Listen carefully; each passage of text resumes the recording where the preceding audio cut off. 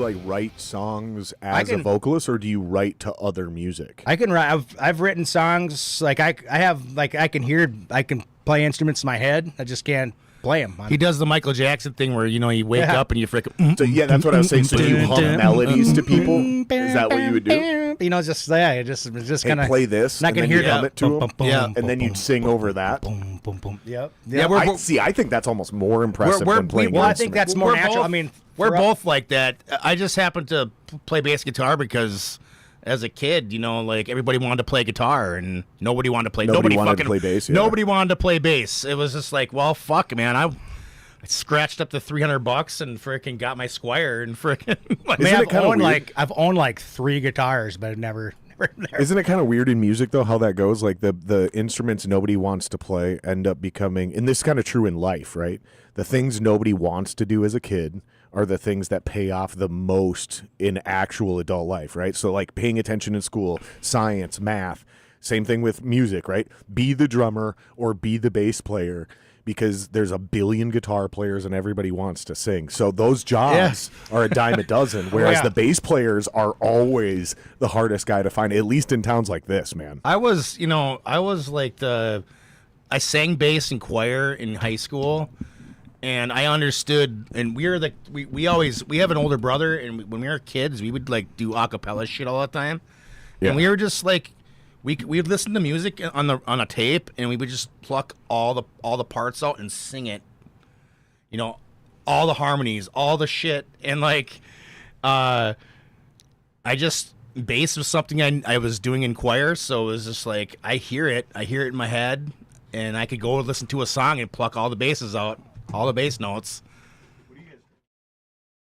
So we got a little scotcheroo. Scotch, huh? Yeah. You want a glass of scotch? I'll take a little nipper. I even brought my own really glass. good with the cigar. What kind of scotch is it? We went to some like random place in Rochester. It's called McLean's Nose. It's pretty good. Just a blended scotch. I don't think it's anything crazy. Man, I've got this fucking unaged true Scotland scotch upstairs. Really? And it is so woody from the peat moss. Oh yeah, it's awesome. It's actually kind of awesome. It's hard to drink. It's not super smooth, but it's like really good. Lafroig is really big on. It's really heavy on that peat moss. Yeah, you guys got to forgive me because I just kind of started getting into this, like drinking scotch and shit. I just started. It's like, so my palate and my lingo is not there, but I'm just starting to enjoy it, and so. So I'll tell you what makes a scotch. That is pretty good. I'll tell you what makes a scotch. A true scotch with a capital S can only be made in Scotland. What makes it a scotch, because you could make a scotch, so I got to be careful how I say this. You can make a scotch here. And really what that is you smoke peat moss you infuse like the smoked peat moss into the mash, so it affects the flavor of the whiskey. To be scotch, not a scotch, but scotch with a capital S, it has to be brewed in Scotland. Can't be brewed anywhere else. And what makes it so special is the water, believe it or not. It's the water filtering through the fucking highlands of Scotland for 10,000 years before it gets to this river, and they're taking it directly out of the river with all this amazing mineral values in it. And that's what, so this is true in all alcohol, including beer brewing, which is where I learned all this shit.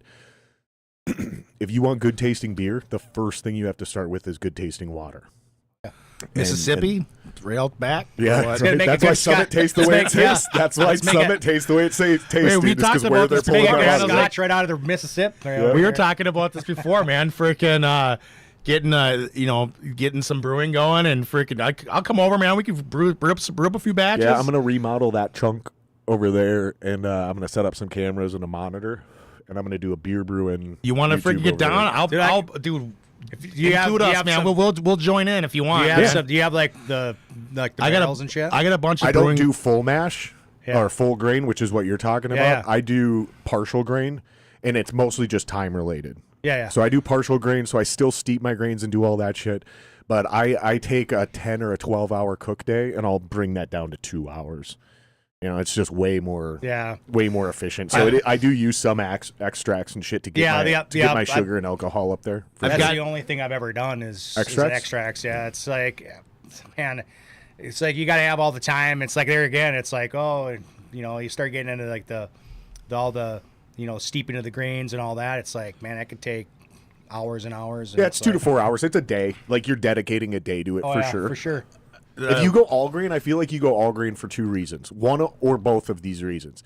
You either are trying to actually make beer for as cheap as possible, but make it high quality. Because when you do the extracts, you're not actually doing it for any cheaper than what you can go buy it in the store for. Like per 6-pack, it's pretty much going to be right there at about $9-10. Yep, for sure. But it's going to be whatever you want. It's fun. It's very, I don't want to say empowering, but you get my point. And the second reason is, if you're a purist, like you really want to make real beer from scratch, then all grain is the way to go. So you're truly doing every possible. There's no bullshit. There's no cutting corners. This isn't Betty Crocker. So it's one or both of those reasons is why you would go all grain. Yeah, because you can. I mean, I did a couple of extract kits. Pull that mic back to you. I did a couple of extract kits, and then it's like, I mean, literally, it's like the beer is exactly the same almost every time. You know, I just take some water out of my yard, you know, get it out of the faucet. And Minneapolis has pretty good, like, public tasting water. I don't know where you guys live. I live in Monticello, so it's probably pretty good up there. Otsiko's got terrible water, man. I'm not drinking that shit. No so way. You're going to fucking, you're getting the Culligan. And I mean, I guess I've used it, but I'm not a beer snob at this point. So, like, really, it's just, can I get through the process, you know? The second thing for good tasting beer and getting through the process and being happy is really, truly clean gear. All my buddies who are like, God, I bought the same kit as a buddy, and we have the same, like, so what I mean by kit is like recipe kit. It comes in a box for the listeners that don't know. And we had the same brewing kit, meaning we had all the same hardware, right? And he made it and I made it, and he was like, dude, that was fucking terrible. I was like, what are you talking about? It was awesome. So he came over and I was like, so you're telling me this tastes like shit? And he goes, that's not what I brewed. And so he came over and he's like, I'm doing all the same things. And I believed him because he was competent, right? So I'm like, well, you're following a fucking Betty Crocker recipe. How hard is this? Mm-hmm. I went over there and I realized he was cleaning all his gear, but he didn't sanitize anything properly. And the difference is he was using like regular sponges, Dawn dish soap, and he was washing them like dishes. Dude. Yeah. So I was like, bro, no, you gotta get fucking. You can do all of that, but to sanitize it, you got to get either that iodine or that acid-based shit. And then I showed him my setup, which I went and got that thing where you take your carboy and you put it upside down on it, and it shoots the water up, and it just cleans the whole thing for you. And you just put your dude. So that's what it was. That's why my beer always tasted great, is because everything of mine was properly sanitized. Has to. I mean, everything. Even has when to I be brewed done. in this shitty, nasty basement, it still tasted elite because everything was properly sanitized. For sure. That's clean and sanitize are two very different things in the beer brewing world. It's 100%, man. I mean, I use that. What is that? That powder stuff that you get, from the cleaning Yeah, it's like kits. the enzymes. I feel it's like 1 tablespoon per gallon is that like of water. The bartender's friend or something? No, like it's a sanitizer for for small batches. Okay, I never used that. I always fill up my sink, and then I would just put little bits in my if I have gallon carboys and 5-gallon carboys, and just put a bunch of water in there, shake them up, dump them out, let them sit to dry. Yep, that's exactly. And then you get the really good ones are the ones that you don't even have to wash. Yeah. So like the sud, you put it in there, you let it suds up, you fill it all the way, you shake it up, you dump it out. And then you leave the suds in there. Yeah. You don't even have to remove those suds. Yeah. It's non-toxic. It's right, and it does not affect the taste. It says you nothing. don't have to rinse it out. You just gotta dump it out. It's just there to sanitize your stuff. Yep. And I've made small batches of mead, which I like in in the fall. Man, it's good stuff. But you're just using regular honey. Yeah, I use like his coworker has like a organic, straight out of the beehive, right out of the hive, cool. Minnesota honey, and I'm like, dude, I'll make some meat out of it, and I mean, I've only done a couple gallons. I'm not like. Do you make it like just other wines, or do you make it more like a beer? It's I've never made mead, so I don't know the process it's of it. kind of like it's like brewing beer. It's just time, right? It's I think the longer you let it ferment, or the longer that you let it go, the better. Is supposedly. I have no idea.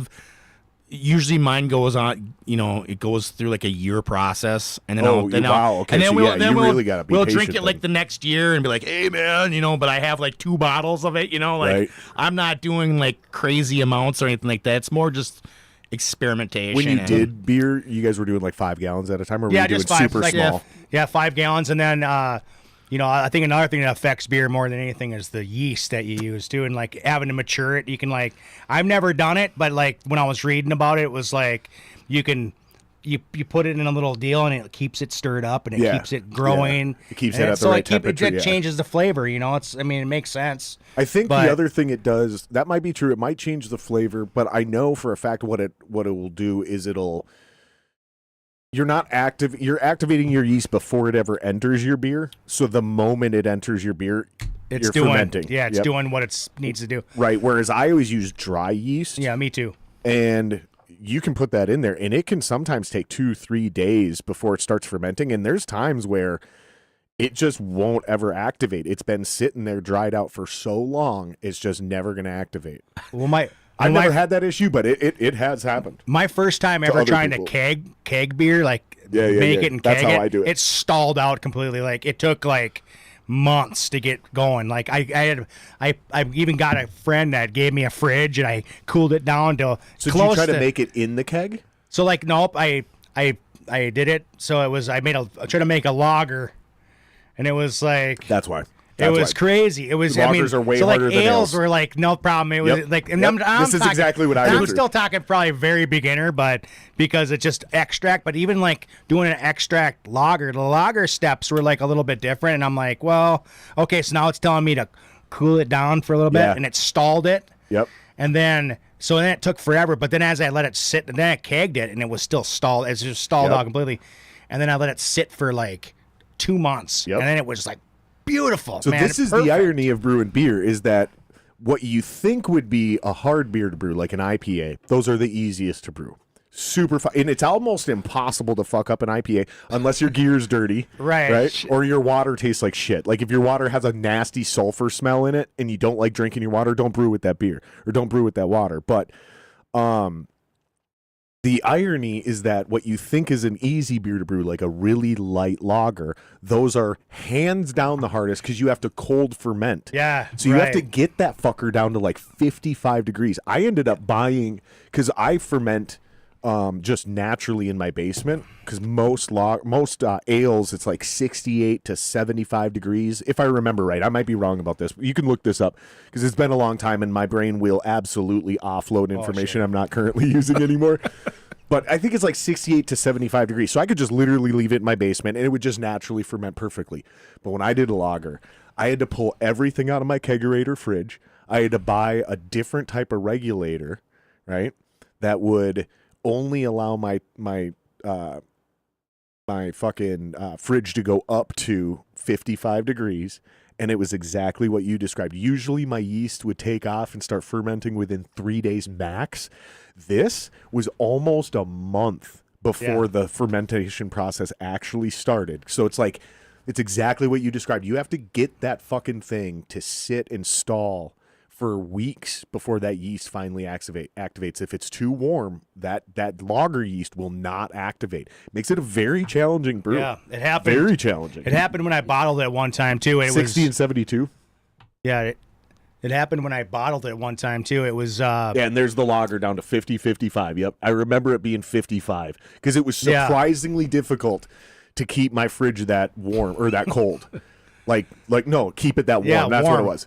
It was surprisingly difficult to keep my fridge that warm. Yeah, see, if you can buy all that equipment, but it's who wants to keep buying more equipment? It costs so much money, you can get this, You're not doing it to this save thing money. and that thing. Shit. It's all I want to do is just brew a light beer and just stick with that. That's all I want. That's all I drink. Somebody can throw some I'm not olives in. I'm not a beer snob. Dude, I love throwing an olive in a beer, dude. I'm not listening. I'm not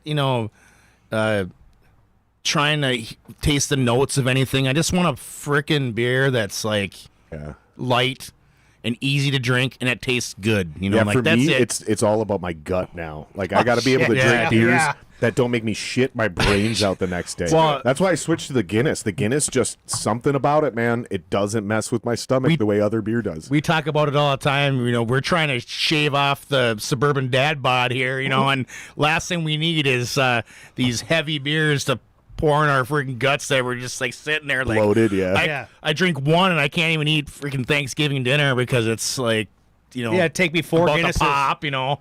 It take me 4 Guinnesses in this little shot of scotch I have here. Yeah. You know, it's like The light beer I can at least you know, relieve myself every few minutes, you know. Yep. And that's what I like. That's what we grew up on. Light beer, man. You know, Where'd you get the olive going. thing from? I put olives in my beer. I got it from my mom. It's the poor man's martini, man. Yeah, man. That's Our exactly what families- they called it. Yeah, Did they drink Bush Light too? Bush Light, man, all day. That's what my parents did. All- Yeah. And they throw a couple olives in there and call it the Our poor older man's brother, martini. our older brother built furniture out of Bush Light cases back at St. Cloud in the 90s. You know, Is that like a Midwest Minnesota thing, or is this? Look this up. What's a poor man's martini? See if Google knows. Nice. Look how quick he's on it, dude. He's turning into Jamie over here. Vodka and cola. That's definitely not true. That's not it. The No. beer teeny. Light beer, 5 green olives, and a little bit of olive brine. There it is, baby. all right. So It's it's from called Oklahoma. we've been calling it the wrong thing then. A staple in some Midwestern bars, but they call it the Oklahoma martini There you for go. some That's reason, what- dude. yeah. I love it. Yeah, I love it. That's what it is, Dude, and then I started graduating to like really like big fucking good olives, like with fucking garlic and jalapeno Yeah, no and the shit. shit, dude. Shit. And That's like what it pairing is, that man. with like a nice man, lager, and dude. then you top it off with a little shot of tomato juice, and you got yourself. Is that a michelada? Nah, man. It's not. It's just a red beer, man, with olives. I mean, it's My aunt our mom. loves Was to put a splash of clamato in her Corona beer. That's her. That's her. our vibe, mom dude. was huge on red beers, man. And growing up. as a kid, I thought I was disgusting them, and then I tried one, and I was like, man, it still tastes like beer. You don't taste tomato juice. It just gives you a little bit of substance. Yeah. And it just hits you right. It's not. I'm not a fan, but I get it because I love Bloody Marys and I love the beer chaser with the Bloody Mary. It's the combo of. Dude, It's it not is- just it is the like the Bloody. It's perfect- the combo, dude. It's all Like, yeah, you can. They make. Do you know where the beer chaser came from in a Bloody? By the way, do you know why No, there's a beer no. chaser? So when they originally invented the Bloody Mary, it was made with beer, and the beer chaser was the leftover beer. It was literally like whatever was left in the can. They just poured it in a glass on the okay. side to make it look fancy. Because I think it was a Depression era drink, so they weren't using spirits. Spirits were expensive. Oh yeah, sure. I remember when I was a kid. Or it was when- maybe that, or it was post World War II. Look that up. But I know for a fact. Yeah, the snit. I forgot it was called a snit. Blah blah blah blah blah. Yeah, when vodka shortages, it just said it right there. You have vodka shortages, and they started making it with beer. Oh, so it wasn't when it was originally invented. They switched to beer because they didn't have vodka anymore. and that's where the So- bloody beer came from then. when I was younger, I always loved the thought of Bloody Marys. I thought But you didn't actually like you them. get up in the morning, you get up and you go get breakfast at some restaurant, and you're like Bloody Mary, 21, 22 years old, and I would drink like half of it, and I'd be like, I just can't get through it. And then I started doing red beers, and those were fantastic. I could drink the red beers, and now I freaking love Bloody Marys, man. I could just keep them coming, like Bloody I wonder- Marys, like. I wonder if that's one of those things where like our palates just naturally change as we get older, sure. or if it was the red beer opened up a specific vein that allowed you to enjoy something else. And then our uncle, man, he introduced us to chiladas, and we're like, man, micheladas? just the Bud Light chiladas, man. Okay, so look this up. What's the difference between a chelada and a michelada? So Because now I'm confused. Because now we're getting into no, I'm fucking just talking Mexican about mixed drink it's territory. this isn't a mixed drink. This is just a can of beer. It's a can of chilada. It's just called. It's got. Not enchilada, dude. What is chelada? It is. So a chilada is. It's a red It's beer. a cocktail. Well, It says it's a cocktail. Yeah, that is a cocktail, but I'm talking about like the Bud Light version, which is a can of beer. It's already pre-made. So that's all it is. It's a pre-made in a can. It's got Clamato in it and all that. But it is a mixed drink here. But the beer, lime juice, salt, and a michelada is more complex savory that adds like hot sauce, Worcester. So they are directly related then. So the is chilada that what though, it looked like? Is that what in the top right there? That picture, is that what it looked like? No, I mean we're talking. It's in a can. I know, but when he poured it out, is that what it looked like? Like deep red, like that? He wasn't pouring it out, man. He was drinking it right from the can. I mean, we don't do this business, man. We don't pour this shit in cans. You know what I always we drink it right from the can. No, but we tried it, and it's like, when you pour tomato juice in your beer, it flattens your beer. So it's still good, but it flattens your beer. The salt and stuff just takes all the fizz out of your beer. Yeah. But for some reason, the Bud Light Chelada and these Chelada beers, every brand's got them now, but the Modelo one too, man. It keeps the carbonation. Well, it's obvious because they're carbonating it after they mix it together. They're charging it before it's right when it's canned. And it's delicious, man. That's just something about it. I don't know, man. The thing is when you're pouring anything into something with carbonation, it's going to release more CO2, which is going to flatten. It's the same thing when you pour a Coke, right? You pour a Coke over the ice, right? It's gonna be less fizzy than if you pour the can into the bottom of the glass, right? Because it fizzes more. Obvious. Same thing when you add the vodka or the whiskey to the Coke. It's going to thin your Coke out, right? It's not just thinning it out, it's causing more bubbles. What I'm saying is it's super obvious why you guys like that shit, because I love carbonation. Mm-hmm. That's why I can't just switch to whiskey or any other. No, I love the beer carbonation. I love soda because of the carbonation. Oh, yeah. And what they did is they mixed their beer and they mixed their Clamato or whatever the fuck they were doing. They made that premix and then they carbonated it. So it literally all bonded together as one drink. So yeah, and that's why you're addicted. I mean, it's like, man, you can get in trouble with those, man. You'd be all swelled up because you drank but way more salt than you could possibly take. That shit gives me gut rot too. Any pre-made thing in a can, I don't care how delicious they are. If I drink more than two, well, gut rot, dude, for days. The beauty of the Chelada, though, is that it's like, that's all you really want. You want like one tall can, call it a day. Then you're drinking light beer the rest of the day, Dude, that's the ultimate tailgate right there. Because you guys currently own season tickets. I used to own season tickets. I used to party in the tailgate lot, not next to you, but I showed you where it was because you could see it from your spot. Yep. And that was my favorite thing about beer brewing, was I literally made a Mexican hot chocolate, and I made which was literally a double chocolate milk stout with serrano peppers infused into it. It's amazing. And then a pumpkin ale. And I brought those to the tailgate in that literally in that kegerator right there. You can even see next to the coffee maker, it's got a tap coming out. I got that specifically for Vikings tailgates. It was awesome, right? Because in the summer, I plug it into the generator, ice cold beer. In the winter, don't even plug it in. Right? It's like, it was fucking perfect. And I have a CO2 tank in there. It was amazing, dude. It was awesome. It was one of the coolest things I've ever done in my whole life. Shit. And the appreciation, how people like that shit and how unique it is at his tailgate.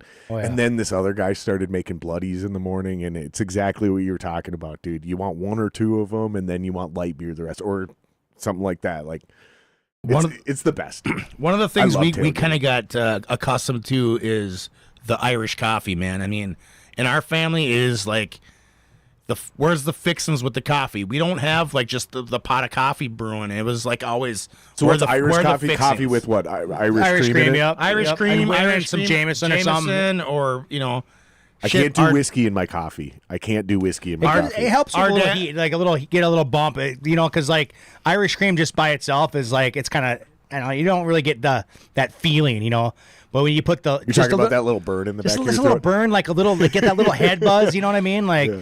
You put the whiskey in with it. It just kind of just sets it off to me. Like just a little bit, man. You know what I can do though in my coffee is I can do a little bit of Fireball. I can do a little bit of Fireball. I can see that. But I can't do regular whiskey. Regular whiskey in coffee. It's too. For my palate, it's too many of the same flavors all pointing in one direction. You know what I mean? I mean, there's nothing to cut it. our dad was maybe always maybe a little Bailey's would do it. our dad was Bailey's. always like the guy who was like, who's got the fixins for the coffee? And if there was no fixins, there would be like a bottle of Jameson over there in the corner, and he would just be dumping the Jameson in with his just black coffee. And we're like, See, that's the thing. I drink whoa. black coffee, so I drink black coffee too. So like, I'll throw in cream when I want a little bit of a, at the third cup, I'm gonna put some cream in there, kind of take the edge off. Yeah. Kind of like with Scotch. I like Scotch. I'll drink Scotch all night long. Towards the end, I want a little bump of like Dr. Pepper or Pepsi or something. And I don't want it mixed in there. I just want it off the side. Yep. Just a little sip, just to kind of wash my mouth out with a little bit of sweetness to kind of balance it out. And I agree with that 100%. Specifically, Dr. Pepper. Our dad was or cherry Coke. It was like a staple to have the fixings with the coffee and like the alcohol stuff. The Irish cream and the whiskey and man, if that Irish cream wasn't there, you gotta watch Dad because he's gonna pour that. Yeah, don't leave a shit bottle right of into the Windsor bottle, out. man. It's gonna go into the coffee, and we're gonna come back, and he's gonna be in a different state of mind. So man. this is, I have to give him the benefit of the doubt. This isn't every day. These are like family occasions, Christmas mornings, Yeah. or is it every morning? No. This isn't every Ice morning. fishing, This is, hunting. We have Hunting. We have property in land where it's not developed. There's no cabin or nothing. Just we have campers and stuff, and my dad grew up there, so like it was just like family stuff, and we go up there a lot in the summertime, and if you don't have a pot of coffee going round the clock, something's amiss. Yeah, like people are fiending for coffee. So like we have the fixins, we have in the morning, that's what you wake up in the morning and it's like, where's the coffee? Where's the fixins? Like that's just part of our tradition and we love it. It's a great thing we keep doing. I love that. We've been doing forever. I wish. So my family, I found this property up north, and this was almost 20 years ago, and it was $100,000, and it was turnkey. It was on a lake. And I tried to convince my entire family to go, like everybody, like 20, 30 people. I'm like, if every couple, I did the math. There's enough people in my family where I was like, if every couple puts in $50 a month, we can cover this mortgage. Easy. Like it's not even an issue. Like super fucking easy.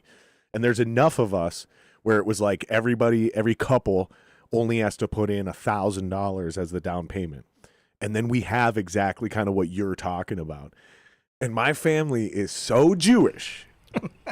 They were like, there's no way we could afford that. I was like, I know all of you. I know what you spend money on. I know you over here spend $7 a day at Starbucks. Don't tell me you can't afford $50 a month towards a fucking vacation property for our entire family forever. I'll tell you what, a sanctuary for your family is like, there's nothing better than that. Yeah, everybody has to get away. You got to get away from your house. Got to get away from your job. Got to get away. You know what I mean? It's like that place, my kids, my family, we go up there. It's like completely unwind. My kids love it. They like, they don't have a bunch of rules set on them. They got the river down there. They can tube the river. They can swim. Yeah. The river gets pretty shallow in the summertime. So it's like, it was Walk always, across it, go do it was some fun always shit. like, Eat Little Debbie's for dinner, Yeah, like a bunch of hot dogs or whatever, and it's like the kids love that. Especially now where everything's digital, everything's screens. Like our you guys are basically my age, right? I'm 41, yeah, 45. Yeah. So we would have went to high school together. You'd have been seniors while I was a freshman. So we're I say that's the same generation. If we could have went to high school together, we're in the same generation. Yep. So that's an 8-year swing for me. Right? Up to you guys as seniors, but then when I'm a senior and this kid is a freshman, I still consider all of us in the same generation, right? I know that's a little ambiguous. I know, I get you. But we grew up with video games, but we also grew up before the internet was what it is, because the internet, you guys are a few years older than me, but you still weren't blinded. Yeah, like you guys were probably about 14 to 16 Exactly. When AOL chat rooms, You're right on all the money. of that was like not just And it was not just a thing, but it was like emerging as the thing now, right? I have a You guys were probably like 18 when high Amazon school started selling books. I have a high 19, school yep. I have a high school newspaper article that says BCHS finally plugs into the internet. Right. So Like- we have an entire scope of the world. We are literally the last generation, the last possible generation that, because I swear to God, if you're 35, you grew up with the internet as a standard minimum life. Oh, Like no it's doubt. like electricity or TV or the Yeah. radio for know what? you. You can't even comprehend. There, you do not have memories of there is no internet. We do, like we do. In our childhood, it matters, but now these kids are always on screens. They're always connected. And fucking, I just found this out. Is this true? Will, you don't have to look this up. You can just tell me if this is true or not. On Pinterest, like everybody knows each other's locations now. Like that's kind of the whole thing of Pinterest. Or not Pinterest, is it Snapchat? It's Snapchat. Make sure you're talking to the mic. But yeah, so Snapchat, these kids all know where their friends are at like all time. Like every time you make a post, it's like geotagged or something like that. I'm probably misspeaking. It's weird. But it's like there's no. So when they go up there, this is where I'm going with this. When they go up to your guys' land or anybody's land, and the cell phone service doesn't work on purpose, right? Like that's kind of because that's my point is we're going to do it to do that. Whereas like cell phone service may not work up there, but everybody wished it did.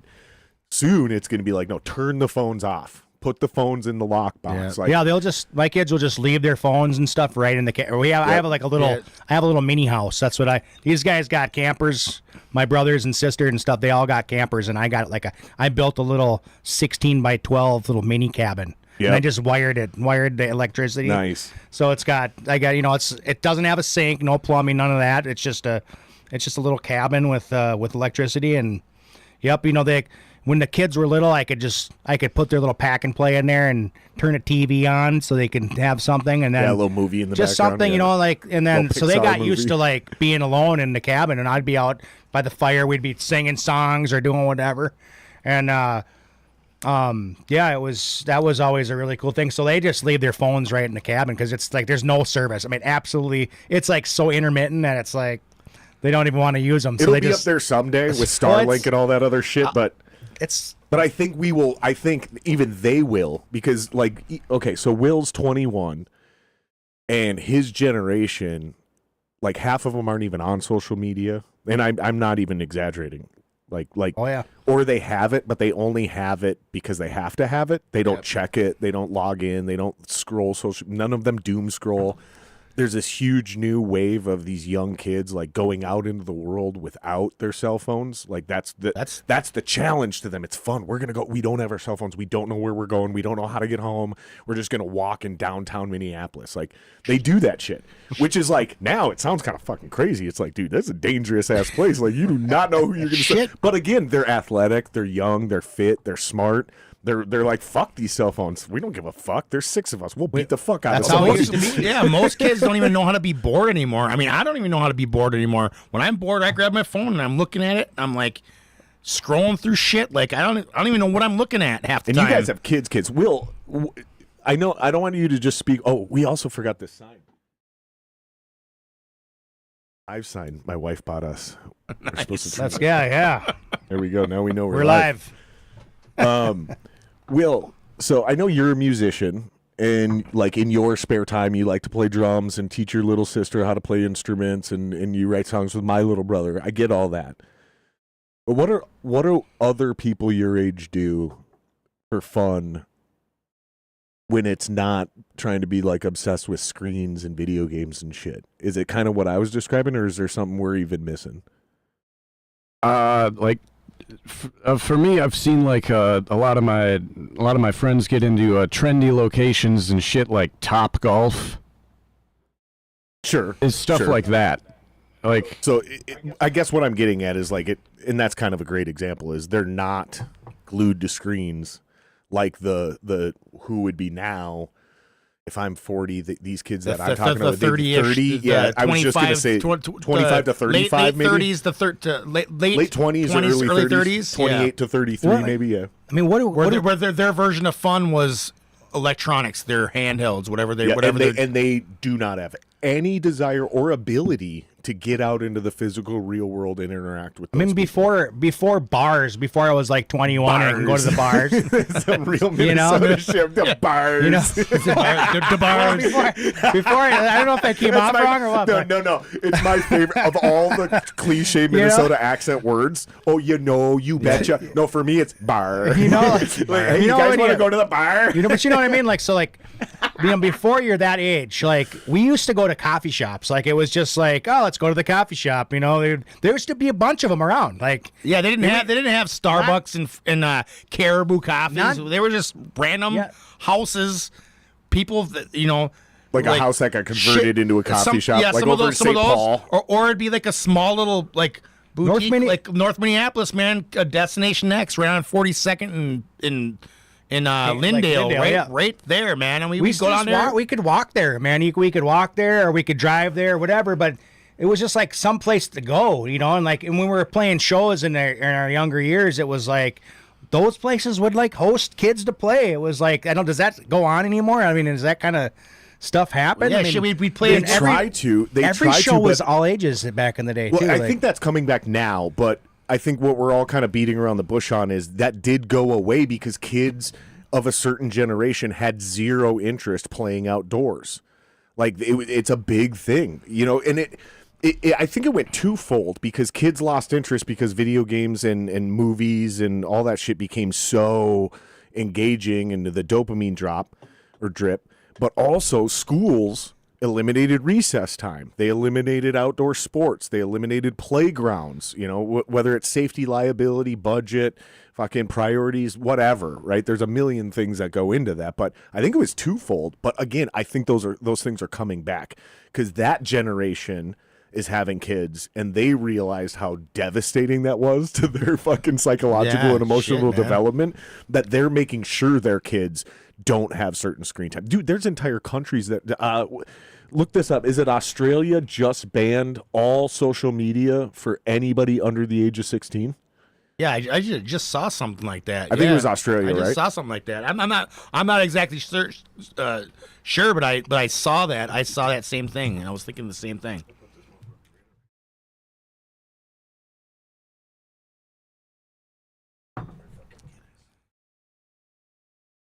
So yeah, it is. All I know, man, is I had. It is effective yesterday. If you're 16, get the fuck off the internet. And dude, and I don't even know that it's illegal for you to have a social media account. I think what they're really doing, and I think this is what this article is saying, or this AI overview is saying, is it's illegal for you to make money online. And the reason for this, believe it or not, underage prostitution and sex trafficking. Because these kids will start, and I'm not fucking making this up, this is real. These kids, these little girls, will start social media profiles at 14, and they'll already have people giving them money for provocative pics that are totally legal and above board, right? No nudity. They're just in skimpy outfits. And then when they turn 18, they join OnlyFans, and they already have a following of 100,000 people. You see, exactly, yeah. exactly. See, exactly. So it sounds crazy to ban these kids from social media until you realize there's a fucking reason for it. mean, Whether you kids- agree yeah, with no, it or not, there's sound logic behind it. I mean, And that's real. That is not my opinion. That's not a conspiracy. There's literally proven companies and models. What I mean by models are like business models Sure. of doing this. Like there's social media platforms designed for young girls, 14 years old, 13 years old, to set them up by the time they're 16, 17. They've got a male audience like eager and primed That's and ready to subscribe to this. It's horrendously disgusting, dude. So whether you agree with it or not, whether you believe in freedom or not, and I do, it's like, yeah, but guess what? I don't believe in freedom for kids. You know what I mean? Right. Like, children No, should I- not have freedom. I'm sorry. I'm sorry if that makes me sound like a fascist, but I don't think kids should have any freedom of any choice until at the earliest 18, and I Sure, think we should no probably doubt. bump a lot of this shit up to 20 or 21. Well, I just drove my daughter to school the other day, and she was like, "Dad, can I look at your phone? I need to do this." I was like, "No, you can't look at my phone today." She's like, "Why not?" I was like, "Just be bored. Just be bored for a second." Learn how to occupy your And mind. she's like, "Well, being bored is boring." And I'm Yeah. like, "You just gotta be bored." I mean, you know how many times I had to sing 99 bottles of beer on the wall on the way up north? I mean, we're sitting in the backseat with our older brother playing freaking rock, paper, scissors, for Christ's sakes. Dude, I mean, we didn't have... I grew up so bored that when the pandemic happened, I was totally fine. My life was not impeded whatsoever because I had learned how to occupy myself, my own time, be alone, be isolated, go months without talking to people. I don't give a fuck. I grew up fucking moving around, like literally my entire childhood. You're I switched schools. in a good circumstance.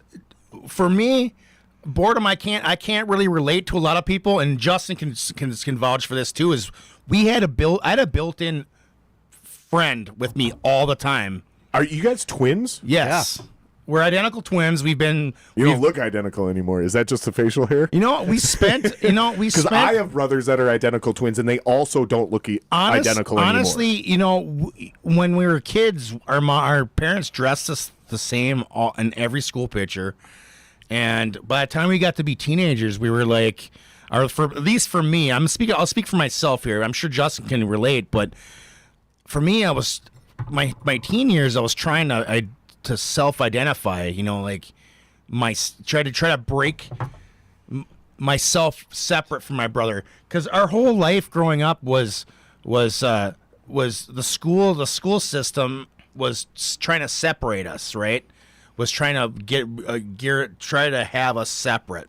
Our mother, though, on the other hand, was like, "You have one life to live. You guys need to be close." 100%. And so we kind of adopted a little bit of both, right? Like, I wanted to stay close with my brother, but I also wanted to have my own identity.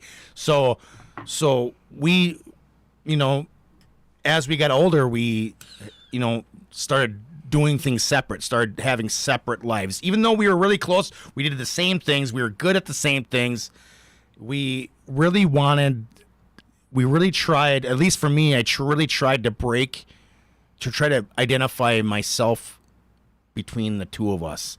And that wasn't any weird competition shit. It was just an identity thing. We right? were It's always just like, we were who always am I? always competing against but each it's other. the classic "who am I?" Yeah. right? It's not the little brother big brother syndrome, because you guys are twins, right? So because that happens a lot, like or the father son dynamic. Like, I got to break out of the shadow of my father. It wasn't that. No. it was just more psychologically identity. Yeah. right? Yeah, I And wanted. was that because your parents dressed you, or is it because No, you looked it had exactly not- the same, or is it because you didn't like how you got treated because of something he did? Like, what do you think was the motivation behind that? Well, I noticed. I knew from a young age that we had different quality. We had different. What Justin had versus what I had is we were able to have each have strengths, right, and utilize each other for our weaknesses. So, like, what I was weak at, Justin was strong at, and what I So was instead of strong you at, being Justin was weak at, and we. So instead of and you we- being more identical, you guys were more like a battery. You had a positive and a negative charge. We were able to see that You were in each equal other. opposites that completed a whole. I'll almost. use something as a good example. I'm not very tech savvy, and I'm very, very hesitant at techie stuff. Justin was always the mind. The mind. So it's He almost was- like you had one brain that got split in half. There's a lot of that for sure. It's like, I think trying to that's think of- true in all brother and family and communal aspects, but I think what you guys are talking about is just an enhanced hyper version of that. we're able to see those things. And You had an and say- example you wanted to share. it's, I mean, a way to put it, I mean, for me, it was always like, Josh is right. We both of us tried. I think it started when we were in like our younger years of school. They separated us because we wouldn't associate with anybody else. Like, we would literally just the two of We us. didn't need anybody. We didn't. Right, They were right. extra. I already had a best friend. I didn't need a best friend. I didn't need groups of people to like associate myself with. I already had what I needed right there next to me all the time. What we needed to do was separate each other to so that we could develop our own personalities. Yeah, and that's I think it's like he was talking about me being more of a on the techie side, or like I've always been like I can build this cabin or build this thing, like I had that kind of thing, and Josh was kind of like the opposite of that. So it's I overanalyze things. So let's dumb this down. You're logical. You're creative. You're creative, but you're what's the word? Eccentric, right? Like it's not that you're just the opposite side of the same coin. Which is probably why you guys made great. Justin has to remind me a lot that I'm not incapable of doing things. You have to. I utilize my brother in ways because I know that he can do things that without thinking, you're motivated by if I want to like explain something to you, like here's a reason you should invest in this, and I break it down to you. You want to see numbers on a spreadsheet. You want to feel like I'm going to make you rich. Is that what you're saying? Kind of, maybe. It's just two different motivational things, two different like. It's exactly how you said it. It's like the opposite side of a coin. It's like both of our strengths and our weaknesses, they kind of bond and they kind of complete each other. It's kind of weird. I don't know. The reason I said I think this is true with all brothers, but especially with twins, is because I think, and this is a great segue for the next thing I want us to talk about naturally, is I think brothers, when they're on the same sports team, they're dangerous. Oh. And I think when brothers create bands together, shit, dude, or run companies together, I think they have the greatest potential for success. I think the next rung of potential for success would either be father, son, or husband, wife, because there's my theory here, and tell me if you think I'm wrong about this. The reason I think brothers are at the top, and then the next rung would be either husband or wife, father or son, is because there's a built-in dynamic, and you know each other's strengths or weaknesses, whether the other one knows those same strengths and weaknesses. So, for example, and I'm just going to totally make this up, and you can take this made-up analogy and put it into context and riff off of it, but like whether you start a company together or you start a band together, you might know he's wrong. But because you have 20, 30, 40 years of dynamics and all this shit at play, you know that if you push him too hard on it, he's going to X, Y, or Z. He's going to freak out. Maybe he'll shut down. Maybe he'll fucking leave the band. We just talked about this like not too long ago. So he may not know that about himself, but you do. And so I think when brothers collaborate, I think they have hands down the greatest success rate. Name your field. Sports, music, business. I think brothers are unstoppable. I mean, tell me where I'm wrong. I mean, and use a real world example. I'll let Justin talk here in just a second, but I just to that, when we were kids, we were always the people that got to pick everybody to play the sport, right? Because they couldn't let us. People couldn't let us play together. Because if we were on the same team together, we would dominate.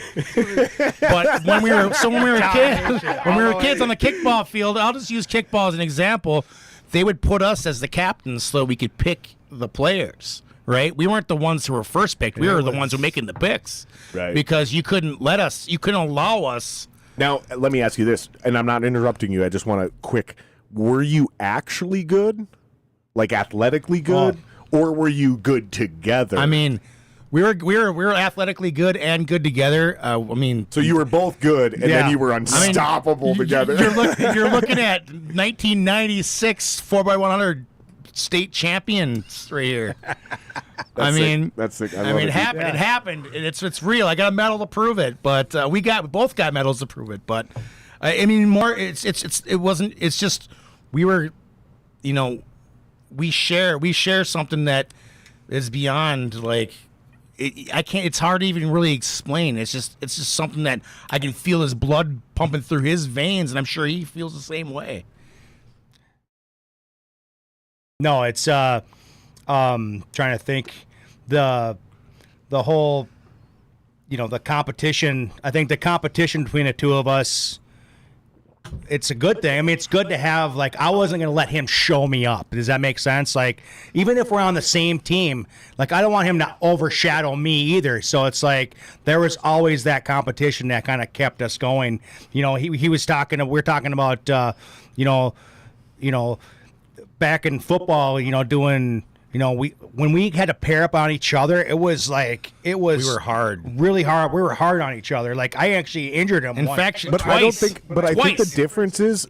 I think the difference is when brothers do this versus regular teammates who call themselves brothers. Is when you're not truly brothers.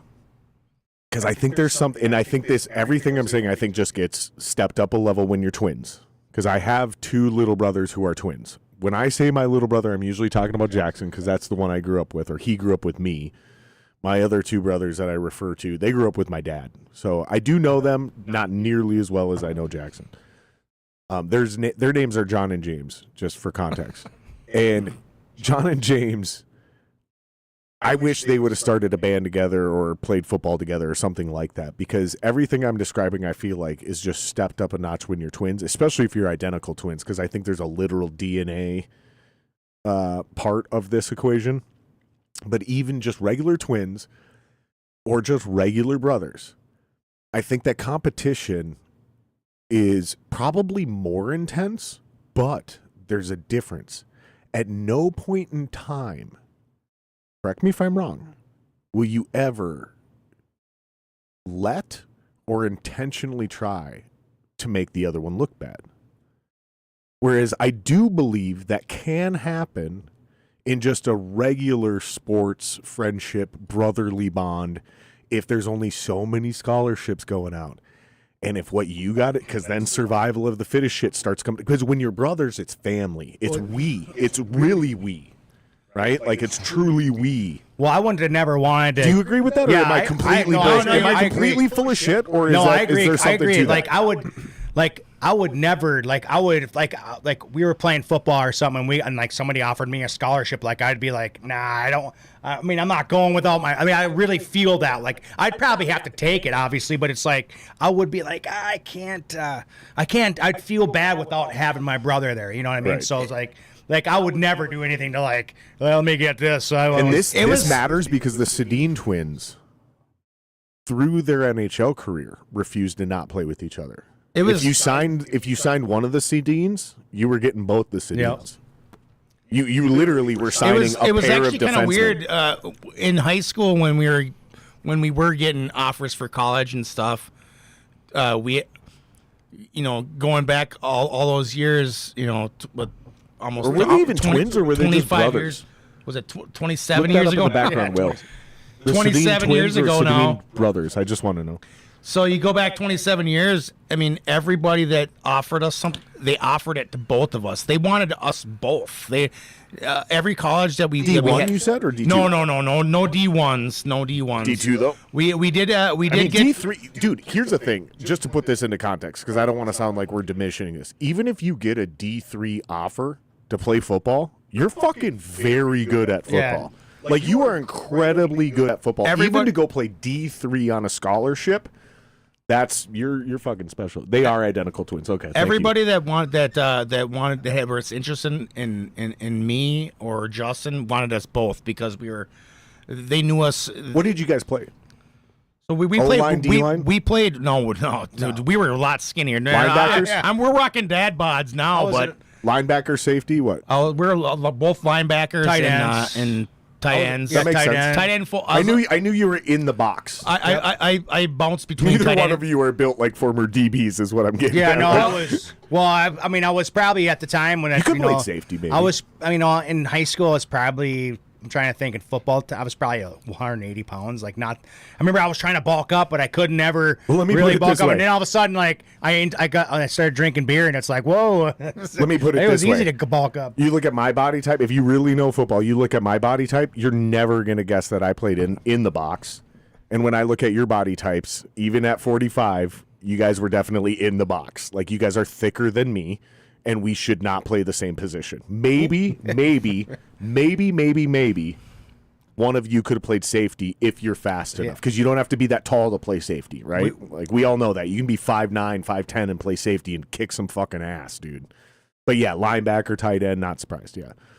So did you guys play, did they allow you, if you had a smart coach, did they allow you to play, so like your weak side, your strong side?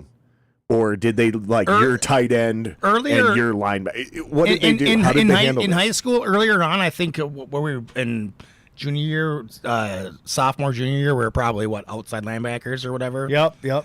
And then So you're both in a 3-4, so you're both on opposite sides. Yep. yeah, opposite sides. When I got to be a senior, I was probably 20. That would be exactly where I'd want, or right next to each other. I've been 20 to 25 pounds heavier than Justin, so I always got like, it was like, well, you're going to be middle linebacker, and then when I wasn't panning out there, Justin would cover for me, and they'd put me over to outside linebacker or. Who was faster? Justin was always faster, faster than me. Let me ask you this: who was more agile? Who's quicker? Like side to side. That's a hard one. I mean, as far as like in football, like, you know, the cadence jumping on, you know, jumping. No, not response time. Man, no, I'm not talking acceleration. I'm talking literally side to side. Like if you're doing the old school, you don't get to turn your hips. Oh, I got you. Okay. Side to side, who is faster? That's pretty close. I don't know, probably pretty close. I think if you want a true definition, Justin was faster, I was stronger, and that was just physically stronger. Like you go in the weight room, I could do more weights, and you're faster. Yeah, Justin was always. And you're trying not to admit it, but you're a little bit more athletic. So you're Mike, you're weak side. Because neither one of you are 6'2", so I'm not trying to get either one of you to cover a tight end. So you're weak side linebacker, you're Mike. That's how I'm running my defense. Because you two are directly next to each other, so you have direct line of sight. You don't even need to talk to each other at that point, because you two can read each other better than anybody else on this defense. That's how I would run that too. That's how I would run it with you two. I think our problem is that we were never like. We could play sports. We were good at sports, but we didn't pay attention to sports. We were like, shit. So you're saying you didn't know the game, the X's and O's. We were athletic. You just kicked everybody's ass. We knew the game enough, but we didn't. The rules. We didn't put the. Our older brother could play any position. He was just that kind of guy. He knew football. He knew football. The kid was. He was born with He's your older brother. He was fucking born with a jersey on his back. I mean, for Christ's sakes, he was just that kind of guy. And he likes to talk ball. He would drag us around to He knew how to play what the game was all about. Justin and I were just good enough to play it. That was it. And we weren't. We didn't know. You know. Yeah, give us a playbook. We can memorize it. We can know what we're supposed to cover. Right. We could do that. But man, other than that, just covered my spot, like I did. But it's more of a chemistry thing, is what I'm getting. Yeah, at. sure. It's this thing. It's this unspoken. You could, I mean, honestly, you could make a genuine argument for things like quantum entanglement. Like you guys came from the same literal egg. You know what I mean? You're literally one in the same in many ways.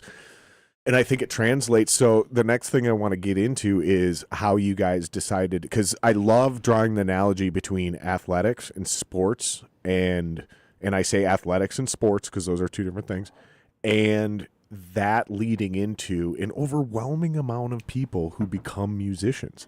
Like the amount of people who become musicians that have some sort of sports background is uncanny and borderline irrational. And I think it makes sense because of what I would call drilling.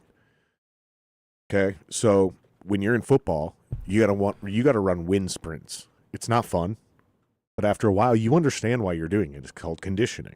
Okay, right? You gotta practice. If you're a receiver, you gotta practice running your routes, right? That is very much the same as if you're a guitar player practicing your sweeps.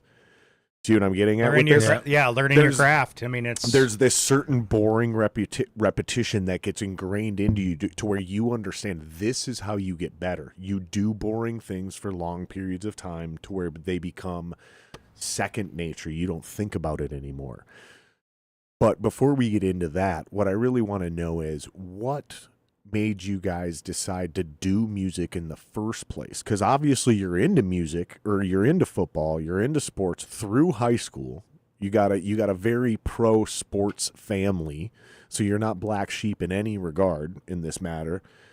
So what motivates you guys to go, hey, not just you want to be a musician, not just you want to be a singer. What was the moment where you guys said, let's together start a band? It comes down to buddies, man. I mean, our best buddies were not into sports. They were not into the same. Gary. I mean, I'm just kidding. Shout out to your buddies who aren't gay. Obviously. So what it comes down to is we're also we're choir boys. You know, we're in choir and we sang. Yeah, we sang and we understood that we were already kind of naturally into singing and stuff anyway. And you know, you get into, you know, when does music become prevalent in your life? It's when you're a teenager. It's when you know we grew up in the era of grunge music and all that stuff where it was like, you know, hey, you know, like we can play these Nirvana songs, you know, like stuff like that, you know, like really it was just, you know, friends, you know, one of our best buddy got a guitar and we started jamming. Him and Justin started writing songs together and started coming up with really like cheesy like songs and cheesy or shitty? I mean, real shitty and cheesy, but at the same time, it was cool. You know, it was like, wow, we can write our own songs, and that was just really what it comes down to. Is you know what really got me into wanting being a band is my buddy got the Frog Stomp Silverchair album. Oh, and they were our age, so we were like, I was thinking Chumbawamba Tub Thumper. We would listen to it and we'd be like, God, these guys are our age, you know. And I think that kind of like set like a tone for us, like, hey, they can do it. Well, we can do it too, and we just started let like. Me give you a different cigar. That one's clearly running on you. We give me that. No, let me get this down. Let me get this. We got rolling on it, you know. And we started. Right. So like, I mean, from the second you clearly have what's called a canoe on your hands. I know it's really bad, dude. I'm trying. This is rare. Trying to even it out. It's like a little boat. This is literally the first ever canoe I've ever seen from a Marco V cigar, and I've been smoking these cigars for literally 5 years. Hey, we talked about this at tailgate. It never Same happens. thing. It's the first time it's ever happened to me. Never happens. Never happens. It kind of started. That's 1 in 100,000 right there. It kind of started in it was like right around my sophomore. It was our sophomore year when we started, I think, right around there, and we were listening to like Silverchair, Frog Stomp, and we're listening to like, I mean, my buddy we were listening to Ozzy Osbourne, Osmosis, and song, you know, and like we just started like he literally gets a guitar, learns like 4 chords, and like we just start making up our own songs, and that was like it just kind of like spawned into like, well, all of a sudden Josh is the bass player, but doesn't even know how to play bass yet, you know. Like he doesn't even have a bass guitar. We started forming this band, and it was like, and then we knew a friend down the road, you know, and he's gonna be the drummer, and he already has a drum set. His dad's got a band, everything all set up in the basement, and we just started going over to his house, playing, and all of a sudden, boom, we're like writing songs from day one. It was just like we learned a couple cover songs and stuff like that, but like from day one, it was like, dun dun dun dun dun dun dun dun, you know, just like and just coming up with like 11% supernatural is what we are. You know, like, stuff like that. I mean, just crazy. We just started writing songs, and like you didn't even have a bass guitar yet, and we just like, and we, you know, it's. I mean, I remember. So there was no motivation. No, there was no, hey, let's do this. It just started happening. I think the motivation was just we loved music, and it just started It just started. Yeah. It was like a very natural thing. Kids sitting around playing a guitar, singing, making up our own songs as we go, right there. And then we're like, wait, we can do this. Like, let's get a real band together. And boom, we know this guy. We know this guy. And this guy plays guitar. And this guy's a drummer. He's 13 years old at the time, but let's get him. And he knew how to drum. And we would just and it just started spawning into like in school. It started spawning into like we started doing solos and choir, and then all of a sudden we're doing like we're in the musicals, and we're doing stuff like that. Anybody that doesn't know, for context, you both sing.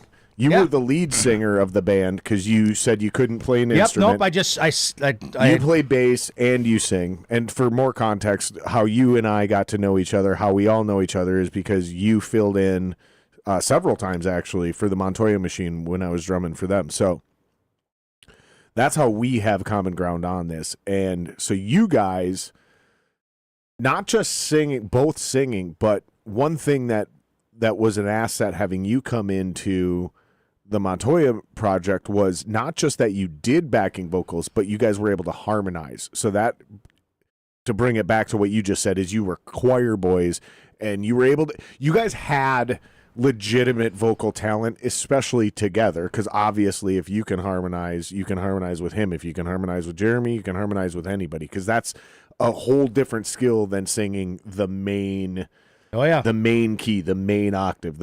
I can't do backing vocals properly because I can't really harmonize properly, so I need a super talented lead vocalist that realizes I have that deficiency, and they do the harmonies, and I come in and sing those main notes in the main key. Yep. That's what you guys can do naturally as well. Well, because again, he can't hit that note, so you'll hit it. Before band blah, blah. stuff, before choir stuff, it was our older brother was always the guy who, he was in choir too, and he was singing. So your older brother is both musically and sports. Yeah, he's like me. He doesn't play any instruments, but he's like vocally talented. He can hear. No, he can, not just like me. I'm not a guy that can pick up a sheet music and be like, yeah, let me read that sheet music. I can't do that. I mean, I could probably sit there and figure out. This is we could sight read to some extent. But but I can't do it like on the fly. Like and sing a song. Let me read, like go to church and like read right out of the thing and just I can sing this song. It's all by ear. Like I can hear it. Like the second I hear it, I can hear the harmony. I can hear the third. I can hear the fifth. You know where it's going to go from. That's the shit I was just referring to. The thirds and the fifths. Yeah. I have to literally map it out on guitar. Then I have to mute the main. There's a lot of people. And I have to rememorize the melody as the third and the fifth, and then just literally forget what the main vocals are, and then still even then. Once those main vocals come in and I start singing backing vocals, I will accidentally shift to that main note. Yeah, it's hard. It's hard to sustain it. Like when you're not trained. I mean, we don't have the ear. It's like hard to everybody can sing. It's such an impressive talent. Is what I'm getting at. Everybody can. Everybody has the capabilities of singing. Everybody. Oh, slow down, Josh. Slow down, Josh. Light that farther. Okay, now I see why you're getting runners. Okay, so. Don't so like puff it's on it. one Just of those things heat where it up and rotate it. Where like everybody, most people can sing and they have the ability to do so. Now you're good. But to hear it, that's my rookie status on cigar smoking. I think to hear it, you don't. Most people do that. You can't really be taught that. I don't know. I mean, you could probably be taught a portion of it, but I think it's just something more. It is a natural. It's more of just something that you have in your ear or in your head or whatever. I don't know the fundamentals of that. I just know that I've always had it. People there's a lot of singers out there, a lot of lead singers that don't know how to harmonize. They can sing the main melody. And they have a beautiful voice. Yeah, and they're great frontman or whatever. And they can write beautiful music. Yeah, but they just can't harmonize. They need somebody else on the outside to to put it together for them. And that was my whole point is I just want people to understand being able to sing with other people in harmony is its own skill that not all, and I feel like that's what the truly elite vocalists have is they can do it all, and they can write, and they can harmonize, and they can perform like a front man. How you can find that out me and my Even two if brothers they don't have the best voice. me by and my the way. two brothers, we've done weddings, we've singing an acapella. If you can sing an acapella and everybody's got their parts and can stay on them, that's how you know you got the ear, you can hear it. It's like, we did more than words one time at a wedding, and we sang it acapella. No music, no guitar. I started the note little sharp the first Should score. have had a I was just should have had a pitch pipe. Should have had the We pitch didn't pipe. have a pitch Yeah, pipe. That's Mike, my brother goes, "You got this, right?" I'm like, "Yeah, I got it." And nope. as soon as I did it, I'm like, "Oh no, we're too high." But the funny thing is that we knew, and so we stopped and Two we, words in, and stopped, dropped Wait a second. a half a note and or then something. started over real quick, and it almost Or a seamless. quarter tone I mean, or it was whatever. probably a little. It was probably a little like, oh, ooh, but we nailed it though. When we got on it, we freaking nailed that shit, man. And it is one guy can fuck up a barbershop quartet or any of those a Yeah, cappella see- groups. One guy being off pitch You know what? is all it takes, and the harmony just sounds a little sour. No, It just what doesn't I've really hit right. What I've learned over the years too, like, and, I've been out of the music game now for, was it 12 years? 2013 was my last, we did a couple of reunion shows, stuff like that, but I mean, really, it's been since my son was probably 1 year old or so. But what I've gotten over the years is it's just like, man, yeah, it's all about balance. Like singing, like I've learned more about, like, it's all about the dynamics, like being able to it takes more breath to sing real quietly and get a real subtle sound, and get that note out just perfect. Because I used to be just just sing kind of loud and just kind of obnoxious, and it's like learning how to balance it and pull it back, especially when you're doing a cappella stuff, like pulling that note back. If you gotta go, falsetto's never been my strong thing. So I have a big full voice. I used to have people always say "Hey man, you got good lungs, man." That's because I have a really loud voice. But my falsetto is not very good. I mean, some guys just don't have that. I just don't have the falsetto. You mentioned the softer lower notes, the airy kind of soulful, that being surprisingly hard. I feel like not only is that true, there's a great real world example going around right now on the internet to put this in context for people that can't understand or relate to what you're saying.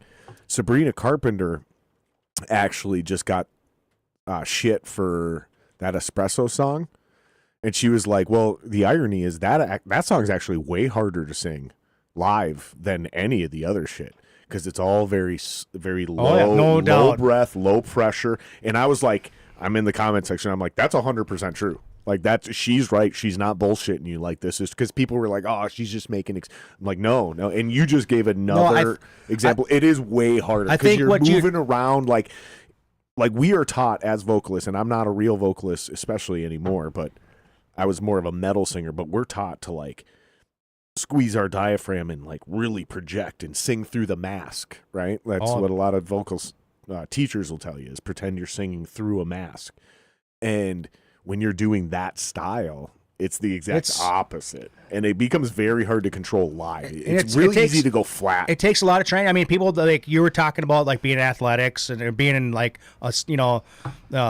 conditioning and stuff like that. It does. It takes all that. It's just like working out. It's like you gotta develop that over time. That doesn't come where you can get those really nice quiet notes, but still produce that kind of sound that backs up the main vocal or something. You It's really tough. have to work It's on really it, man. It's a tough deal. It's also staying in shape too. You have to. I was just gonna say vocalists you have to be in are good. athletes. You have to be in good physical shape to have a good voice. I mean, it is. I notice when when I drop a few pounds, I can belt it out more. I can sustain more. I've done every job on stage. I've played every instrument on stage, and I will tell you, the physically hardest working people in the band every show are the singer and the drummer. It is not close. No offense to bass players. Hey, Especially, I and sing actually, too, here's the thing: so- if a bass player sings, he's working almost as hard as the lead singer. I'll tell you one of the hardest things. Maybe as hard if you're singing all the time. If there's always a backing vocal track. It's also tough. It's also tough too, because sometimes mentally, I think the bass player or the guitar player, if somebody's doing a lot of backing vocals, especially if they're hitting harmonies, mentally, I think some of those guys are working the hardest because you're playing two instruments at once. So there's a lot of thinking that goes on too. Because for me, when I play, I want to sing. That's the biggest thing that I want to do. I want to play bass guitar, but I want to sing because I play for the song. So I when I'm listening to a song and we're doing a song live, it's very important for me to go in there and sing and support that song, because I feel like the song needs it, right? The song needs those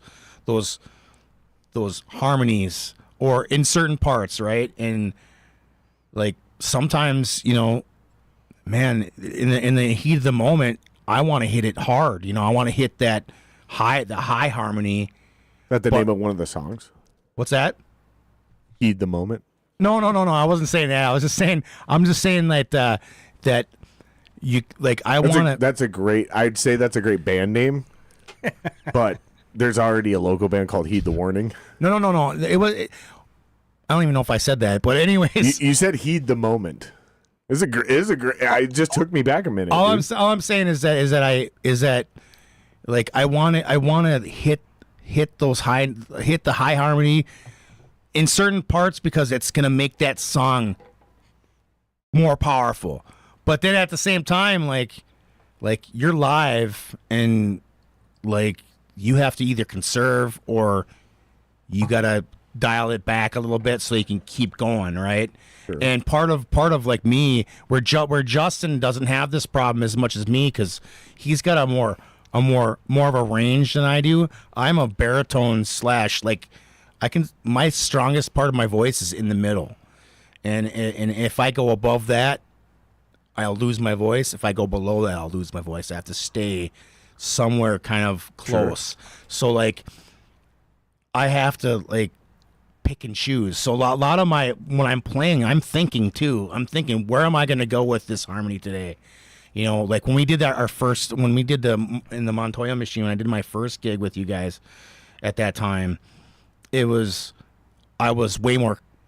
I came out of retirement in a sense, I hadn't played for 5 years, and I listened to those songs, and I just got out of carpal tunnel surgery, and I'm like, man, I'm gonna go all in on this. I wanna play. I really want to do it. I want to do it justice. I don't want to just go there and just play the minimum. I want to go there and play. Dude, we fucking crushed that Shit, show. dude, You weren't at that first one, were you? I was at the one. The first one we did at Dayblock with him. Yeah, I was there. That was Bro, great. We fucking crushed that. That was show. a good turnout too, Will, man. You tapped for that show. I'll tell that you, was a great show. I'll tell you what, that game, I was like, man, I can't believe this is actually going on. For a long time, I was like, do they even have local shows anymore? And all of a sudden, we go to that Dayblock show, and it was like, whoa, man! It was a pretty full house. It was a super special night, dude. Super cool, man. I was like, I was super impressed. We did not sell out, but it was a full house, I like that you said that way, because it was absolutely packed. That room was packed. Loved it, man. It was packed for us, and it was packed for our headliner. Heed the Warning. Ironic turn there. There you go. But it was packed for both of those bands, and actually every band had a decent crowd, don't get me wrong, but it was full. It was a full house, and we crushed. We did such a good job that night as a band, especially you coming in as a fill-in with such little fucking preparation, coming out of retirement, dude. Dude, it was an awesome experience that I will be very proud of, and that is one of those little moments where it's it wasn't a 5,000 person crowd. It wasn't a festival or a national, but it's still one of those moments where I will still remember that forever. I'll tell you what it proves. I'll never forget that night. It proves that there's people out there that crave that kind of creation, that they crave original music. We're so used to this fabricated factory bands that are out there, they're they're out there just putting out everything, and it's just like with AI and all that stuff nowadays, it's like, man, it's just it doesn't have the same essence, you know what I'm saying? And it just shows that people still want to go out there and they still have a craving for like local, for like music that people create, not just low vibration, like, oh, just the same old status quo music. And that's what it's been for like many, many years. And that bill was perfect for that, because you had 4 bands that were different enough that they drew different crowds of different interests, but they weren't so different that one crowd or one band or one sound alienated the other. So nobody in that room ever felt uncomfortable, like, oh, this isn't our crowd, so we're going to check our band out and leave. That didn't happen. No. Right? So it's like, it really is like in that night, we captured the magic where you get the right 4 bands together and everybody promoted. That show mattered to everybody, and people fucking showed up. And everybody delivered, dude. Like, the opening band was really fucking good. Yeah. It was great. Sinatra it was the whole fucking the whole slammed, the dude. whole show. The whole show was really good. I mean, every band nailed it. It was. I mean, I don't think there was anybody backing off. Everybody stayed in that room. You know, they could have been anywhere. They could have went anywhere. There's The you know, smoking, how many, the smoking area cleared every time a band went on stage. That's not always true. Sometimes people go in, they check it out, they suck, and the smoking area is full for the second band, the third band, whatever, right? You know what I'm saying? right, no doubt. Nope. Everybody was interested, and everybody was there to see and enjoy live music that night. Yeah, no, that's kind of that's the name of the game. You know, it always has been. I mean, I remember back in the early 2000s and stuff, and it was like, I mean, but there was like so many more clubs that supported that, though. All it was like all ages or 20. Like there was tons of bars that we used to have to sign waivers to get in there and to play. We were too young to even go in, And it's like, yeah, you got to get a big old X on your hand. I got pictures of that. And I completely get it. I understand, like, but the support has to be there too. Like the whole town has to understand, like, that's where people need places to play. If they're not gonna open the doors because you're not playing 3-hour covers tunes all night, like that's where it kind of sucks, because they need to make money too. But it's like, but people also need to have a place to play. You got to have that.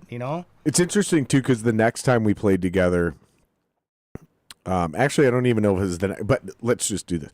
The next time we played at Day Block, we had the opposite experience. We shit the bed as a band. Every single person on that stage, including me, including Jeremy the singer, every single one of us dropped parts. Like, there's a couple people, I don't know if it's you and Rit or you and Maddie or just you or just Maddie, but there was a part where somebody didn't come in on the one, and it like was super obvious. Like, I remember looking up and people being like, what the fuck? Like, it was bad. We embarrassed ourselves. However, the next night in St. Cloud, which you were at that show, yeah, that was good. We fucking crushed it in fucking St. Cloud. And it was interesting because what happened in St. Cloud, way smaller crowd, but it was the exact same feeling of what happened at Day Block the first time. I think what happened, though, was just technical difficulties. And I think with musicians, when you're on stage and you mess up, it's hard to bounce back from that. And I know that most musicians could probably speak to that. Like, it's hard. You get down on yourself. And when you get down on yourself, you completely start collapse. Oh, yeah. You start thinking too much. The most you don't react. You're not in the vibe. You're not in the flow. It's the wave, man. You got to hit the wave and stay on it. And it gets worse. Staying on it. And it gets worse when you deal with what we dealt with at Day Block, where the sound guy was an hour late. Well, that, and we didn't know if we were playing on the right stage. We didn't know. None of that stuff was out there. And I had to make a call because I kind of ran that show because I booked it and I have the most experience in this realm. So I had a choice I could make. I could either be an asshole when the sound guy finally showed up and be like, no, we're the headlining band and we are going to get our sound check and fuck everybody else. Or I could decide, and this is what we did, we're going to do what's best for the bill, right? get the opening band on stage and get them sound checked so we can start on time. That's the choice I made. And it definitely hurt us as a band. So looking back, I have to reflect and go, did I even make the fucking right choice there?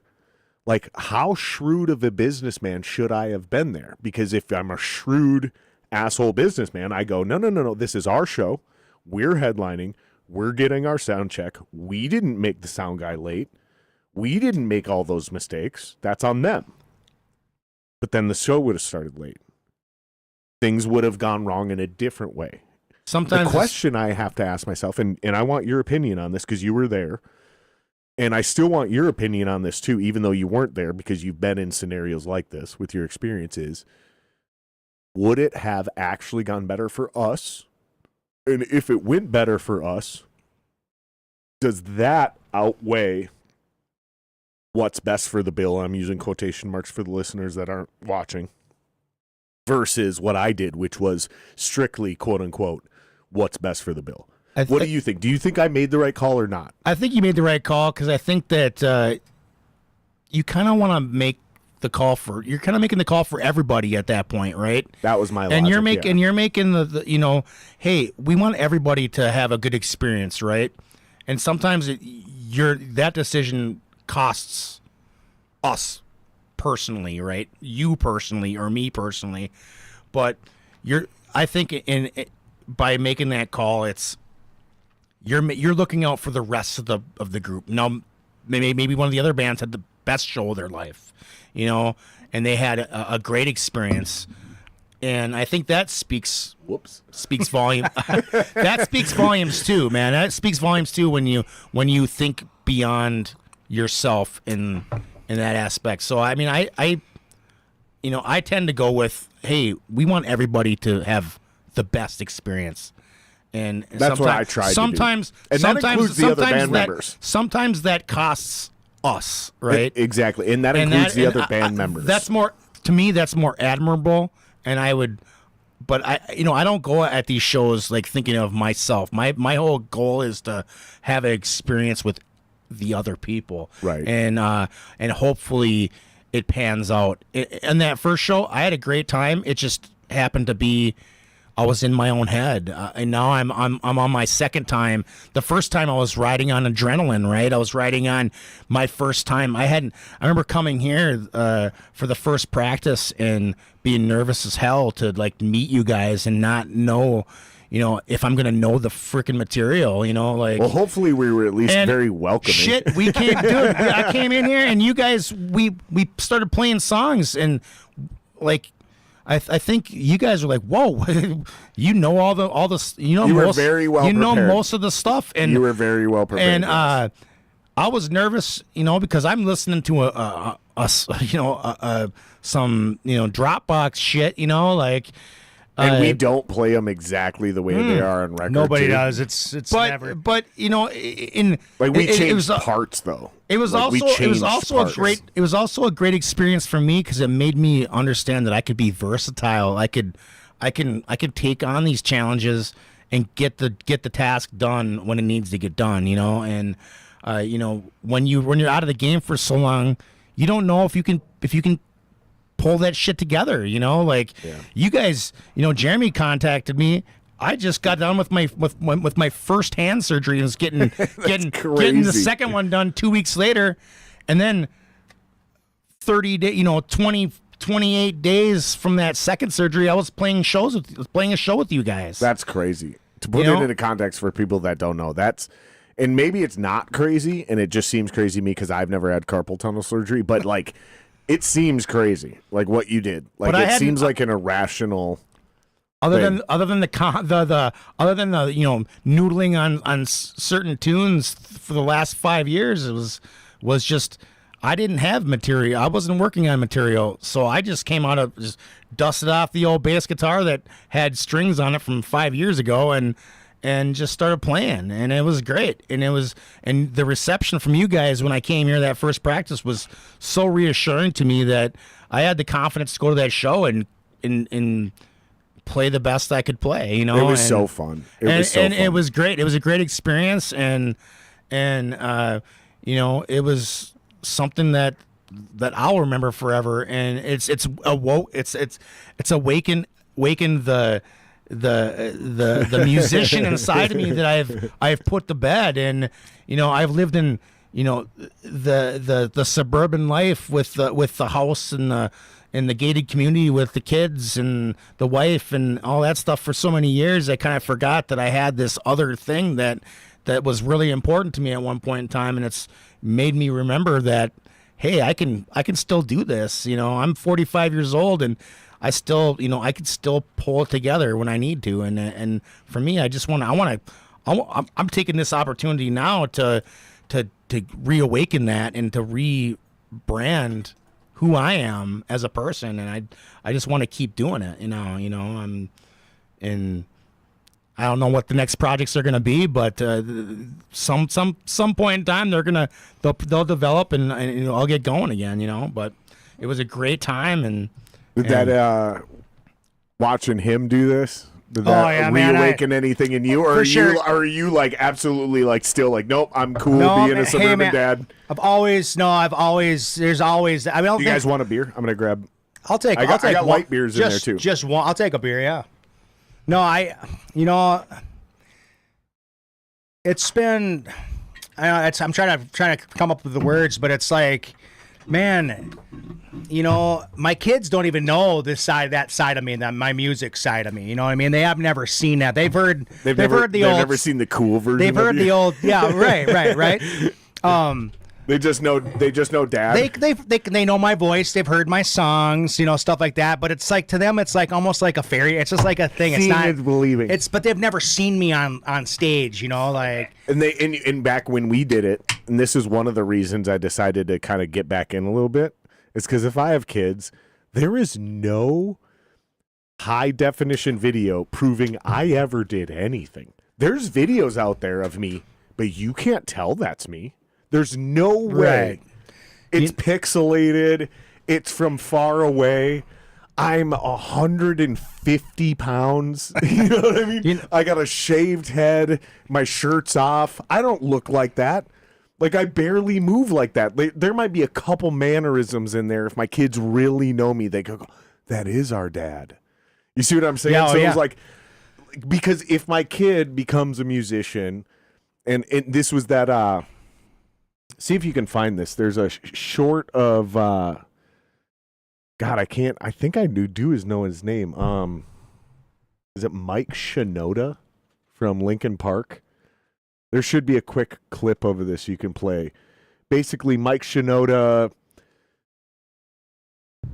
teaches his daughter guitar riff or something like that. And I don't want to summarize it. If you can find it real quick, it's way better if... Is it the one where she's like, that's you? Blows him off. She blows him off at first. And she finds out it's like that he's the guy or something like that. Like, I thought I heard that story. If he can find it, let's let him play it, because it's we're gonna butcher the story. But no, man. Did you find it? Yeah, this is probably it. Yep. My daughter said, I signed up to play this song at this school, like festival type of thing. Yeah. And I was like, oh, that's so cool. What are you going to do? She said, I'm going to sing and play guitar. This girl doesn't know how to play guitar. She took 2 lessons. And a little while later, I'm listening and I'm hearing her doing her thing. She's got most of it. Like, she's getting really pretty far. And I was like, hey, by the way, like that one chord at the end of this part, it's actually your fingers go here. And she's like, yeah, whatever, like, basically leave me alone. And I was like, okay, sorry, like, whatever, I'm sure you got it. I told my wife the story. I was like, yeah, it was so cool. She like came around. My wife starts laughing at me. She said, I heard you two talking originally, and she was like, get out of here, basically, like, don't tell me how to play. After you left, I went in the room and I was like, hey, you should listen to your dad. And my daughter goes, what does he know about performing? My wife literally pulled up a video of us at Linkin Park on stage at like Rock and Rio in front of 85,000 people. My daughter goes, who's that? One of my daughters. So I just am trying to get a micro version of that. So if I give my kids some advice where I'm like, you're not doing that right, what do you know? I can at least play something and go, whether it's on Apple Music, and go, no, I wrote this. or show them a music video of me, not necessarily 85,000. I've never done anything close to that, but playing a real live show. Be like, no, I know what the fuck I'm talking about, kid. Like, listen, you're playing that chord wrong. And then it'll go, oh, okay, cool. That's kind of my vibe. Because there's no proof. Right. That's the point, is everything I did was pre-internet, or it was at the birth of the internet, and we never really recorded anything good. So all my accomplishments are just live shows. Like, there's no proof any of it ever happened, which was totally fine with me when it was, it's just me and God. Like, as long as we know it happened, right, we're good. You know, that's like, as soon as I realized I might have to prove this to my kid, I was like, fuck that, I need evidence, because those little shits think they know everything. I mean, that's the good thing about being a singer, right? Like, I mean, it's, you know, when you listen to an album, it's not the instrument. Like, my voice is the instrument, right? So, like, I can say, like, this is me, you know? You can say, like, if you're the musician in there, you can say that that's me, but you just take their word for it. But I can say that that's my voice. Like, my kids don't listen to our music and be like, "Oh, that's the bass. That bass player is my dad." They don't. Well, most people don't. But if they see a video of you killing it on stage, right, even if it's only 300 to 500 people, if it's in a small room and it's packed, that will have a same or similar impact as Mike Shinoda playing in front of 85,000. Or a small club with like 50 people in there, 25 people. As long as the room is packed, it really doesn't matter how many people are actually there. As long as it looks like you crushed it, people will be like, oh, you know what you're doing. We've played so many bro shows, though, too, where it's like, I mean, literally, it's you and the band, you know, like, you go, you know, and early, you know, we used to play, I mean, we were serious. I mean, in our band Liquid Sun, we were serious. We practiced 3-4 times a week. Like 3 hour sessions. We had a practice space in northeast Minneapolis. I mean, we were over at City Sound. Yeah, I believe so. Yeah, yep. 27th and University. Yep, it sure was. Yep. That's the best rehearsals place. It was so awesome, dude. There's a fucking waiting list to get in there. Yep. We had some cool rooms in there.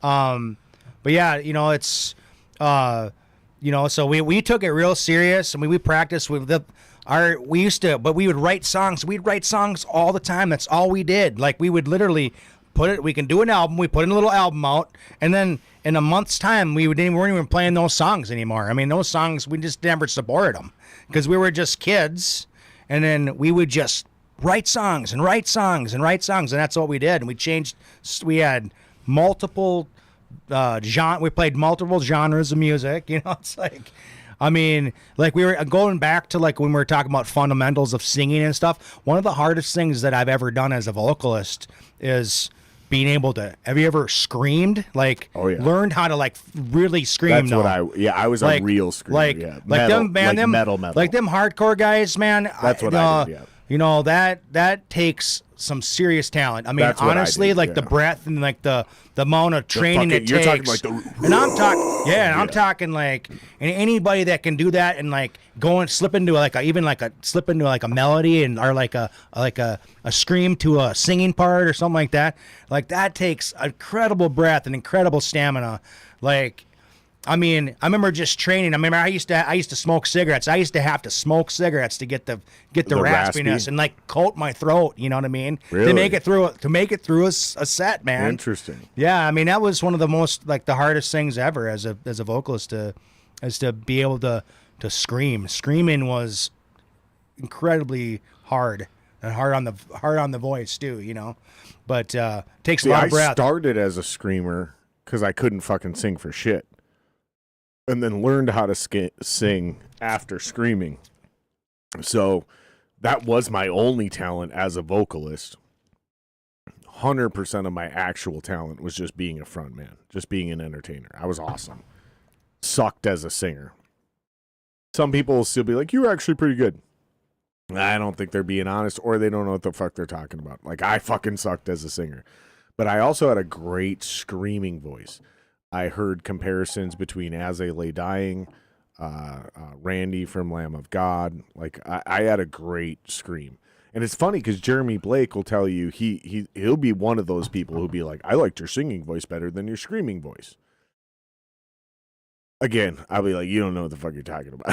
See, for you me, know what I mean? Like, I have a hard time taking any compliments when it comes to my singing. Yeah, I think people that's what kind of freaks people out about singing, right? I mean, for me as a listener though, like I'm not listening. I don't want the most polished singer. I don't want to listen to polished singers where everything sounds perfect. Like I'm listening for like inconsistencies, maybe a little sharp here, a little flat there, just because it's real. It's like real, Like some people like. I mean, I want to feel the real you. I don't want to get a fake, fictitious version of you. I want to hear the core of who you are. So when I go to listen for bands, I'm listening for like, I want to know, do you believe what you're saying? I mean, even if your song is about I walked down the street today and I went to I'm interpreting it as something else as a listener. Right. I want to feel what you're saying. Like I want to feel it, and the only way to do that is through the inconsistencies. And like some of my favorite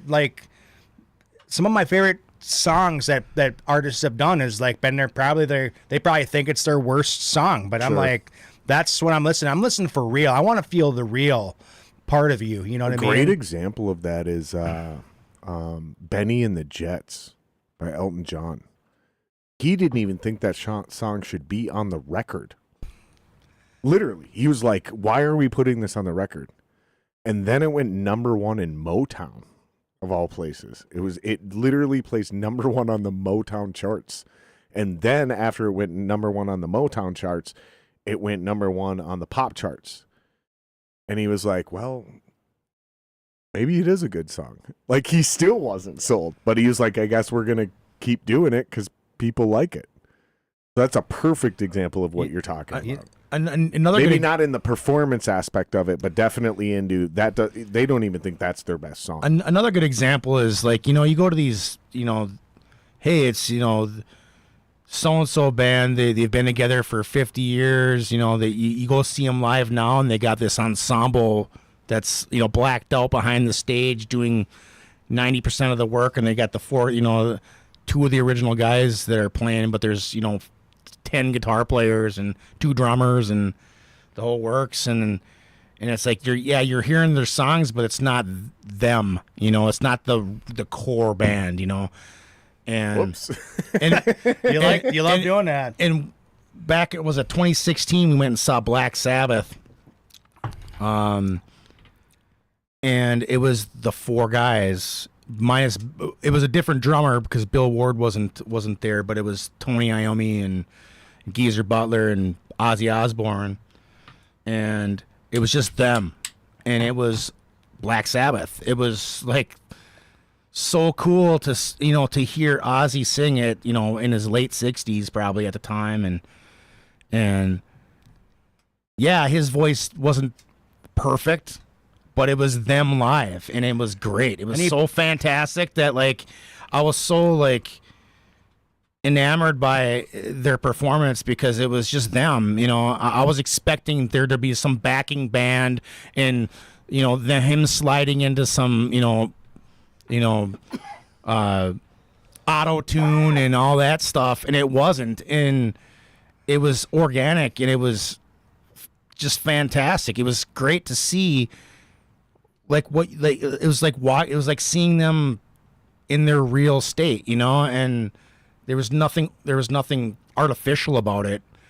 And I was expecting to see, because how music is today, everybody's so polished and so, everything's, auto-tune's invented and everything is there to like crisp everything up and to Singing me, to a backup track or something. singing to some backing track, and this was just them, it was just them playing, and it was cool, like people don't see music like that anymore, and I got, we were fortunate enough to see that, and it was great. Will, I got to take a leak. If you got any questions for these guys, now's the chance to jump in. Otherwise, I'm going to let you guys take over the podcast while I go take a leak. You guys can talk about whatever you want. You can talk shit about me if you want. I can't do anything. I have no subject matter to talk about here. So as far you as can talk about how shitty of a drummer I am. Hey, the 2 shows that I got to see there was pretty good, man. So that's awesome because there's definitely people who have come to 2 shows and seen the exact opposite, and they just came to the wrong 2 shows. No, but while we're on this subject, Josh, we can talk about our very first concert we ever went to was Ozzy Osbourne 1996, I believe. And we had a job. We got hired. We were busboys at a local bowling alley. We saved up our own money. I think what were the concert tickets, Josh? They were like $100 or something like that. No, they weren't even that much. It was like probably $47. Yeah, or something. What? Waited in line at Ticketmaster. Yeah, oh yeah, we got the early bird. We had to wait in line. It was like a full on sold out. Going to be a sold out like right away. What was that? It was the farewell tour, I think it was called. No, it was coming. He was coming out of retirement. Yeah, man. is that what it was? Yeah. Okay. And we waited in line. It was at Dayton's. Yeah, we went to the mall and sat in the Ticketmaster line. I think going back to when we were talking about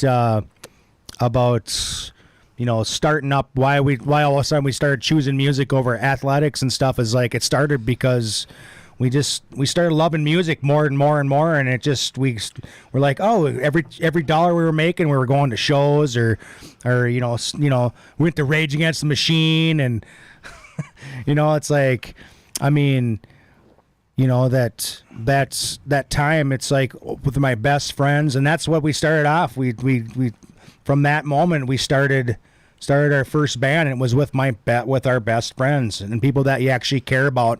I think that's another thing that a lot of bands in today's world, the stars today, they're not really organic. It's just a factory of people being put together. This guy's the best guitar player for this, and this guy's the best drummer for you here, and it's not like it's designed. I think the design of music is to find. It's all about the love. It's like it's the camaraderie you have with the other members. I mean, I think that's a big part of it, and I think that's what's missing in a lot of the music that people are starving for. That's why when I was bringing that up about going to those shows and seeing, and it actually kind of warmed my heart a little bit to see. I don't know, that probably sounded kind of fruity or whatever. I don't know. But it's not. It's not. Fruity. I know, but I just it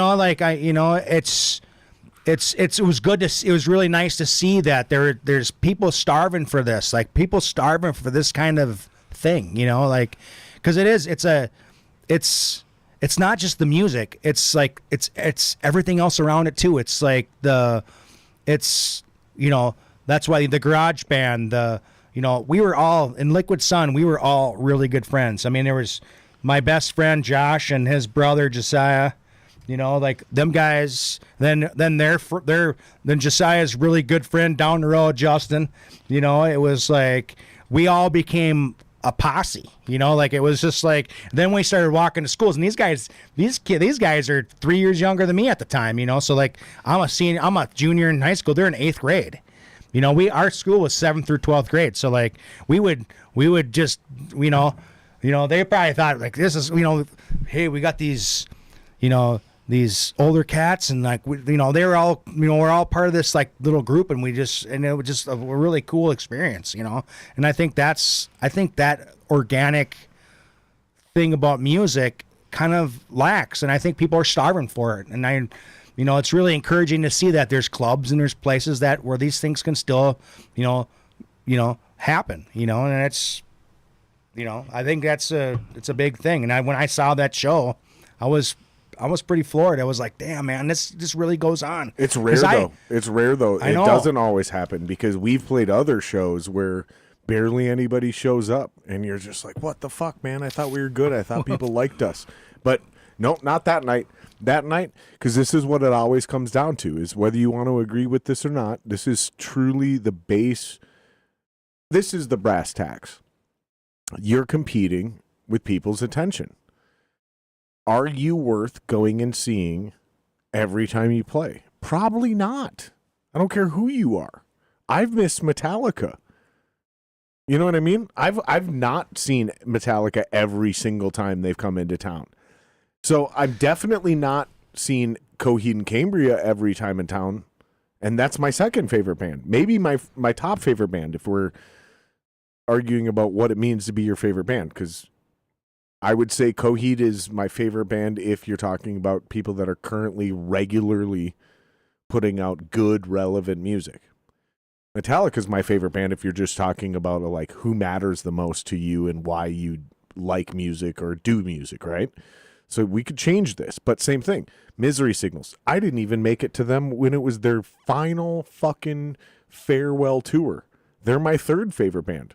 Still didn't make it to that show when they came. You see what I'm saying? Oh yeah. So when you're just a local band, psychologically, it can really fuck you up when you get several hundred people to come see your band one night and you're not even the main guys, but there's a lot of people there to see you, and then you show up 6 months later in the same town and no one gives a fuck because there's something better going on, or there's something weather related, or there's just so many things that can affect those draws. I think that It's not constant, but it does still happen if you get if the stars align, man. You can still get hundreds of people out to see a local rock show, even in this town. It can happen. But see, local music. I think what we were talking about with people got devices and stuff now. It's like it's a lot different. I would think it's probably even harder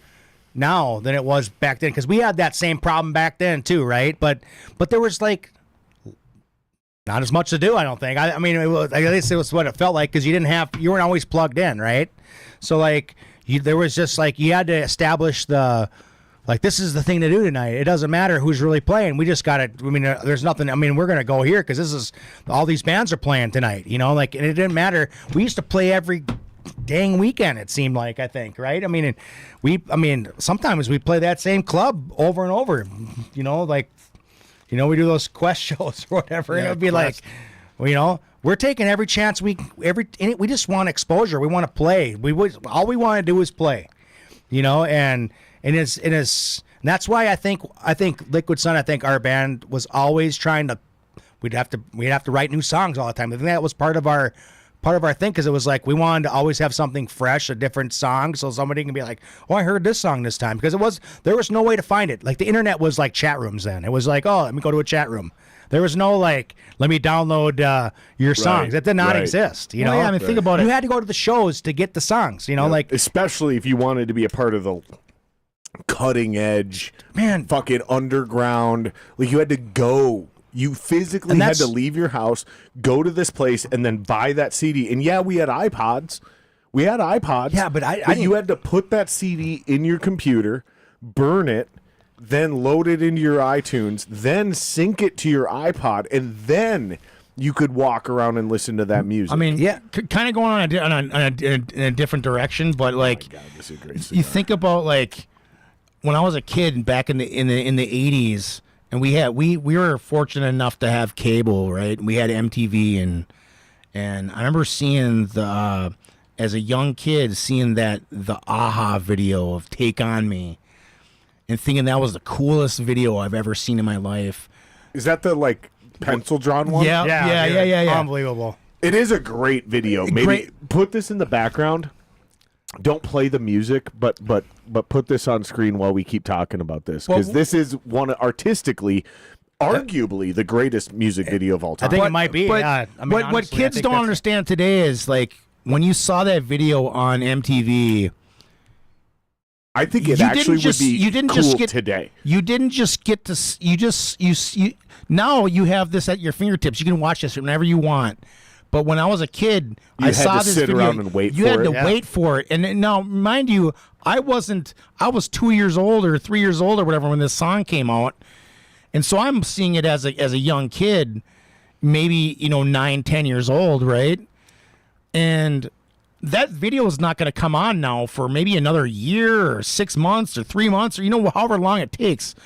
But you don't get to just see that video every day. Is this even the right video? Yeah, that's it. That's it, man. Yeah, that's it. And I'm just saying, like that was kind of like our era was of growing up with music was man, you like a song, it's not gonna just be there whenever you want. Kids today can just go down on the internet and just look at the video whenever they want now. By the way, one of the most hilarious vocal lines of all time. Like if you can like separate yourself from the art and just listen to this as entertainment, the most hilarious vocal line of all time. I remember being a bill collector sitting there, and this was the music that played while the calls were going through, so you weren't completely bored out of your mind. And I just started laughing just like you just started now, but then it started snowballing because I started laughing at myself laughing, dude. And by the time somebody came on the line, I had a hard time speaking, and it actually ended up in a big deal. Like I collected a huge bill, and me and my manager kind of sat down, and psychologically we figured out like if you can go into a call in a good mood, you're far more likely to collect that bill than if you're in a bad mood. And it kind of changed the culture of how we did things, right? Because they were monitoring this call coincidentally, but it's the take on me, take me home. And then he goes, I'll be there. And then he goes, in a day or two. Dude, Yeah. when you really listen to it now and you hear him hit that final line and you hit that note, you realize that's totally unnecessary. It is such a ridiculously comical note of him hitting that note.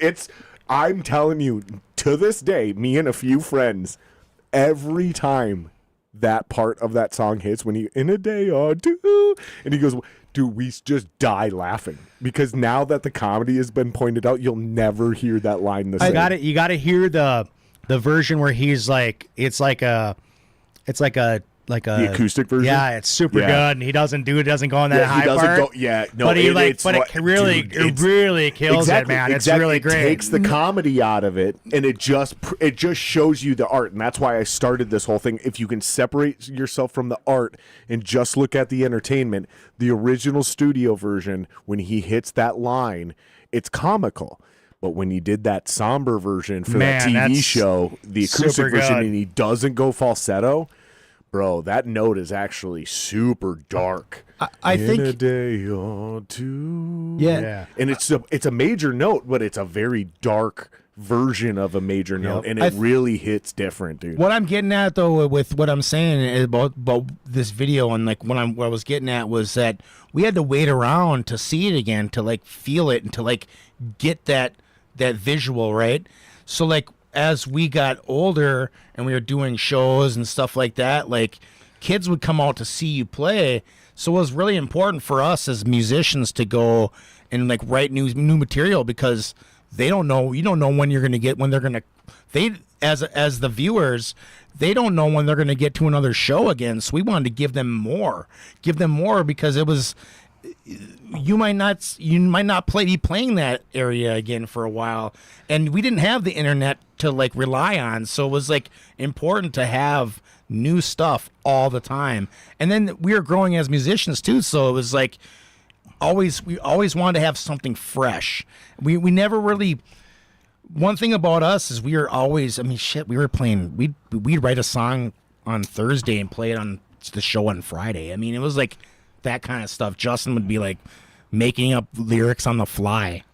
Playing it live, and like, oh, that song, and people really, really got that song. Then we develop it, and then the next show we play that song again, and now it's like basically a different song, But it was, I'm just using that video as an example of like people wanted, didn't know when they were going to see it again, so they came out to shows like, this is new stuff. This isn't, this is the underground. This isn't like, this isn't the guys you can get on the radio. This is like the underground stuff. Right. This is cool. Especially our earlier. This is really cool stuff. And there was a plethora of bands out there doing this, and in the late '90s and early 2000s, and because we're from an era that it's you never know if this band's gonna be together tomorrow. Well, in the beginning of those, of our music journey, I should say, it's we didn't even have iPods then. We didn't even. I mean, we had to actually. I remember it was brand new to get a CDR burner. Like that was brand new. And then we were like, who's going to buy it? Somebody bought one and they have one. And we were like, we would spend hours and hours making CDs with CDRs. We thought that was the coolest thing ever, And nobody had MP3 players yet, But we always we would do all kinds of things. We'd print off some kind of, generic, cover for the CD case. We buy a bunch of jewel cases, put an insert in there. People don't even know what jewel cases are anymore. We used to spray. We used to put a sticker on there, and we even spray painted some. Spray painted the thing black and destroy. It would destroy their car radio. Dude, their CD players. In 2008-ish, and I know it was 2008-ish because it was as McCain was going up against Obama. So I'll never forget this era. So it was a year or two before that, though.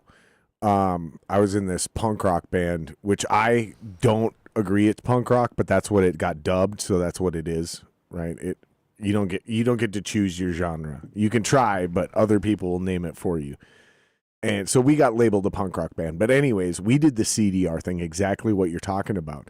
But it was at the end of this. So iPods were the rage. So people weren't buying CDs to have CDs anymore. They would come to your show to buy CDs to put into their iPod. So we kind of leaned into this. And so what we did is we did sleeves. We were like, fuck jewel cases. Fuck presenting this thing. System of a Down had just come out with that album, Steal This Album.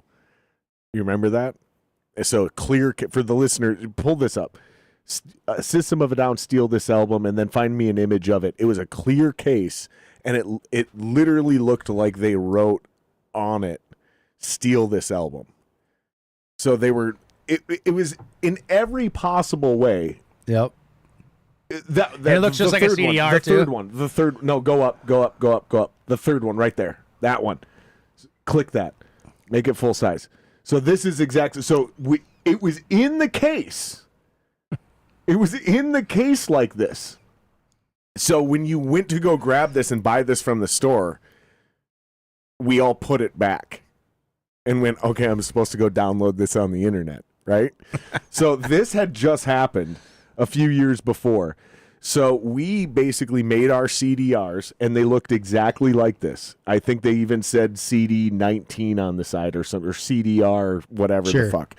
And yeah, we just wrote our name and then handwrit them on purpose. Yep. And just only made 200 of them or 500 of them or something like that. And it was the only thing any band I've ever been a part of actually sold out. Like, we couldn't keep them in stock. As fast as we could print those CDRs, we sold them. And it was the most ironic version of marketing. Because it's what you guys and all of us 5 years earlier were trying to do intentionally, to be professional, to do a little bit more than everybody else. And us, it was more of a novelty. It was like, you want this? And we sold them for $3. By the way, everybody else sold their CDs for $10. Yeah, oh yeah. No. Yeah, it's a CDR, bitch. It's $3. And we couldn't keep them in stock. We doubled our money. It was $1.50 per, I think, something like that. Maybe it was 99 cents if I bought enough of them. So we made money off of our record. It was just weird. And I don't mean to derail the conversation. The reason I'm bringing this up is because the mindset of what your motivations are behind a thing seem to change every 5 to 10 years with the music industry. And right now, you make CDs as they're collectibles. Right. The same reason you print, I don't have them up there anymore. The same reason you have vinyls. Oh, yeah. People barely listen to them unless they have a vinyl player. But I know a bunch of people that have a legit vinyl record collection, and they do not own a record player. But they are huge fans of these groups, and when they sold a vinyl record, it's a collectible to them. Well, it's a piece of art history. I will say, it goes on the shelf in the wrapping.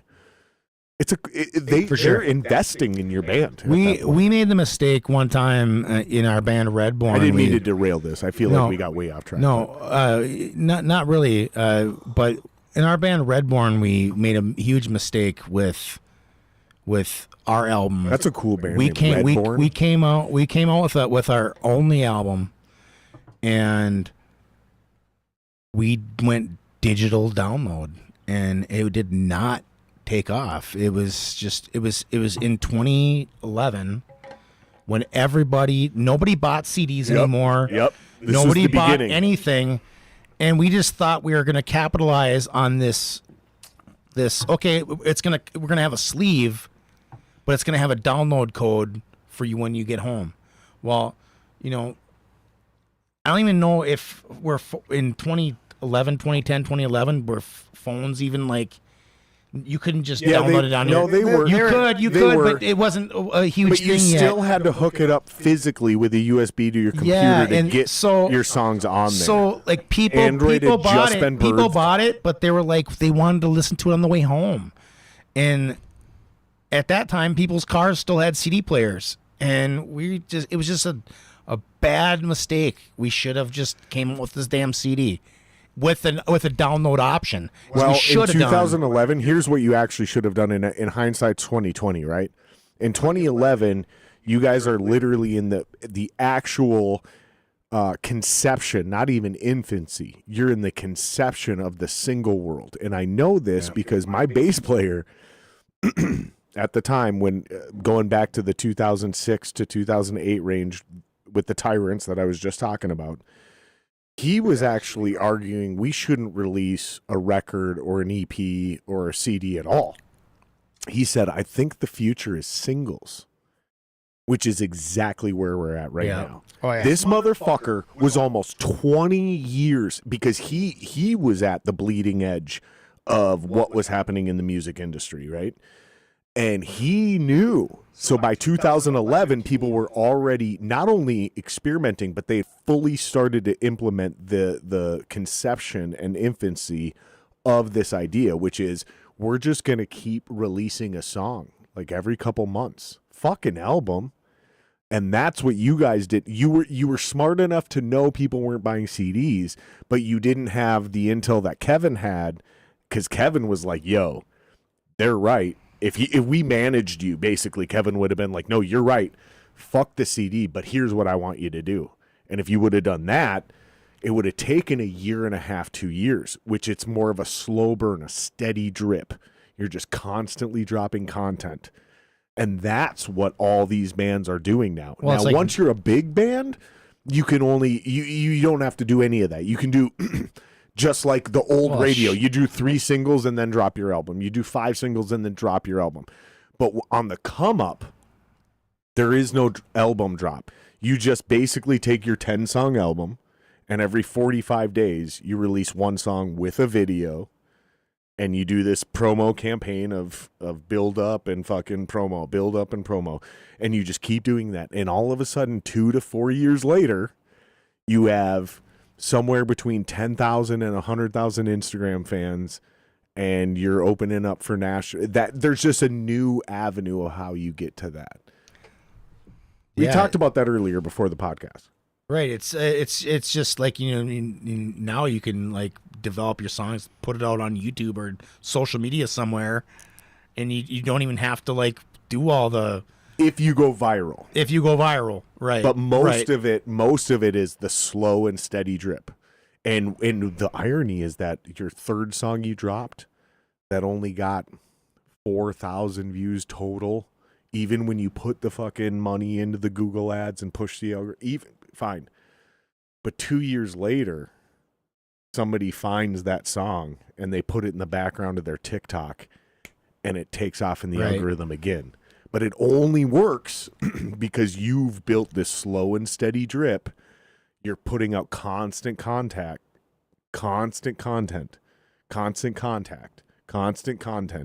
and you're just doing this over and over again, where all of a sudden you've got a snowball that has now built this weird little subculture, and all it takes is 1 or 2 moments, and then that goes viral, and then you're good to go. So what you're talking about can still happen to this day, but you got to go viral from day one, like that kid from North Virginia or West Virginia or whatever the fuck that I'm just saying. Richmond, north of Virginia, or some shit like that. Who's the fucking dude I'm talking about? He basically just put out one song and instantly became the biggest folk star in the world. Yeah, that guy. Richmond, north of Richmond. That's what it's called. Oliver Anthony. That's exactly what. He's been on Rogan and shit. Yeah, he put out one song, and it immediately blew up. That's the exception to the rule. Right. It just it was just coming from that era, crossing into the to the 2010s, 2010s or whatever, and at that time you didn't have the big book of CDs in your car that could get stolen, thousands of dollars worth of material. It was just like the one you hid under your seat. Nobody did that stuff anymore. So it was like, let's try this out, and it was just it was a dismal failure in my thoughts. Is that it just people, every reception I got was like, I wanted to listen to you guys on the way home because you guys' show was so awesome, and I couldn't do it, and that was like the reception I got we had huge shows, like huge turnouts, and I mean, not on every show, but like especially our CD release party was a huge thing, and we sold a lot, but the people couldn't hear it on the way home, and that little sleeve got like tossed aside. I think it was like you were saying. I think mainly what the problem was is we kind of used the same old format on a different multimedia. You know what I mean? Like we were doing the same thing that we'd always done. Just make an album, put it out. Except for this time, we just made an album, put it on a little sleeve, and just sold that instead. We didn't have no thought really. We just knew enough that people weren't really listening to the CDs anymore. You know what I mean? People had iPods, and their iPods were completely prevalent at that time. Like for where they were listening to their music. You know what I mean? That's it. I mean, they had iPhone was out too. So I mean, I'm trying to think. I think I got my first iPhone in 2010. So yeah, so it'd be right when the iPhone was. You're putting the music on there. You had your phone. You had everything kind of all in one. You know what I mean? So, we were using that same the things that we used to do. Back in the day, package them all up, sell it. And we were doing the same thing, and that's what kind of kicked us in the butt there on that. And it's just so ironic to me that you were absolutely 100% correct and ahead of the curve, but you also just made this one weird. Because the approach was wrong. The approach was wrong. The other thing you could have done was something similar, which is handed out digital download cards. Because that was the bridge between what you guys were used to and what became. So there was this short period, and I still think this will come back, actually. So when you want to go out now, because now music's free, basically. It's not free, but it's free, right? Let's just say it's free. Because I pay $15 a month or $20 a month to Apple, and I just listen, right? And the artists don't make anything. So if I'm you, right, and I start a band, I'm creating a thick business card. It's like as thick as a credit card. A really beautiful business card. Super fucking thick, super fucking high quality, looks dope as shit, intriguing, and you flip it over and it's got a QR code. You scan, and it's got to be thick and substantial because it can't seem like a scam, because QR codes can get you into some weird places, right? But it's got to, so this has value. You're handing this out like it's a physical credit card. It means something, right? It's not a flimsy piece of paper. And somebody scans that QR code and they get instant access to whatever media you want to give them. It goes to a link tree. It goes directly to your Apple Music, your Spotify, pick your poison. But I still think that digital download card idea, I still think that's going to come back. And it's just going to be an avenue to not only get them to your music, it's going to get them to your YouTube, it's going to get them to your merch store, it's going to get them to your company, right? And then I think that will come back, and that people will expand that into everything. I got a plumbing company. Here's a digital download card. You scan that QR code, and you can fill out a quote form. You can fucking look at my gallery of photos of jobs I've already done. You see what I'm saying? Yeah, sure. But that started, and the point is, that started 15 years ago. Yeah. Right as you guys are. but that technology came and went because it became obsolete because of streaming and shit like that. But I think there's a version where that comes back someday, soon, very soon. I think it was. I mean, I think a lot of it too was. And if you guys think I'm full of shit, please No, tell me hell I'm no. full of I shit. mean, I think you're right Don't on the kiss money. my ass because it's my No, podcast. I think you're. I think you're on the money, man. I think what it was too. I think it was people who didn't understand it because it wasn't like iTunes. You know, it wasn't like this is an iTunes like an iTunes download. This is just a digital download. Like from you had to go some to a website site, and down exactly, you know, right. and that's what it was. So like, people got so used to just like with like anything, like you were saying earlier, like the kids today are now social media for them is like it's like what email is now. You know, like who communicates through email anymore besides for you get a notification that you bought something or whatever else. But when was the last time you like, hey man, I'm gonna email my friend and talk to him, you know, like nobody does that, right? No, real business is done through email, but you're correct. Yeah, real business. Real shit's done through, but nothing that's like to keep a digital trail. Not a conversation, man. Nothing leading up to real business happens in an email. Right, so like anything business because you want to keep a digital trail, I get that, but it's like, if I'm going to talk to my friend, I'm not going to write an email like, hey man, how are things going? You know, nobody does that. And we might reach out and go to, you know, DM somebody or whatever, like through Facebook or whatever else. I've never built a good relationship with anybody through an email. Never once. But you know what I mean? Like, and like you're saying, like it's starting to get to the point where the kids today are doing like they're shelving off the. They're not even on social media. Yeah, you know what I mean? Like they're not even using that to even communicate anymore. They want to go to local shows. There's a great thing you brought up because it segues back to something we talked about earlier. They desperately want to go see local music and shit that's not on the radio. They don't even know how to find a local show because they're not on social media. So basically, the answer is go all the way back to what we did 20, 30 years ago. If you're a band and you want young people to come out, enthusiastic, young, early 20s people who this is what they're bored. They got a little bit of money. They got a job. They just got out of college. They're starving for a good, creative, memorable date. What's better than going to see a fucking killer local band? How do you get to those people? Guess what, motherfucker? Go all the way back to 30 years ago. Flyers, bitch. Yeah. Fucking flyers. And how I know this is because I got handed a flyer by a 20-year-old kid. And I laughed. And I said, why are you doing flyers? And he goes, what do you mean? And I go, why aren't you just doing the social media? And he goes, nobody's on social media anymore except old people.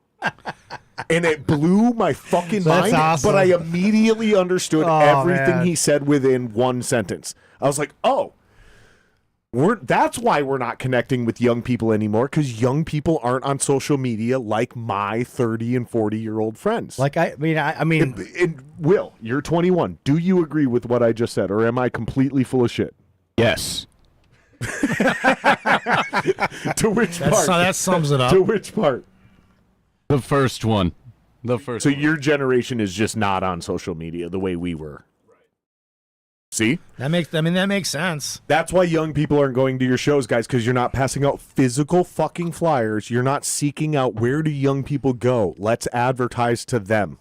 You're not doing that. You think putting out a Facebook post and paying hundreds of dollars to push that Facebook post matters. It doesn't. And when I went to St. Cloud and we did that show, the little crowd we did have was because I told Jeremy, don't put any money in Facebook ads for that St. Cloud show. If you're going to put any money into any social media ads, it's Instagram. Because no one that's going to come to the show, no one in St. Cloud is on Facebook. And we did get people that saw our paid ads that came out to that show. But that's because we didn't waste money on the wrong social media platform. You see where I'm going with this? Yeah. Right. I think Facebook's like it's like the Craigslist now, right? Isn't that what people use Facebook for? It's an age demographic. Just to go to the marketplace and like look for what's people are slanging. No, it's 35 plus. It's 35 plus. It's kind of like the only people on Facebook are 35 years or older. It's kind of like it's that simple. Social media is kind of like email to us in my 20s, when email was like the way to email in chat rooms. You'd actually communicate through those, and you would send people like an email, hey, what's going, man? Just Send me your pick. yeah. Click. If you're click. playing a college town, don't spend money on Facebook ads. That's what I'm saying, right? Oh, yeah. Facebook is 35 plus. Instagram is 25 to 35. And these will all move up year by year as we all get older. And then below 25 is Snapchat and what's the other one you fucking idiots are on? Snapchat and what's the other one? Pinterest. Pinterest is mostly women though. Like men aren't on Pinterest. Like, the gay guys are on Pinterest. I'm But trying to think. it's like arts and crafts and recipes and shit. Pinterest is probably the most wholesome of all social medias. I'm trying to think. I mean, Pinterest. I'm trying to remember if I think I don't know if my wife got me signed up to that. Or I don't remember. Dude, I've seen some of the best backyard recipes, like barbecue grill shit on Pinterest. Oh, that's okay. That's Pinterest. Like, dude, I've cooked some dope fucking recipes off of shit my wife has sent me from Pinterest. Where I'm like, that does look good. Let's do that, and then it's awesome. That's what I was trying to remember what the heck it is. All of our wedding decor was Pinterest. Yeah, just Pinterest ideas, man. I'm telling you, Pinterest is like exclusively women. I'm trying to remember what the heck this is. I'm like, I don't think I've been on it for like 5 years probably. But it's probably where I got the idea how to do build the shower house, stuff like that. Like that's where you get Pinterest ideas, right? Is that what it is? It's where women share all ideas: arts and crafts, construction, remodeling, recipes, decor. Like, because you can find all that other remodeling content on all the other social media platforms as well. Pinterest is specifically, I'm telling you, it's like women. It's just it's a woman. Like, I don't know a single guy who's on Pinterest unless he's gay. Because again, it's arts and crafts, it's cooking, it's decor. Here's what I did to decorate for Christmas. Yeah, dude. I remember now. I think in the very early Pinterest, that's where I was I put up I used to collect arcade games in the early 2010s, around that time. People were just giving them away. I mean, honestly, I was getting Gauntlet for $100, dig it out of some guy's garage, The best ones were get one, hey, I got to get a Street Fighter 2 out of a guy's basement in Northeast Minneapolis, and it's I don't even know if the stairs were code, but it was the stairs came all the way down into the wall. Yeah. And you're how am I going to get this out of the damn basement? Yep. My dad had an old Asteroids machine. He had 3 retro pinball machines. And getting those out of that North Minneapolis house, the doorways, every door has to come off because you need every possible half of a square inch to make a pivot. Where did we get that quarterback machine, that little sit down one? We had to take apart the guy's whole house to get it out the door.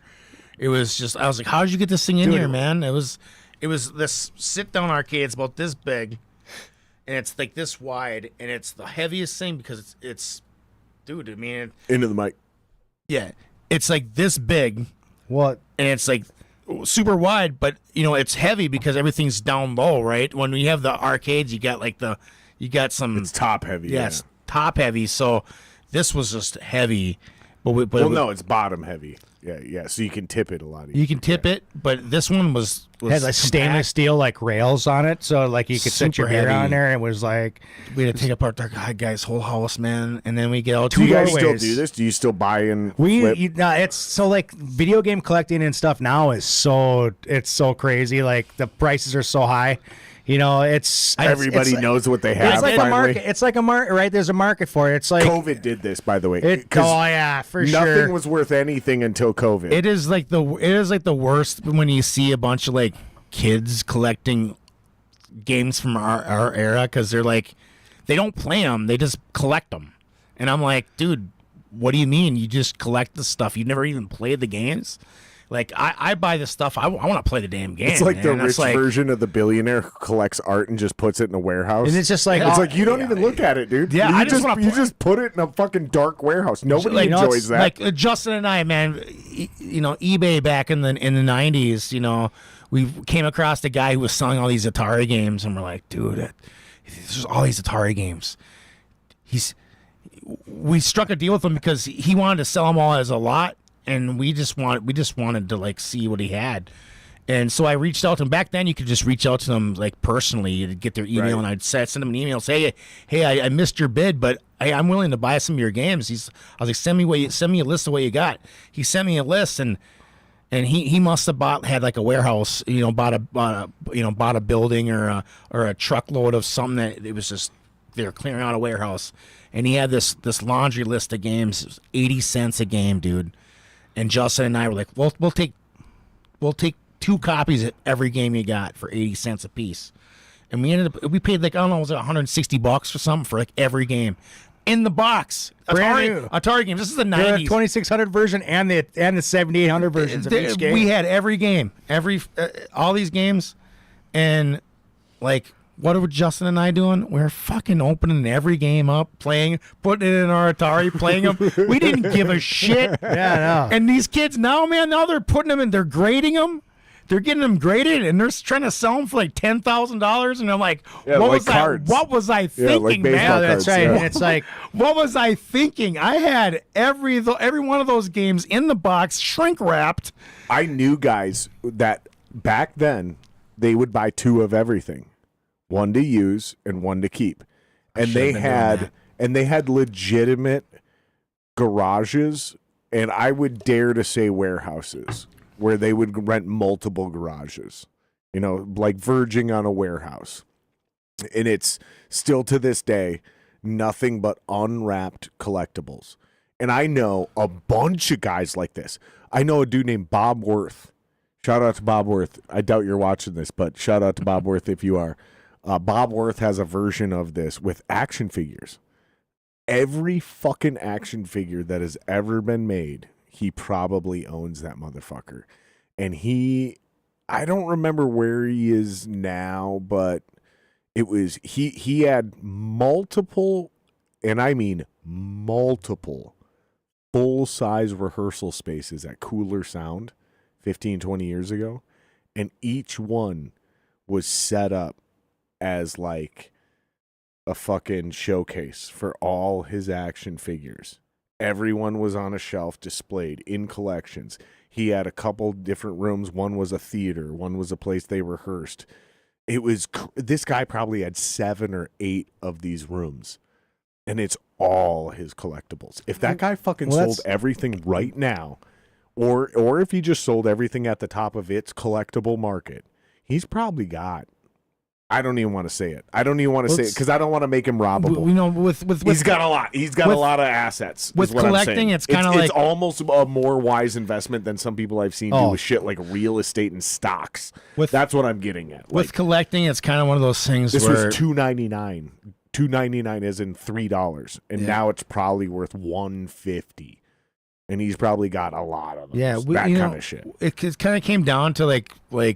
We're getting older, and you're like, man, it's just stuff, right? It's just stuff in boxes. Like, if I'm not enjoying it the way that I want to enjoy it, like, I can't just look at it on a shelf and just enjoy it, right? Like, I gotta like get into it and like enjoy it. There's So something. you wouldn't be a good art collector. There's just something No, that's. no. Well, I mean, I guess you could. Yeah, in a way, I Because you can still look I at can it. appreciate like a painting or something like that. Unless And you get me don't have wrong, enough room to hang it all up. Don't get and me then wrong. it's in a warehouse. I like the look of things on shelves and stuff too. I mean, there's a part of that, but with video like my games, stupid beer bottle collection back there. Those Like, are all with video before they games, printed labels though. Before they printed labels on all these craft beer bottles, every single one of those is like actual ink on an actual bottle. Yeah, and you don't even notice them back there, but like. Every time I look at that, I can look at that and go, that beer's not made anymore. I remember when that one came out and it was controversial because the Flat Earth Brewing Company, fucking their pumpkin ale blew up. and literally because it was a fermentation different. Like there's stories behind every fucking, and literally you turn around any one of those bottles, and those are all beers I drank. You turn those bottles around, and back then, every brewery printed a small short story behind why they made that beer that year. And so it's something that I got into, right? It's not just a collectible, but it brings back that nostalgia. So even when I look back at that Lucid Brewing one over there, or I look at these ones over here, some of these companies aren't even, Flat Earth Brewing, they're not even around anymore. Yeah.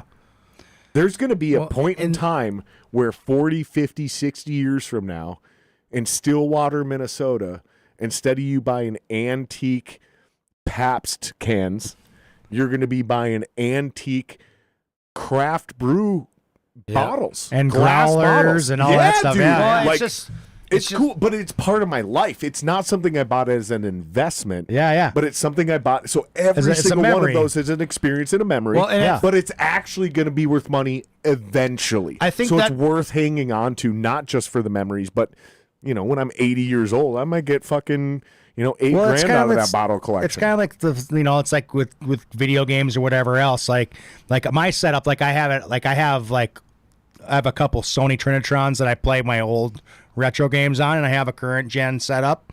Got my computers and stuff. I got a little secret door and stuff in my basement for my kids. Got a little spot where he likes to hang out, and but like there's something to say about playing on its actual the physical multimedia. Like you can go get all these games, like most classic, NES, Super Nintendo, Sega, stuff like that.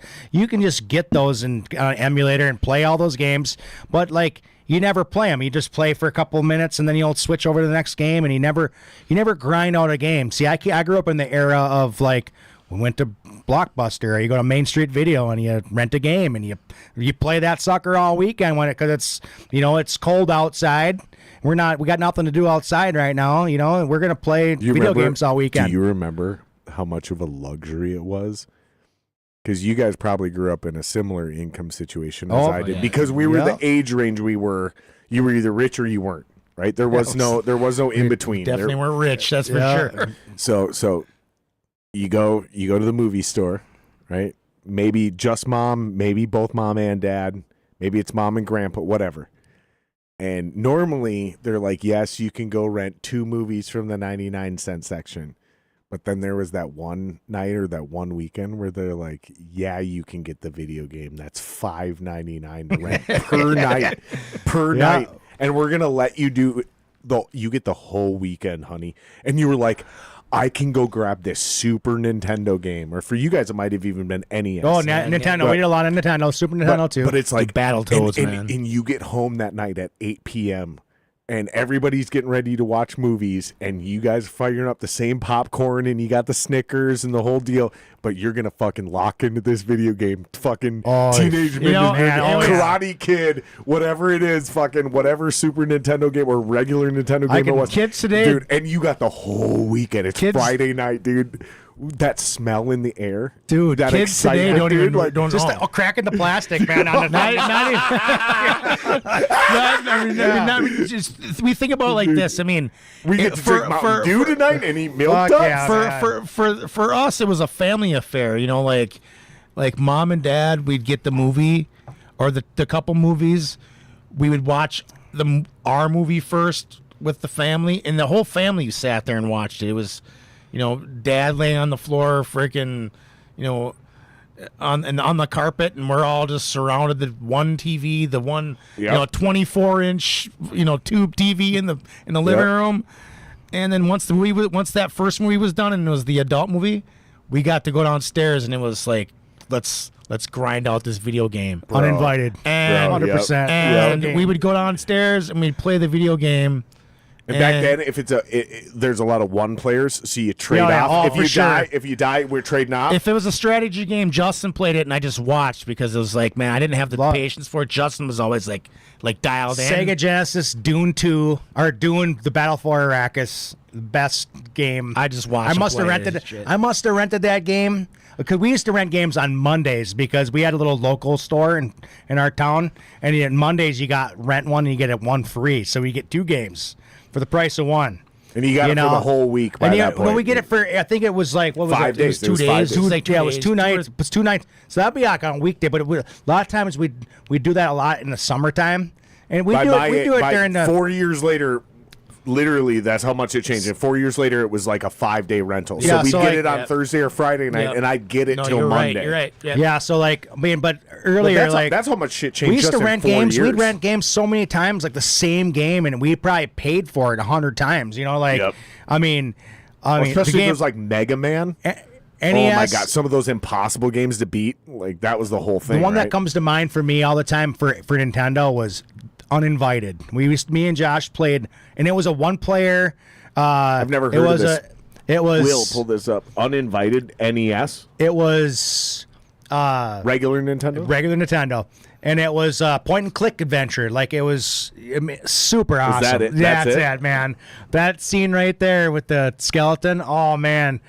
But yeah, we rented that sucker. How many? It had So to it's be an RPG. It was expensive though. Like that. not really that, an RPG. It's more just It's got screens. just No, a- dude, it's got screens. it was though. just- You're just a opening point- shit. Just You're- a point and click adventure. It was a. Yeah, but that's the beginning of RPGs on console because look, dude, you've got a fucking inventory menu there. Yeah. I mean, honestly, like I wasn't like. Look, dude, it's a story. A strange woman appears. She's Yeah, just see, this like a is- Scarlett O'Hara. this is like my version of reading because I didn't really take the books a whole lot as a kid, and I was like, oh, this is this get dude, these kind of this- games. This is an RPG before we defined RPGs the way we define them now. I mean, you could do things like, oh, take knife or use knife on self, and it would like. It would tell you stabbed yourself. Oh, you slipped and cut your wrist and you bled out around the floor. You know, it's just stuff like that. Like, yeah, it was. So was this back in the day, like how when we were kids, you'd shop for music by the coolness of the album cover? Was it the? Oh, yeah, dude. Oh, was for it the sure. video game? That was 100%. definitely part of it. Like when you're renting a You game, saw like you that had album. You I saw mean, that video game well, cover, just- and you were yeah, like, it's- "We're renting this one, buddy." It's just like we were saying earlier. or, Like you or didn't. was it like a buddy Well, at school place? Sometimes it was like that, but a lot No, of I'm times saying with this specific one. No, this is one we just found. We had a game. You saw it and you were like, we had "We're a game renting this." similar to it when we were looking on the, because we used to look at the back of the box and you kind of sum up the game like, oh, okay, this looks. We had a game called Shadowgate. It was really similar to this game. Pull that one up. But it's like more medieval. And then we were like, we got it for like our 8th birthday or something, like our 8th Christmas. It was like we were like 8 Same or 9. vibe. Yep, Same Same vibe. thing. Yep. Yep. Right? Same And like developer. me and all my friends. Dude, look at that cover right there. Yeah, the dude. third picture. That one. Yeah, Dude, that's fucking. That's a metal. even like- that's see, a like- heavy metal. That's an Iron Maiden cover. Yeah, you dude. see the second one though. If you go back to that screen, that was the NES cover, and that was cool enough, man. I was like, when we got that, man, we opened it up for Christmas. We were jamming on that sucker, man, all day.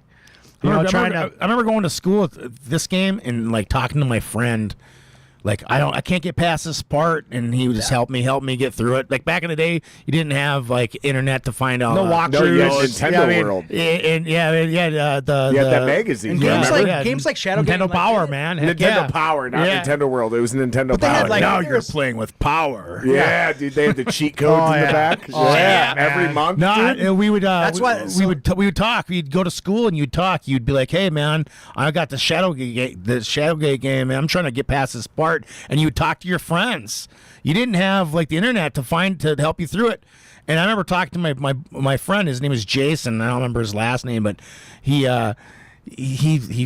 knew how to get past this part. And I remember like going home that day, and I went, it's like, "Oh, dude, I got past the part." And our dad would help us get through the shit, and we're like, it was like the coolest thing ever. And that's for like when you came up to that Vikings game with us that time, and like you met us at that game, and we had the Nintendo out, we had the TV up, and like that's the thing that people always comment on. Say like you can bring the system that plays all the games and stuff, but nobody cares about that. They think it's cool that you're like, what, they're playing a Nintendo on an old On an actual. And they're like a taking little selfies. TV. They're taking selfies in front of our booth. Like, what are they playing? Tecmo Bowl? Yeah, we got Tecmo Bowl. Of course, if you don't have Tecmo Bowl at a Vikings game, something's wrong with you.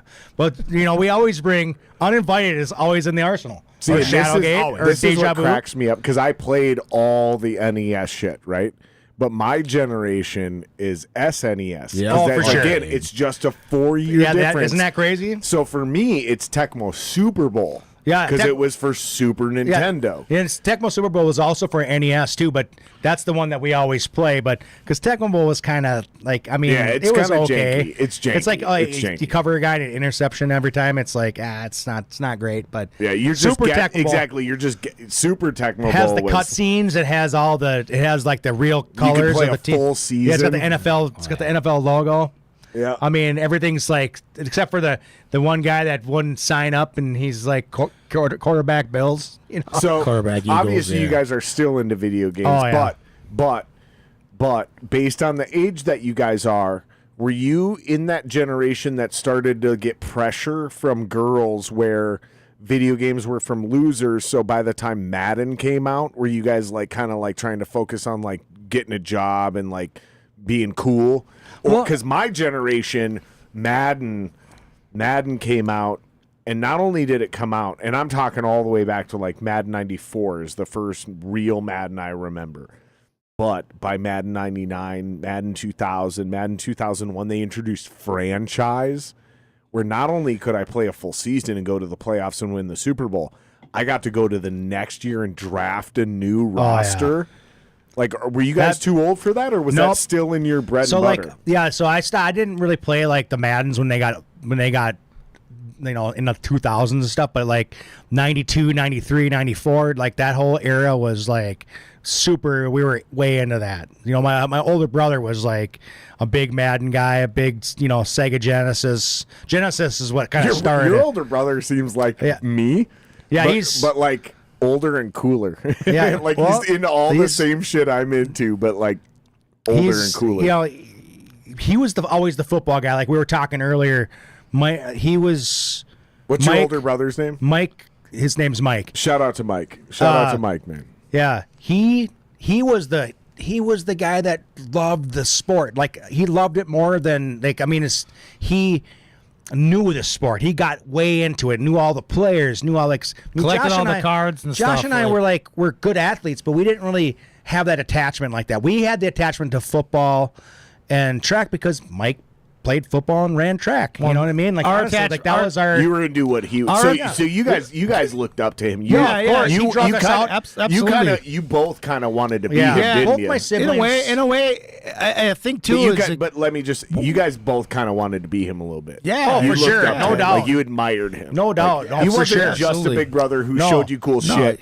You admired him. Yeah, because I mean, I think it wasn't just that So he showed us basically, those ropes. you guys became interested in things he was Oh already. yeah, because we interested thought in. he was the coolest guy ever. I mean, honestly, Which he sounds like he was. When He I was sounds at- like so he's when cool I as was, fuck. you met him. He was tailgating with us. when I was in seventh grade, he was a senior in high school. So he was the captain of the football team. So it was like obviously like you wanted to like. I mean, he's one of the coolest guys, I mean, he's one of the coolest guys in school at this rate. What I'm looking How at as a much seventh older is grader. he than you guys? He's 5 years older. So he was a Five. he was Okay, he was a senior. So you're in and eighth grade. We were You're not seven- even we in were- high school, we were and in he's seventh- already no, a we were- senior. So our school was 7th through 12th. So like we were in the same building, like same school. I'd see him in the hallways. Oh, no shit. Yeah, shit. Yeah, it was crazy. 7 through 12 is weird. Yeah, it is. That's It is. weird. It is That's a kinda little- weird. That's a bit much. That's a bit much. But yeah, no, I mean, so like he introduced us to this love that he had, right? We didn't really attach ourselves to the game like he did, but we just liked to play the game. Does that make sense? Yeah, yeah, I didn't yeah, understand. yeah, Like totally makes I'd watch a Vikings game, I couldn't tell you who was playing on the field or nothing. I didn't even probably right now. I could tell you who's on the Vikings roster, but Right, like as far as right. like the rest of the NFL, I can I'm not getting a fan of like a Whereas fantasy football league. I'm obsessed with the X's and O's. Like Yeah. I'll break Mike, down that's plays. Mike. That's Mike. I will 100%. break down a play and be That's- like, the reason this happened is because this guy put his foot here. which made him lose leverage, which set off a chain reaction for this entire thing for this guy to open up down here, and that's why that play was made. That's Mike. Yeah. 100%. And he's like, and I'll he's do that for 6 hours. And he's like, he coaches his kids. He does, he's completely involved in like the coaching aspect of it. I, on the other hand, like, I'm not a. I fucking hope I have a son so I can coach him through sports, because I was a good athlete. I was a great athlete, actually, but what made me dope and successful was my brain, understanding the game, the scheme, exactly where so that thing that your brother has right now, I'm excited. I hope I have children so I can do that for them. The thing that drove Justin and I the most out of everything is, Mike put us on the kind of the path, because that was just a natural thought. We looked up to him. We played football young, second grade, all the way through high school. But Justin and I were just good at it. We might not have known exactly all the fundamentals about the sport, but we were just good at it, and we weren't. So maybe you like knew what you didn't know what you were doing as far as the we knew what we were doing. It was no. I don't want to like minimize it. I'm just saying I am oversimplifying this though. So maybe you didn't know exactly what you were doing as far as the perfect X's and O's, but you knew why you were doing it. You knew the concept and the overall philosophy, but you weren't getting into the nitty gritty. Whereas you did kind of have a little bit of ability to do that with the music and the singing, even though you said you couldn't read it. Right. You still understood what you were doing and why you were doing it. Whereas in the sports thing, what you're saying is you didn't understand what you were doing, but you understood why you were doing it. So you understood the overall philosophy and how to be great and be athletic and be great at sports. But you weren't boiling. You weren't going like, "Hey man, we're running a cover 2 here. Flip on the weak side." Right? We were just good athletes, and you just put us just. Tell me where you want me to go, and I'm going to go. Right. I need you to hit this hole. Where Mike knows, Mike knows like the ins and outs of how to get there. Where me, I was just like, I don't care. I'm just going to get there, however I need to get there. Yeah. And I wouldn't be good at. I guess and unless I appreciate you slowing that down and just making sure I was keeping up. Unless I sat there and studied it, but it wasn't a natural thing for me. For us, our thing was that we were just good athletes. You could just tell me where you want me to put the ball, and I'm going to put it there, and I'm going to work my ass off to get there. Did that directly translate to how you guys acted when you were in a band, or was it more relative? I think the band stuff we were more natural in that. We were more like we understood. We might not have been, like classically trained or anything like that, or understood like the whole theory of music, but we just felt the music. The music was just something that we just always were part of. This note sounds right, even though I don't know if it's a fifth or a third. Right. We knew like how it sounded. We knew like we could listen as young kids. We could listen to songs and know where the song's gonna go. Well, you guys know. So like when you're writing a song with a group, right? And so if the singer's sitting there, if maybe sometimes the guitar player sings or whatever. But for me, like it was like I would sit in, Josh or one of the guitar players would play something, play a riff. And then it would either click or not. If something's not clicking, it's like it's not the right tune for me at this. Maybe 2 days later it might be, but right now it's not. Yeah. But it would, you'd be on. You know that you're onto something because I would anticipate where the guitar would play the next. Right away. Like I would, as soon as I got that, as soon as that started, I started leading the guitar. I started where the vocals would start almost leading the guitar. And then you got it because it's like you're already in sync with him right now. You're talking pure songwriting as a group, right? Though. It's you're not talking about coming in with predetermined art. No, nothing. No, just you're talking about just riding the wave. We used to call this jamming. Yeah. Let's jam. Let's jam it out. Right. Let's just listen, man. We know we're doing this thing. It's this chord, this chord, this chord, but we don't know where we're going next. Nobody has a good idea. Nobody has a good riff.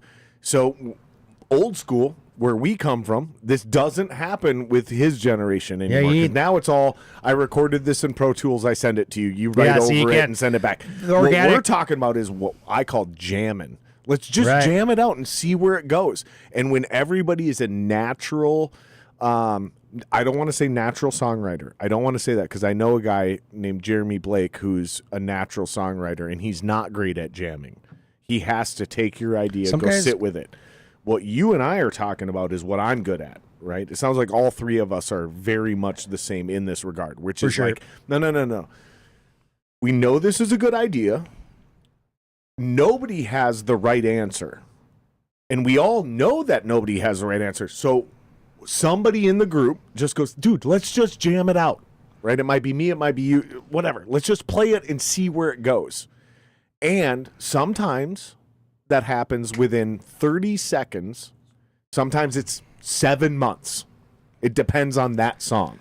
But when it happens everybody anticipates the next note, the next chord, the key change. Everybody stumbles you into can it. feel the melody and starts. it just works. Yeah, that's once, what you're once, talking yeah, about. once you get established, like the I would say like a trial like a trial melody, you get going, and it just like it'll just kind of float into it. Like it just like, whoa, you're changing with, and you haven't even heard the guitar yet. You know what I mean? Like as a songwriter, as a singer, you know, I got the melody going.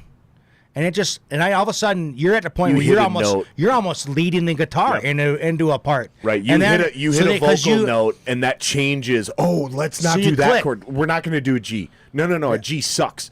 You hit Yeah, that note. I also call these aha moments because you can't achieve these things unless you're all in the same room together at the same time. Because then I go, oh, wait a minute. You did that note. That's a G. We're trying to go into a C. Hold on. What if everybody does an F? We play an F. You actually switch, do this. And then we try that, and boom. Yeah. Now we have that transition to get out of that riff. And Yep. it's just that perfect. Is there anything you guys have ever experienced where when that works, everything we're dancing around, and for people who don't make music, we're probably doing a terrible job of explaining this. But probably. Have you ever experienced that moment in any other part of life, not music? Because I haven't. That truly perfect, beautiful aha moment where maybe we're even frustrated leading into it, and then we achieve that idea, and everybody gets that bubbly gut euphoria feeling. I don't think so. I think that's why music is special. I think music is. I think it's too, yeah. I think it's like the link to the source. You know, it's like there's like a attachment. There's like a you know, I don't know how you want to say it. For me, it's like a spirit. There's like a spiritual connection. There's like a link to the source, like some kind of a thing that's what it is. That's why music is special to a lot of people. You know, I think that's really the honest answer. I mean, I don't think you don't really see that out anywhere else, because I think that music is special. Josh, will you grab me a beer out of that fridge? One of them light beers, please. I don't know if that sounds weird or not, but I mean, the closest thing I've heard to it is comedy, right? When people write when people write a joke and it lands. But I've never experienced. Well, I kind of have, because I've emceed shows and I improv jokes, and I've made an entire group of people laugh, and it's the closest thing to being in. But I've never experienced that collaboration version of that, even in my marriage. Even when my wife and I are perfectly on the same page, and she's like, hey, I say, hey, we're going to buy a new TV and blah, blah, blah, blah. I want to put it here and do this. And she goes, do you think we could? And I go, yes. And she goes, you don't even, and I go, yeah, I already know. And the answer is yes. Really, what was I going to say? You wanted to know if we could get one of those fancy TV mounts that I could pull out from the fucking wall 2.5 feet and turn so we can look. How did you know that? Yeah, because I already knew that, because I know you. That is the closest thing in my marriage I've ever experienced. And that's not, that's like 1% of what we're talking about. Those aha moments where everybody's on the same page. the closest thing I've ever heard to an aha moment from anybody else is those comedy things. Have you guys ever experienced that that collaboration, that true beautiful, hey, anywhere other than music? Like, give me one example. Oh, man. Probably the birth of my children is probably the closest. I don't know if that's the same thing, but I mean, just that euphoria. It's not the same thing, but that feeling could be the same. Yeah, sure. I don't know. And I don't know that because I haven't had I don't kids, know, so. I mean, as far as like that level, I don't, I mean, I'm trying to think about how, that's a hard thing to compare, but yeah, I don't know. What do you think? I mean, as far as it's I don't know, it's kind of tough. I mean, I can go into like a good example. Like we were talking earlier about Justin and I's brains kind of being in sync and kind of utilizing each other's, strengths and weaknesses. We talked about that earlier, but kind of going into the same thing. Though this is musically related, I just wanted to, it's kind of relevant to the conversation, but, I had been writing this song. I'm not the best songwriter myself. I'm poetic in a way, but I'm very, very, I don't have the right words. Like the way that I feel music, I portray it in how I play it. I don't know how to say the right words. My words aren't my instrument. Words You mean were always, literally lyrics? yeah, lyrics were always Justin's instrument. Like he knows how to say the things that I can't get out of my head, right? But I don't have to tell him. I don't have to tell him exactly what I'm thinking with for him to actually know what I'm thinking. So I started playing this song that I've been writing for a while, and I'm not a very good piano player, but I do play piano every once in a while, and I do play piano. I noodle around, right? Like I can get myself through some chording and some very minimal skill set of piano. But I started writing a song. It's called Address, and I'd been playing it for a while, and I would sing it to him, but I just didn't know the right words. I had a good structure of a chorus down, but that was about it. And I remember playing it for him, and I was traveling for work, and we recorded it at his house just randomly, and I was like, hey, dude, I don't know how to say this, but this is what the song's about. And I just kind of left him with the kind of the this is what I'm thinking about it. And when I came back home, he calls me up on the phone one day, and he's like, dude, check this out. And I think I got what you're trying to say. And he sang it, and I was like, dude, that is exactly what I'm trying to say, man. That's exactly what I had been trying to get out. All I wanted you to do was keep my chorus line the way that the only thing that I knew about the song was that this chorus had to be done this way, but the rest of the song I need you to fix it, And so what did you hear from that? So all I listened to was his chorus line. I wouldn't listen. Are we to, talking literal or hypothetical? this is real. This is a real song. This is a very literal yeah, example. Has this been recorded? Is this in context where people can hear the finished version? There is no finished version. Okay. Yeah, I just want to make sure. There's literally just the piano part, and then just my vocals, right? That's all there is. There's a whole ending part. We ended up writing the whole rest of it. We just never really recorded it. But what I listened to was we were using some free program, Audacity or something back in the day. And this is circa 2008. So to give you some context, it's a while ago. He explained to me this song. He kind of sang the chorus line, and then he sent me or he showed me, or I don't remember how it was, but he sent me his takes on the verses, and I wouldn't listen to him because I was like, I don't want to have it mess with my head. So he told me the subject matter. I took it, and as soon as I heard the chorus, I was like, I just instantly knew how to sing it, how to put it together, and I ended up putting it together.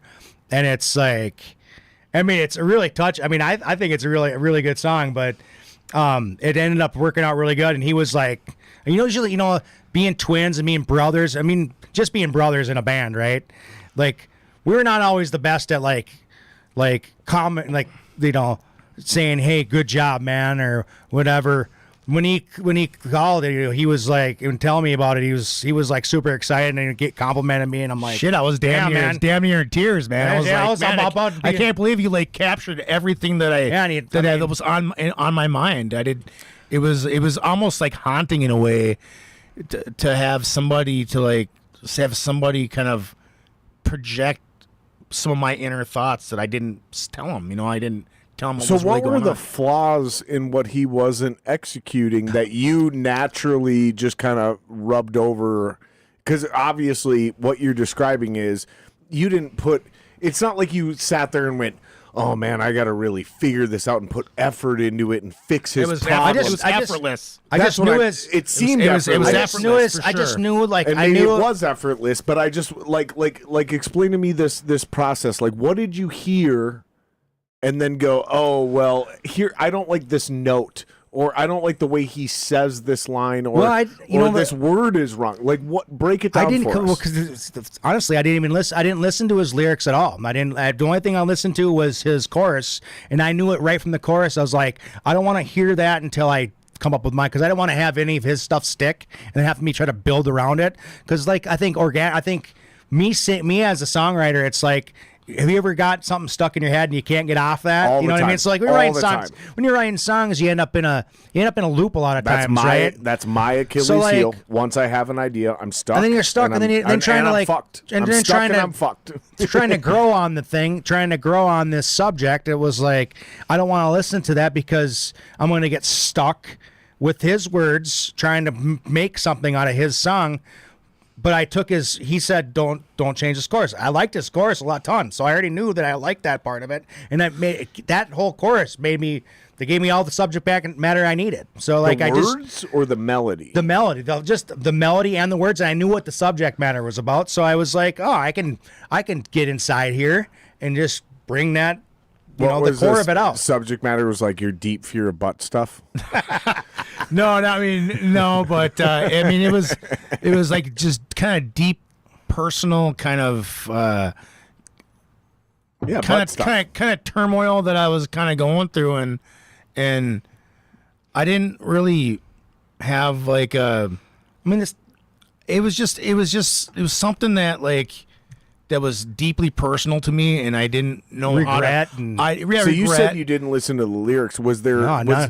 So what made you connect to it? Was it the notes and the chord progression he was choosing? Was it? Did you see? Because I have synesthesia, so when I hear music, not only do I see colors, but I see images. Like I see almost like if you play a riff for me, not only do I see colors, I have full blown synesthesia.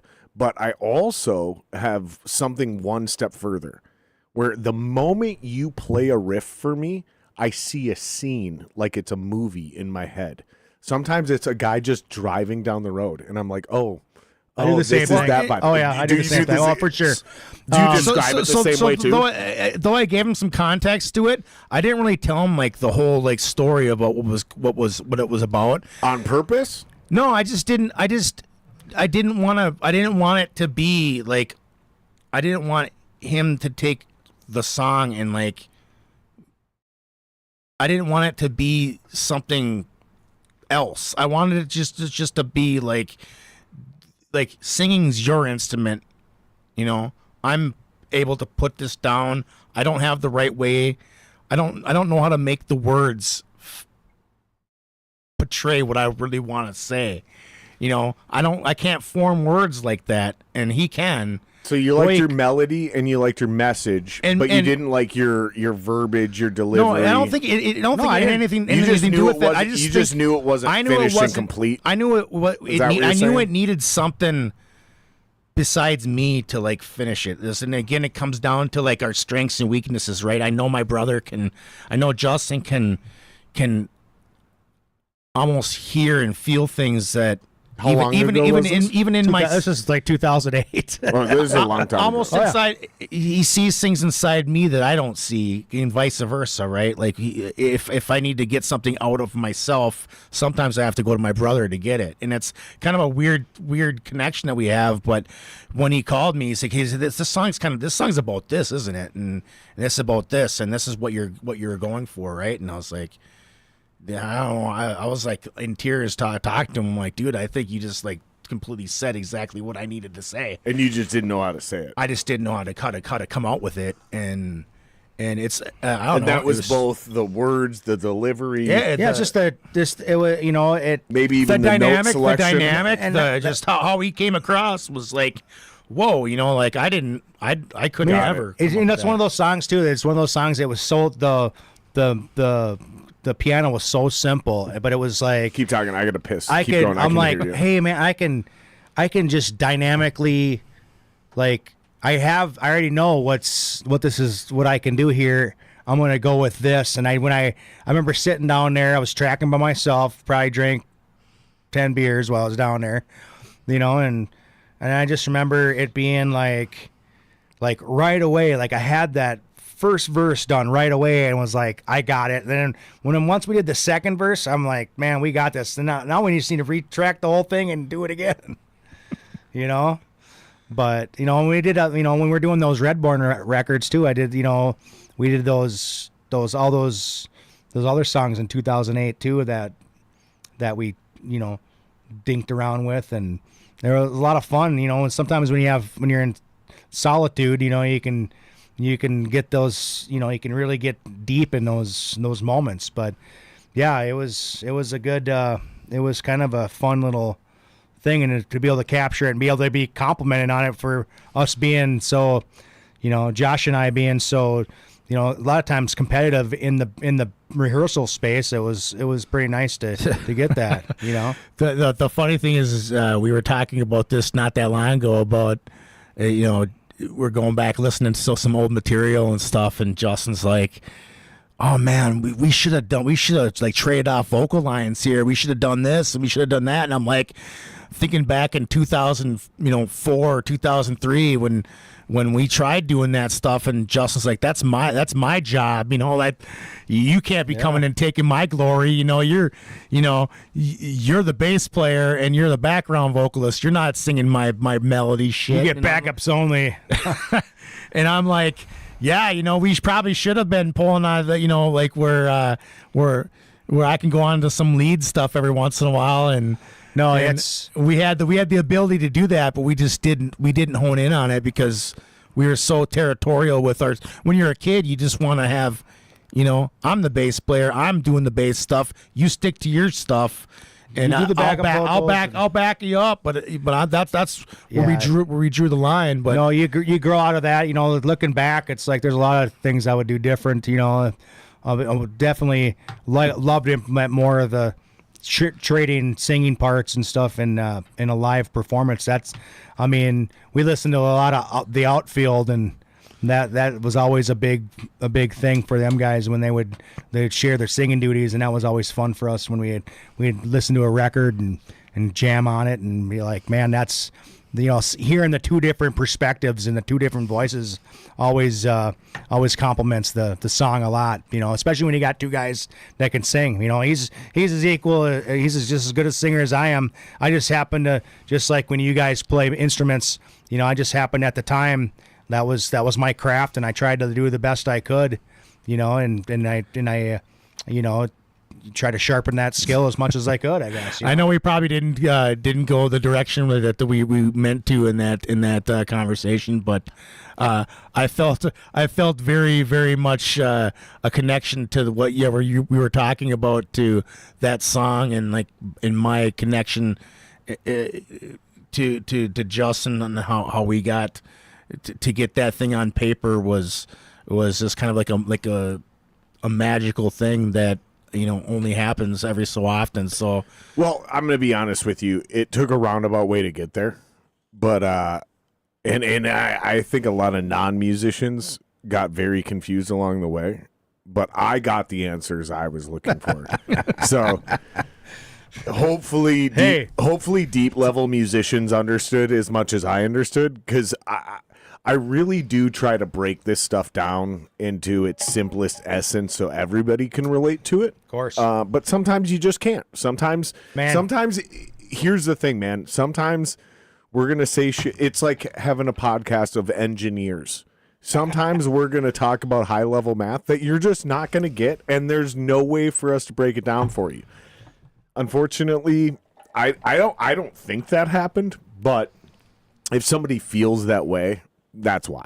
Yeah, Like- sorry like we if we got off on a tangent there. I but feel like I do a great job, though, of breaking those things down to analogies that everybody can relate to, even if you don't do music. And I take a little bit of pride in that, even if I'm not actually good at it. I think I'm good at it. So who knows? Eat me up in the comments, guys. If you guys right. don't think I did a good job of making sure that I was keeping this thing palatable. And if you want to get to know the Marsh brothers, we're very good at just talking about stuff and Is just there- going on and on about it.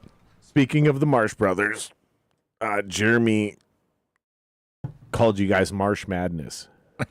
Are we going to get a Marsh Madness band? Or is this going to come back again? Are you guys going to do a thing? Are you guys going to officially come out of retirement? Even if it's just for fun, which it's never just for fun. But even if you're not trying to make it, even if you're not trying to go big or go home, fine. You guys got good jobs. You guys got families. Cool story. We've all heard it. Is there an itch for you guys to come back and collaborate and do a thing again? I mean, And if so, do you want Will to play drums for you? I mean, Because I'm retiring, but this kid's very talented. He's a way better drummer than I am. And he's learned a lot, so he knows how to be in a band. Do you want Will to play drums for your new band? I mean, we got No pressure. No commitment. No pressure. we've definitely been toying around with the idea of getting something going.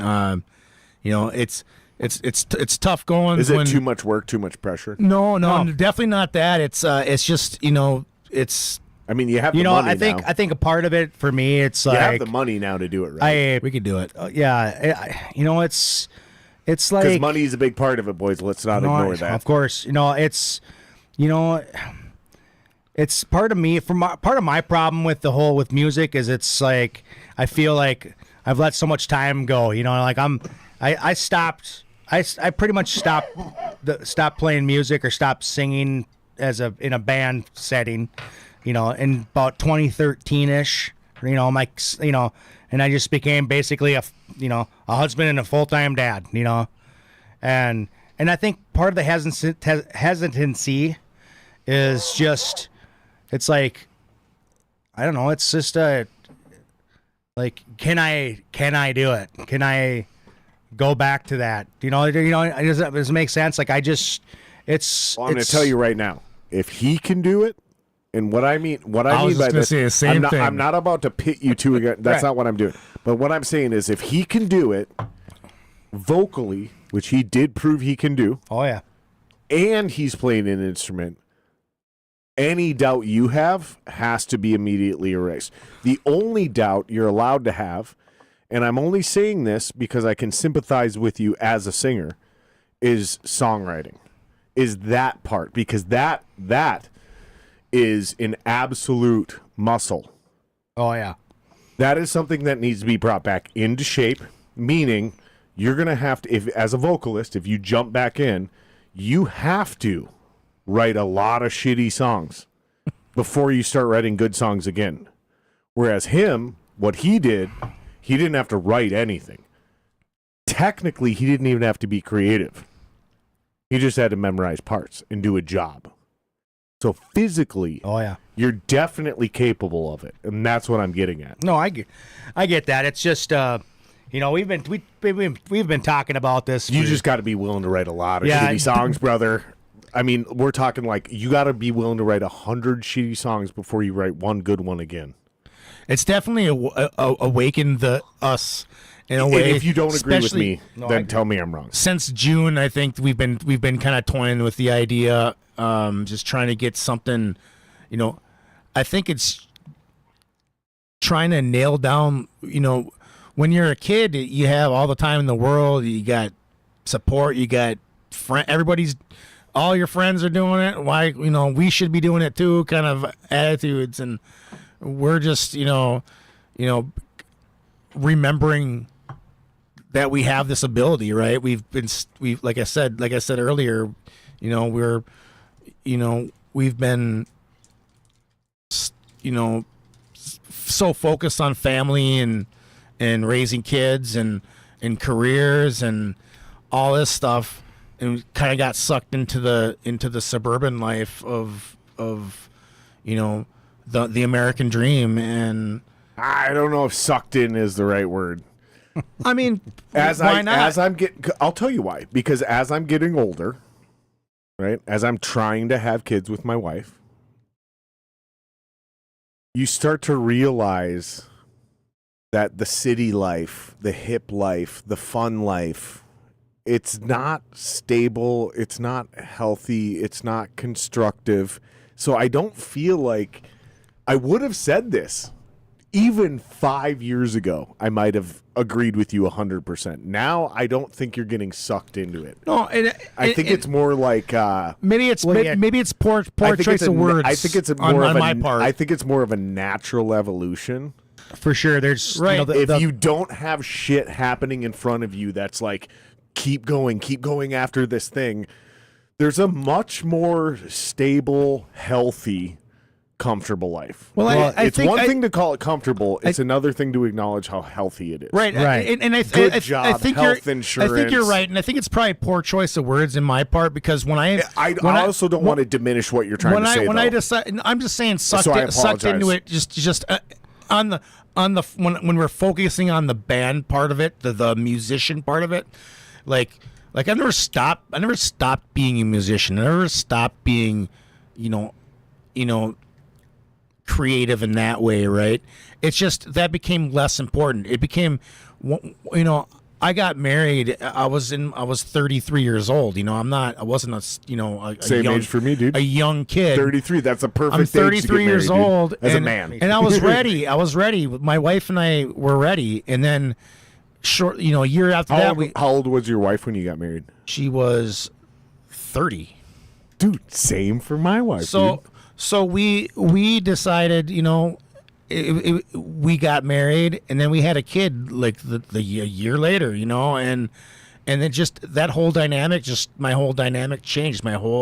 Everything that I loved before just didn't seem as cool, like I was ready to have that life. I was ready to move on. And part of my mistake was that when I moved on, I dropped this other side of me. I shut it down because I wanted to put all this focus here, because now this was important. Well, I'm gonna back you up though. I'm gonna back you up in reverse. I'm gonna make you feel better about this in reverse. I did the opposite. I got married at 33. My wife was 31, and I did the opposite. I kept that door open. Right. Instead of truly diving in and focusing on a real job and my wife and starting a family. So here I am 7-8 years later dealing with the same shit I could have addressed and already tackled and established. You see where I'm going with this? Right, I gotcha, man. So I don't think there's a wrong decision there. It was just you had different priorities. And they made sense because you didn't have a record deal that you turned down. You didn't have the ability to go on tour and open up for who would have been the equivalent of Avenged Sevenfold or Metallica or Pantera, whatever, right? I don't feel like there was a real choice there. I think you made a sound decision for what was best for your life and your priorities. And I feel like a lot of us did do that. And I feel like a lot of us also didn't do that fast enough. Well, yeah, and we, that's the thing is, we got to that age where, I just don't want you to feel bad about it. I had dated my wife for, 5 years before that. And it was, we were ready. We were just ready. And, she was my best friend, and that was where all my focus went. Was once we did that, it was like we bought a house, we had a kid, that kid grew up, we had another one, was growing up, we had another one. It was like, and then those priorities of music and playing shows and stuff became extracurricular. It wasn't, when I started playing music, having a job was extracurricular. Like I didn't want to, working a job was just I wanted to just get that to buy gear, and not use my student loans to do it. I wanted to use my own money, and that was that was the thing. And when I got married, I was ready. I was ready to start that chapter of my life, and I don't regret it one bit. I just but now I've allotted myself. My kids are getting older, and I'm getting that freedom where I don't need. My kids understand things. They my son's doing piano, and he and I'm trying to help him through it. He knows more about it than me, but you got kids too, Justin? I sure do. And I he's doing like piano and stuff, and I'm helping him, trying to help him through it, but he knows more than me about it, and now I'm finding that when Jeremy sent me that text message to join you guys on that on that show in June, it was eye opening. It wasn't just that, it was somebody remembered, and it kind of made me remember that I have this other side of me that I've put to sleep for so long, and now I'm just reawakening, and I think that it'll be, something that'll be in my future again. But here's what I think is interesting about this is like, why do we do music at all, right? So Kid Rock once explained that you only professionally pursue music for one of three reasons. And these are the dumb versions of the reasons, but they're absolutely distilled down to the pure essence of the ego. As a man, if you're going to become a professional musician, you're only doing it for one. I mean, I guess it could be a combination of these three reasons, but it's definitely one or more of these three reasons. You're either doing it for fame, you want to get famous, you're doing it for money. And that doesn't mean you want to get rich. That just means you want to pay your bills off of it. Or you're doing it for pussy. Trying to get laid. And a lot of us chose music in high school to get laid because that's what cool dudes did, especially in our generation. The cool guys were rock stars and they got pussy. And a lot of guys who couldn't play football or baseball because they weren't athletic didn't have an opportunity to get pussy without doing music. So they chose to do music. But what I hear and what I see is and I'm only talking about men, I don't know about women, but there's something about this idea of legacy, right? And being remembered and being loved. And I feel like when a man gets married, and I don't have children, so tell me if I'm wrong. Please do not entertain this idea if it's bullshit. If you find a single flaw in it, call me out on that. It's also better for podcasting if I'm wrong. But what I see from my fellow men is that once a guy gets married, and this is only amplified once he has kids, and I don't have kids, so tell me if I'm wrong, but this is my observation, is that it becomes more emotionally lucrative to invest your legacy into your family and children than it does into a music career. So, therefore, a man's priorities change once children are born. And if that music career is not tangible for what that man perceives to be long-term success, it is not shameful or astonishing if that man abandons his music career to do what's best for his children, because those children and what they do in the world is more important to that man's legacy. These are all ego-driven arguments. Do you see where I'm going with this? I do. I completely do. Do you think there's any bullshit to what I just said whatsoever? No, I think it's so like, you know, I always use this as an example in our bands, my past bands is, you know, I was always, me personally, I was always like one of the guys that like always had a job. Always, you know, it's like that was probably a big hindrance of where I was at anyway, all the way back. But once I had my first kid, it was my son. The whole music thing just kind of like I was still doing it. We're still doing Redbourne shows, practicing twice a week or something. Right? What were we doing twice a week then? 2 or 3 times a week. Yeah, 2 or 3 times a week. But it was starting to get to a point where like my wife worked overnights. I have my little baby, you know, it's like, and it was just, I just started getting to that point where it was like, man, I started to lose the want to be on stage, and like, and I started getting this like weird, I don't know how to explain it, but I started getting this like, almost like this feeling of like stage fright, and started getting like kind of felt awkward. Started feeling awkward being on stage. Does that make sense? I don't know if that. I know what you're talking about, but I don't know that the listeners. So I started almost losing like, it. I started losing like that edge. Like you know what it's like to play it. You have to have like some edge about you, some kind of like. It's a little bit of arrogance. Yeah, and I started losing that because it was like I just got softer. I got like all of a sudden that little edginess that I did have, and I've always been kind of like a more of a sensitive guy, you know.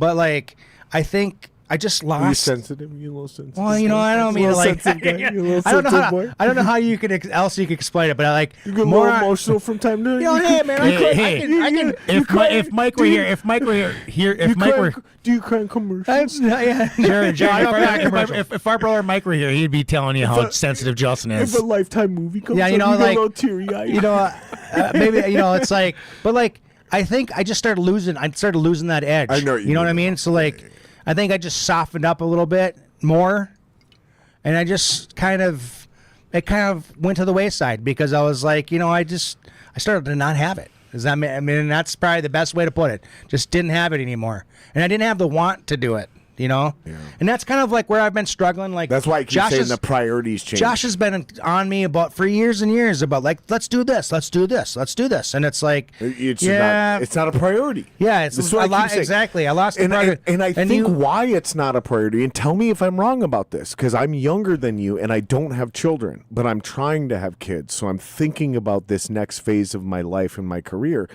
And I think what happens is you just say, this is no longer as important as this other thing. I'm not saying it's not important, but now what becomes a bigger priority to me is what is best for my kids. Of course. What is best for me, leading the best example for them to make their... So, for example, if you two are the exact same human beings, but you grew up in a significantly shittier environment, meaning you didn't have the opportunity, you didn't have the IQ, you didn't have all these other things, and the only tangible, possible, real-world thing you could do that's honest is music. When you have those kids, I have a feeling you guys double down on the music.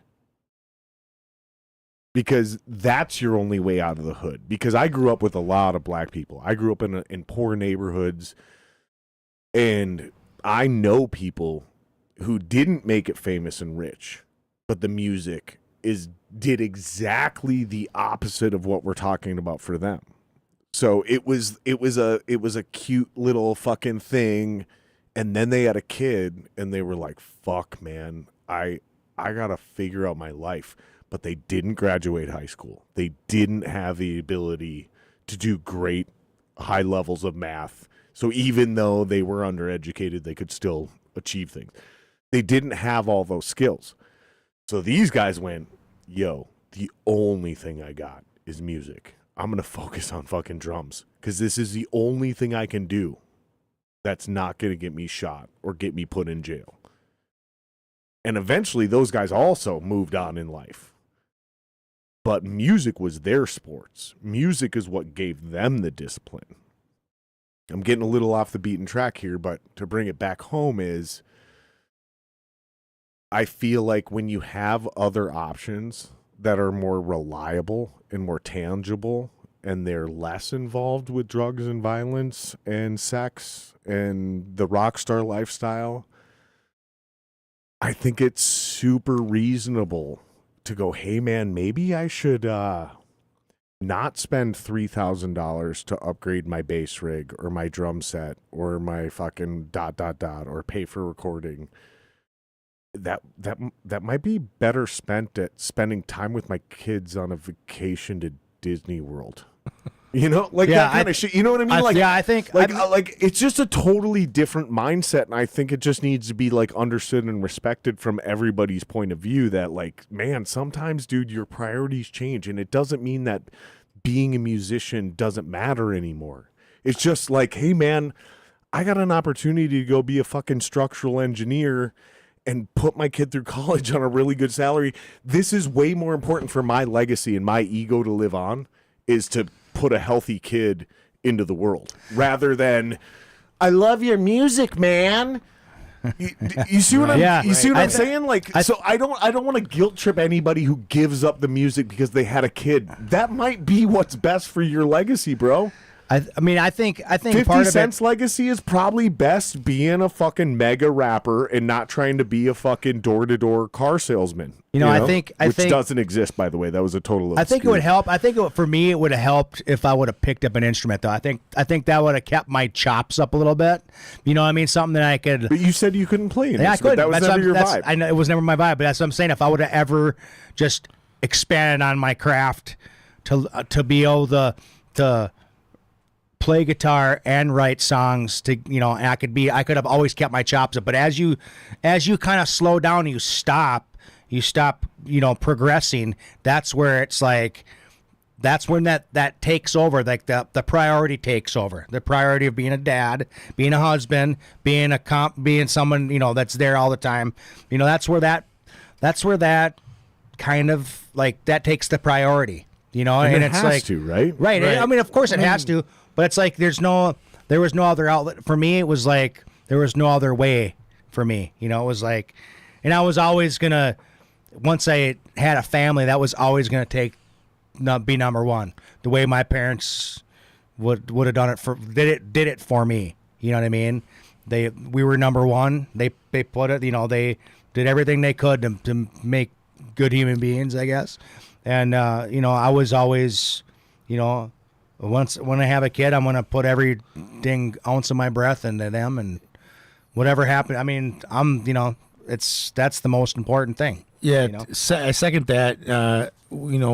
Having a father that did everything in his power to give us more than he ever had, and both my parents grew up very, in very meager,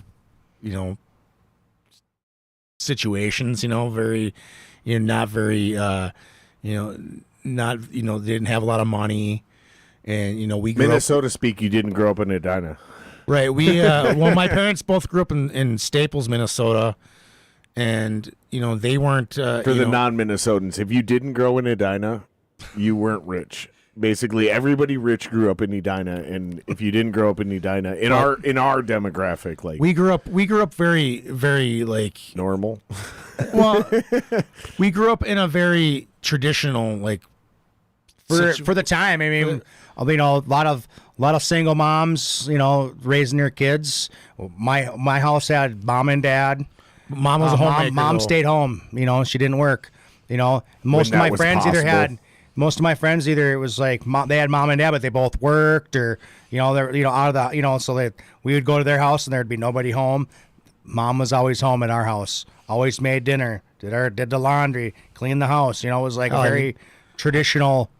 That was like a very like old school way of for the 80s, and for us being kids of the 80s and 90s. Then that was very uncommon in our neighborhood.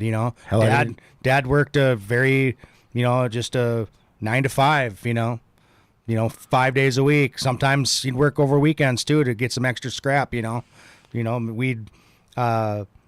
mom worked 2 we jobs. didn't know any different. We didn't know like that our parents struggled or they never led on to any of that. You just lived life. We just lived life, and our parents did a very good job. They could budget making like us- crazy. Made You us, didn't know when you were broke. You didn't know No. when you guys. No, 'cause you didn't know when your parents got an extra no, because bonus. Yeah, no. we didn't know that like why mom took us to Kohl's and bought us Union Bay jeans instead of Gerbos or whatever. Dude, the hell. listen, man. Kohl's is fucking nice. Yeah. Kohl's cash, man. We go to Dude, Kohl's is a fucking nice. Dude, Mm-hmm. I'm telling you, man. It may not always be the best quality, but that shit looks nice. It cleans well. Like, go to Kohl's. Marshall man. Outlets, man. That was always a good one to go Is to. Kohl's like a Minnesota thing? Because I don't hear about anybody across the country Remember, talking we used to be about called Kohl's. Main Street back in the day. The Yeah, place there that we was- went to. Is that like a Midwest company? We'll I'm- look this I'm- up. I'm Is, not is sure. Kohl's Midwest or is it also nationwide? I know you can get like 3 T-shirts for $10 it's, back in the okay, day. it's based out of Wisconsin. That's Yeah. pretty close to this Minnesota. Okay, fine, but that doesn't mean anything. So type it in. Ask if it's fucking nationwide or regional. Because cool, it's based in Menominee, Wisconsin, which is honestly kind of cool. It is a nationwide department store. 1,100 spot. Okay. 49, yeah. Yeah, so they're everywhere. And here's the thing, dude. Like, I don't know if this is true everywhere, but where we're at in Minneapolis, like, Kohl's is actually kind of nice. Like, you can get some decent shit. Oh, at no Kohl's doubt, for man. Very For sure. reasonable prices. Like, it's nice. Like, you're not buying fucking Walmart, Target bullshit at fucking. No, man, you can back in the day, you go to Kohl's. Kohl's. Kohl's fucking. Yeah, you still go to this day is kind of nice. Dude. Remember back in the day, you'd walk into Kohl's. The boots I'm wearing right now, I got from Kohl's. Yeah, you'd walk into They're Kohl's, fucking man. sexy boots. And there'd be, you can go to there. They had the Sega Genesis there. They had toys. Kohl's? They had, Yeah, they yeah, did. dude. Oh, it's Heck yeah, they Kohl's did. only now. Heck yeah, they Man, did. you used to Oh, walk they got, in. they got makeup and shit. They used got to a- walk in there. It's a department store. They got like a whole- Sephora there. Man, now. we used to go there and they'd have the kiosk of the Sega Genesis. They're playing Altered Beast on there. It'd be like, damn, that game looks sweet. That's way better than Nintendo. That's Kohl's, so funny. man. But I definitely don't feel like Kohl's is like legit in other parts of the country, even though they apparently have stores in 49 states. Because up here, like, my wife's from North Carolina, and I brought her to Kohl's, and she was like, "This is a really nice place." Like, she had never heard of Kohl's, she'd never been in a Kohl's, and she was impressed by Kohl's. So clearly, it's not even if they're in 49 states, it's not the same thing. Dude, what was the store? And I hear this about Target too. Like, you go to the South and they're like, Target's ghetto. Walmart's way nicer. Well, and when I up was a here- kid- when up I was a here, kid, you're I was- like, what are you talking about? Target is way nicer. When I was a than kid, fucking Kmart Walmart. was the freaking store. Kmart was the fucking target. store. 100%. Kmart was the target. Kmart was everything. God dang, it was There the. was no Walmart. There was no And then they well, opened up. Target Then they did opened exist, up but- way too many stores and put too many Little Caesars in them. No, didn't And they? all of them Didn't they all of fall? them went out of business, No, I thought. except for the one on Lake Street. No, I thought Kmart fell because of marketing. Yeah, that's thought- probably. Yeah, probably. No, I think it was because they sold guns, and Rosie O'Donnell was super anti-gun, and she was like the main spokesperson for Kmart.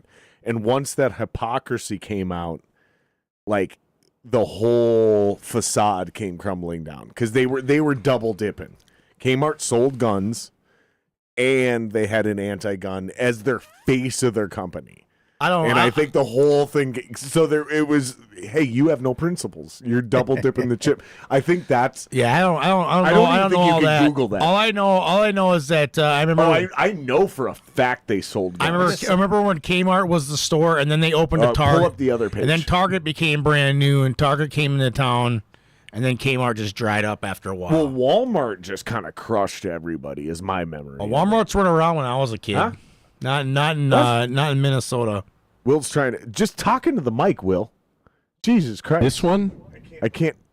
Yes, so I know why. Okay, Kmart went under due to a combination of failing innovate against fierce competition from Walmart and Target, poor management, bad diversification, and they're not talking about diversity as the way we use that word now.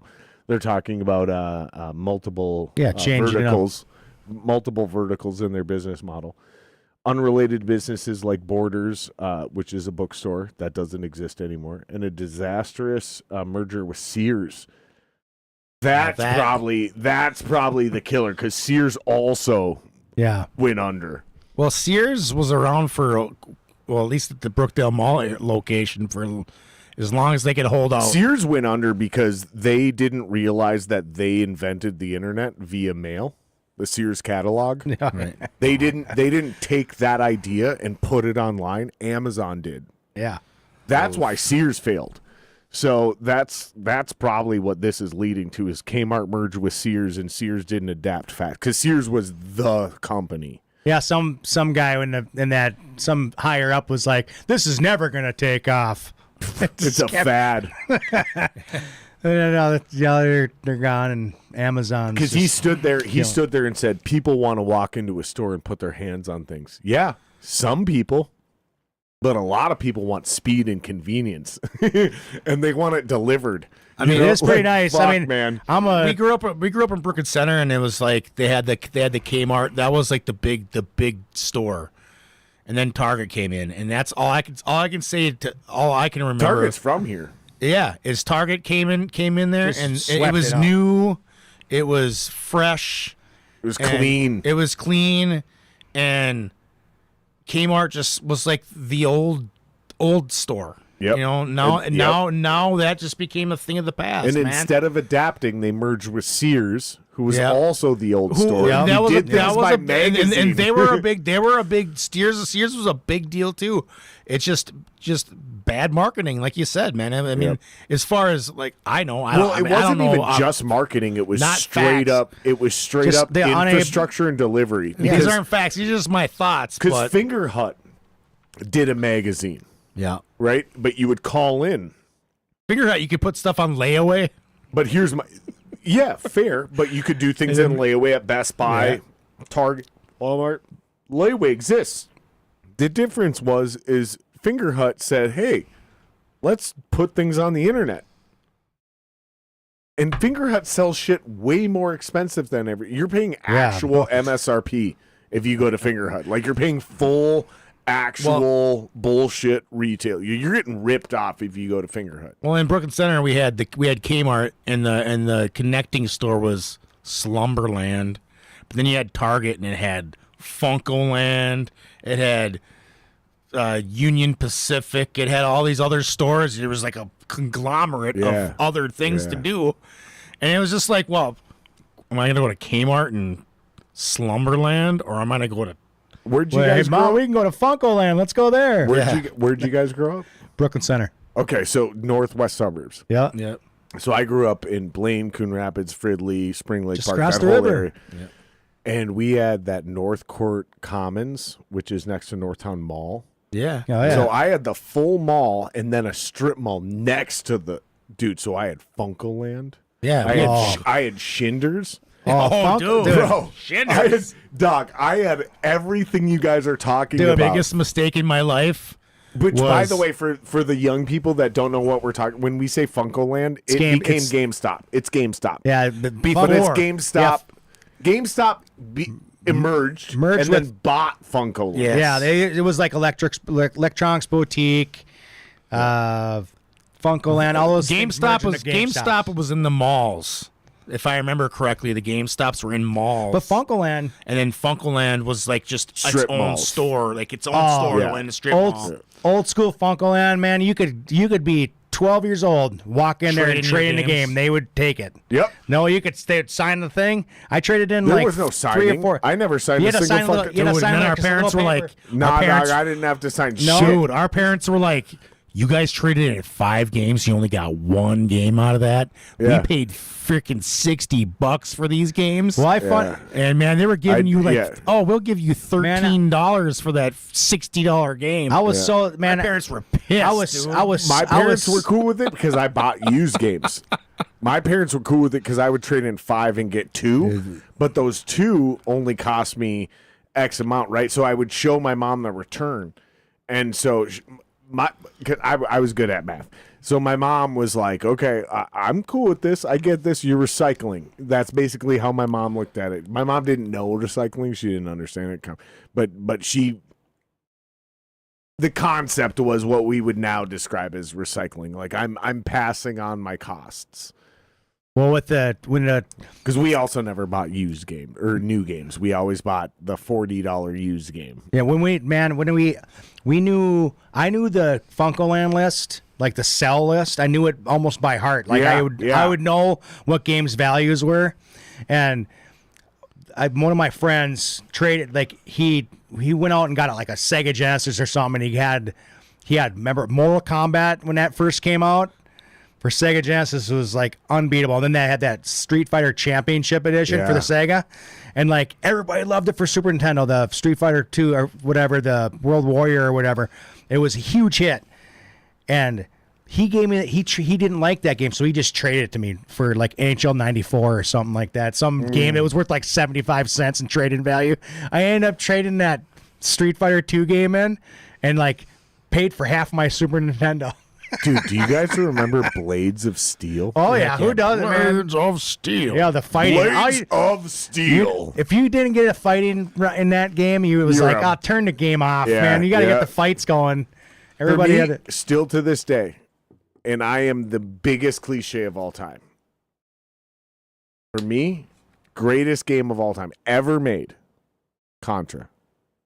Oh, I got that on my Play Choice 10, man. That's a great. Dude, with the 99 guys, I mean, it's the up, down, left, right, BA. BA. Select start. If you're playing two players, select start. Yeah. But everybody says AB and they're wrong. You're absolutely wrong. What's your favorite sports game for NES though? What's the best sports game? What you thinking? Tecmo Super Bowl? Yeah, because I'm a little young for NES, right? So right, sure. So like I was like 8-9 years old when Super NES came out, right? So like that's real. 16-bit is really where I grew up. Sure, but I was birthed into 8-bit. So yeah, it's Tecmo Bowl, Super Tecmo Bowl. It's that baseball era. Baseball stars for Super Tecmo NES. Bowl. Super Tecmo Bowl is the direct answer. Without bullshitting, I will go on a limb and say that Baseball Stars for NES is the best baseball game ever made. That's pretty bold, man. That's good. I'm gonna say bold. It's good. Bold. Best game ever made. Did you guys play California games? Dude, yeah, I played that on every platform, man. The hacky sack, brother. Atari 26. Yeah, you gotta do the freak. I played that. What's that move called? The surfing was the hardest. The surfing was the hardest, though. I'm trying to riding the wave in the surfing game was the most impossible. Yeah, that was super hard, man. The bicycle, man, that one was pretty tough too. But the hacky sack when you do like the jester tap side to side, you know, like yep. I remember that one. That Skate or Die though. Skate or Die was a good game. Die, great game. The other one was the Karate Kid game. The game was hard as fuck, dude. Man, it was super hard, but it was also for me at 7 years old. The Karate Kid game, I actually felt like I was in the game because as frustrating as it was, I felt like the lesson to every, what did they call them back then? Not scenes and levels. It was something in levels. Stages and levels. Yeah, stages and levels. Every stage and level was built on a lesson that they taught in the movie. Oh yeah, yep. Right, so it was wax on, wax off. It was about a rhythm. Yeah, but then they had that screen where he had to dodge the little blade that come down. There's like a bonus screen or something like that. Yep. But again, that was about a rhythm. It was Tai Chi, right? Yeah, the drum or whatever. And grabbing the flies out of the air. It was not about being aggressive and fast. It was about learning and being graceful. The flow, yeah. Dude, like there was life lessons I was learning because I watched those movies. Yeah, you know what I mean? Oh, yeah. So that was the most and then the most impossible game of all time on NES was that Teenage Mutant Ninja Turtles game. I got no one has ever beaten that game. Yeah, you know the probably the worst game I ever played is Back to the Future by far. That game is. I don't think I ever played that one. Back to the Future was like the worst game. That's my favorite movie franchise of all time. Play the game once. It has nothing to do with the movie. For NES, man, I think my favorite game, one of my favorite games. I can't say it's my favorite game, but like, you take out like obviously Super Mario 3 is great. Legend of Zelda. You're not going to find very many better games than that. But a game that I go back to all the time, still today, is Rygar. You ever play Rygar? No, pull it up. If you haven't played Rygar, do you? Not the Goddamn, Will is becoming Jamie from Joe Rogan. Not the arcade port. Bro, we're talking Will, NES. you were getting quick, dog. So Rygar was an actual arcade, but NES made its own version of it, and I didn't know this until like obviously as an adult. But so what is this? Is this this like game- Tarzan? It's like Is this like fucking Conan It's got the like Barbarian? Superman music kind of on it. I've never even seen this before. Man, I used to think that see that shot with the big sun in the background. Yeah, dude. That thing was That so reminds me sick. of We used to think Contra, that dude. graphics were so awesome. dude. I mean, I played. That reminds me of a cross between Contra and Mortal Kombat. Yeah, so like the backdrop NES right version, there? the NES game is like it's like a more of an adventure game, but the arcade is just like a linear, like just got to get to the end of the board.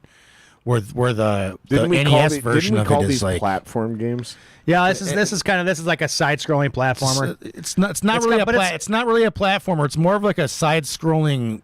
It kind of is though. It's kind of adventure game. like You got to get tools to get to the next level, and you got But to side move. scrolling is the actual mechanic, and then platforming is the idea that you do the same thing you on climb up a levels ladder, of you jump up. difficulty. Yeah, it's like Ghost and Goblins. You Even ever if wanna- the ladder becomes metaphorical, you're still just like scaling up in a. It's a level game. See, they kind of use the Contra thing. See how they have that top-down version? Yeah. So they'll have like a board where you're kind of top-down. So they did that. Oh, that you that mean Contra. Zelda? That's more like Zelda. Yeah, so remember Contra did that too? Like you get, No, I don't. get into a board where That's you're, like you're Contra on the 3 though. No, Contra 1, man. And in the second level, you're like there's like a Oh, top-down. Yeah, the remember? end Complex, stage of like every a- board. Yeah. The Yep. end stage of every board was the gauntlet. They Yeah, called so it it's the kind of gauntlet, it's kind of like that. So they had little parts of the board where it would go top-down. Where it was going like.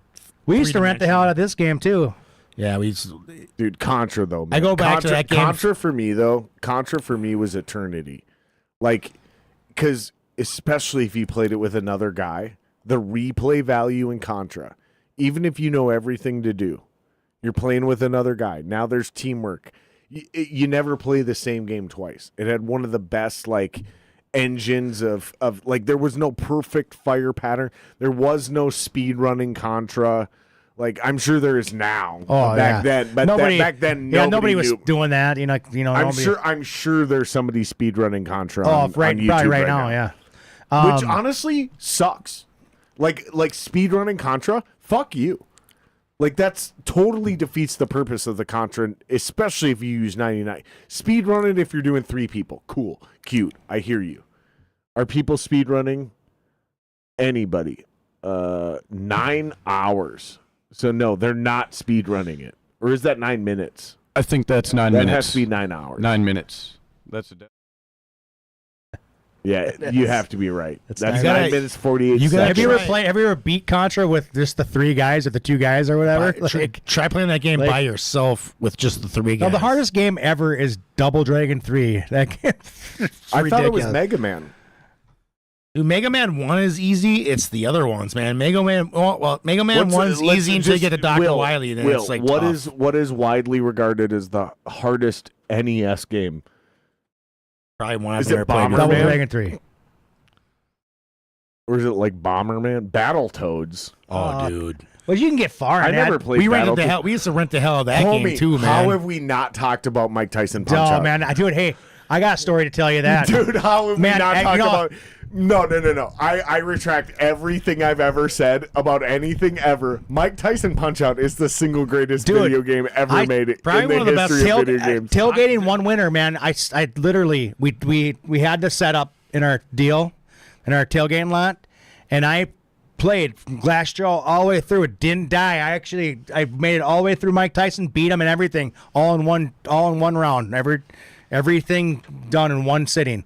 That's like all the people were watching. It's like, man, that's a tough game. Dude, And Mike but- Tyson's like, But Mike hard Tyson as was hell. also the best because if you got Game Power or Nintendo Power or whatever it was called, you learned the code and you could basically pick off of what we call now a save point.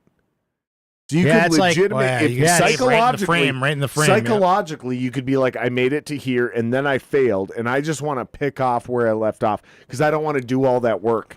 And you could remember legitimately progress through and fuck if you wanted to. You could also be dishonest and just cheat I think and go straight to the Mike code's Tyson. like but double like 007 373 5963 or something like that. put that in. See if you Let's can see it. See if it. see It's Mike some- Tyson code. Mike Tyson NES code.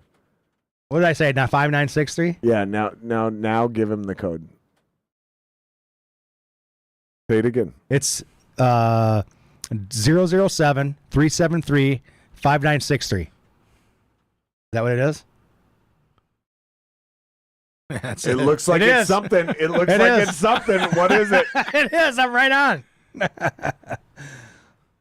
What is it though? What does it do? It brings you to Mike Tyson. That's a legit code to get to Mike Tyson. You can tell when somebody cheats because it's like you're like 0-3 when you win the game.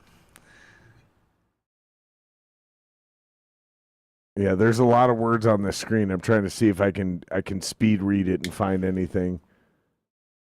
So like what happens if you get defeated by Mike Tyson? You end up having to retire, then you have to go back and play Macho Man again.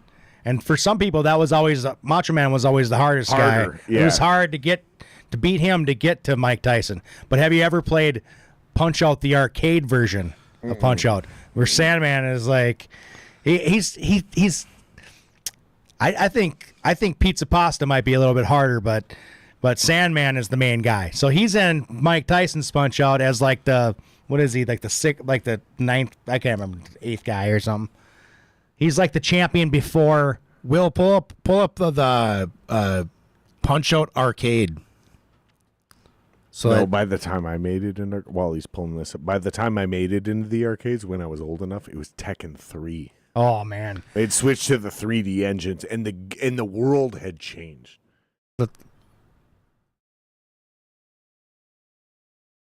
Like there you want, go. like, There you images? go. Yep. I just want to, so you can see like the differences, or so there's yeah. So like Little Mac is like he's like a main, like I'm just a normal sized guy, but they kind of gridded out his body so you can see through him. That kind of gave it the, but I don't It know. doesn't even look like Mike Tyson at that point. Yeah, he's not. There's no Mike Tyson in the old Punch Out. Sandman is the main. He's the main boss in that game, and then you have to. What you do is you end up beating him, and you get So the. they already had Punch Out. Yeah. And then I have that game in my basement. They poured it later, over, they, yeah. they licensed Mike Tyson's name. Yep. So the cool- added him to the game. yep. Yeah. So the cool thing about the arcade game though is you go all the way through there's like 6 guys or something, and then you beat Sandman, and then you have the belt, and then you have to defend the belt, and you're running around playing all the guys again, and they're like impossible. I do to- remember that. I they're do like- remember that. Yeah. I mean, it's got to be a quarter eater, 100%, man. That's definitely also true if you play the later version of Mike Tyson's Punch Out. That's exactly what happens. When you beat Mike Tyson, you have to go through the whole game again defending as champ, and it's basically impossible. I do remember that. Sounds cheap, like playing Ghosts and Goblins when you gotta like you beat the game, you don't even actually beat it. Tells you gotta start all over from the beginning. Yeah, those It's not even NES. fair. It's a game's harder than hell. So my Mount Rushmore of NES is Mike Tyson's Punch Out, the Karate Kid game, just for the nostalgia of the movie, not even because it was a good game. Teenage Mutant Ninja Turtles 2, because I was obsessed with them, or not Teenage Mutant Ninja Turtles 2. It was just the original Yeah. NES game. The one where the turtles can't swim. Yeah, it's again an impossible game to beat. And then number 4, what was number 4? Oh, Tecmo Super Bowl. Those were my 4 NES games. What's your Mount Rushmore? What's your top 4? Me and you just As talked we about wrap it. We this were up. like, then we just Oh talked man, about I got so many for. Are you talking NES again? Yeah, NES. Top 4. 4 games what's of your all Mount time? Rushmore? My Mount Rushmore. I was Rygar. I just mentioned that one. Fazanadu is another one. we call it Faxanadu. Faxanadu is what it was called. What people called it. Legend of Zelda. I mean, and would be my last one. Probably like The Uninvited or Shadowgate. One of those games. Yeah, I liked Baseball Stars has to be. I mean, Baseball Stars has got to be one of my top ones. I mean, as far as a sports game goes, got to be Legend of Zelda. I liked Simon's Quest. I mean, I know Simon's Quest always gets a lot of flack because, it was like they kind of changed the format of the game, but like the fact that you traveled this land and then it would, like, I didn't mind the where it kind of stopped you. It would stop you and tell you, oh, it turned into night, and then it would kind of freeze the game for a second, then all of a sudden it'd be nighttime. I didn't mind that part of it. Like, a lot of people have a problem with that, but Simon's Quest was one, and then I'm trying to think what my last one would be. Did I say Zelda? I think I did. No, you didn't. No, Did I say Zelda? Legend of Zelda? I was going to say somebody here has to say Zelda. Legend of Zelda was always, I mean, it's one of those. Yeah, it's the game that I go back to all the time, and I beat it over and over again. It's just something about like going back and trying to do it again. Doing it with the Nintendo, like playing it with the cartridge though, like having the cartridge, putting it in. I mean, it's just like smoking cigarettes, man. It's like what do you love? Relate. What do you love about what did I don't smoke anymore, but when I smoked, it was like it wasn't just the cigarette that smoke. It's like the whole thing, man. You gotta slap it against your hand to kind of pack it all in there, peeling the plastic. It's like the same thing. You get a game, you got to blow on it a couple times. You got to stick it in there. We did that at the tailgate. Yeah, Remember yeah. that? I was like, I'll get it to work. Yeah. Remember, I was like blowing in the cartridge, and I was like doing the side to side thing. Yeah, you're like, gonna scrape the side when you push it down in there. There's a process to it. And yeah, that whole you push it in and then pull it out Just before a you little push bit, it just a down. little Yeah, we bit. couldn't get that game to work, and ended up being the battery. Justin put the new battery in. And in fact, Oh, so it was just the fucking generator. We brought up game was broken on the inside. we brought up the fact. Well, you had a ticket. We shook it. We yeah, could we hear figured something we got ticking it around figured in out. there. Yeah. I brought Justin changed the battery in it, and it worked just fine when I brought it back home. But I just gave him my Legend of Zelda game and had him, hey, you got to replace the battery for me. Zelda has to be in there, right? Because that's like the birth of Yeah, all. I mean, it was RPGs. just like There is no different. Morrowind. I mean, there is no Skyrim. There is no none of that without. I honestly, without Yeah, Zelda. really. That's like kind of that. I mean, for 8-bit, for There's no home Final consoles, Fantasy. There's no Final Fantasy there's without something Zelda. about that game though. Like I see it like on a TV screen, and it like, like when you have like a memory of something, but For me, it's the music. when you have a When I memory hear of that something, 8-bit and you can Zelda love it. music. For just a split second, you can just feel like the air Yeah. changes for just a Yeah, second, the just a smell. split second. I literally Just just a the split smell second, in the and air it- changes. and it makes Yep. that memory like that much more powerful, right? So when I hear that 8-bit music from those video games, I can literally smell the same thing I smelled in the air when I was 8 years old, and for one brief moment, I'm 8 again. Oh, yeah. It's that quick. just a split second. It's Yeah, that quick, You can though. just feel it. Yeah, And it starts with the sound, and then it converts because I second you turn- But I have synesthesia, so like all my senses are connected. So when I hear music, I see color. But when I hear certain music, a smell will. So if I listen to Metallica Reload, the record, I'll smell the bathroom and the apartment that I was in 1994. That's how crazy my shit is. I just remember So how what cool- you're talking about Yeah. is like I remember 100%. I remember like with the Legend of Zelda. I remember like the game was so complex. There was so much going on. There was all these secret places where you could find heart containers and the swords and pushing the grave over and 96. Sorry. all this stuff, man. It was like, but what was even cooler was like our cousin had like this black book that had like the map in it, and that my cousin spent the time and marked every little secret that he found. He must have bombed every wall. He must have sat there and made a bomb or a flame or lit the candle on every bush in that game. I just want to know. And he had it mapped out, and we thought it was He the wrote coolest. Nintendo Power. It was like I want to know who freaking chose the red potion instead of the heart container, though. I mean, if you did that, you're an idiot. I want to know. I wish I would have been old enough to be the person on the other end of that hotline and have the actual Nintendo jacket. Hey, I want that. I want that Nintendo jacket. Those guys that How work cool for would it have Nintendo. been to be able to go work for one of those old companies? Fucking Shit. awesome. Why? Man. What was I thinking? I should have. That would have been the best thing in the world, man. Should have got out of high school and just worked for Sony. Any video game company, just get any job. Think about this. If you're 1988, you go get a customer service job working at Nintendo. You're probably a fucking vice president of XYZ now. You know what I mean? Fuck, man. That would have been... fuck, dude. I wish I would have been 20 years older. Just born 20 years earlier. That's all I need. I mean, even just like us, when we graduated high school in the late 90s. I mean, why didn't we just go into game development and just be testers or something? But Now it's like now entry level video game jobs are disgusting. Yeah, They're the but I'm worst just- possible job you could get. I'm I'd rather saying- be a bill collector we than talk- an entry level. We game talk about this all. designer. We talk about this all the time, man. We grew up in the era of when things were changing. We things were still started simple, off. kind We of, started off with the Atari 2600, and Justin and I were toddlers, playing memory match and surround.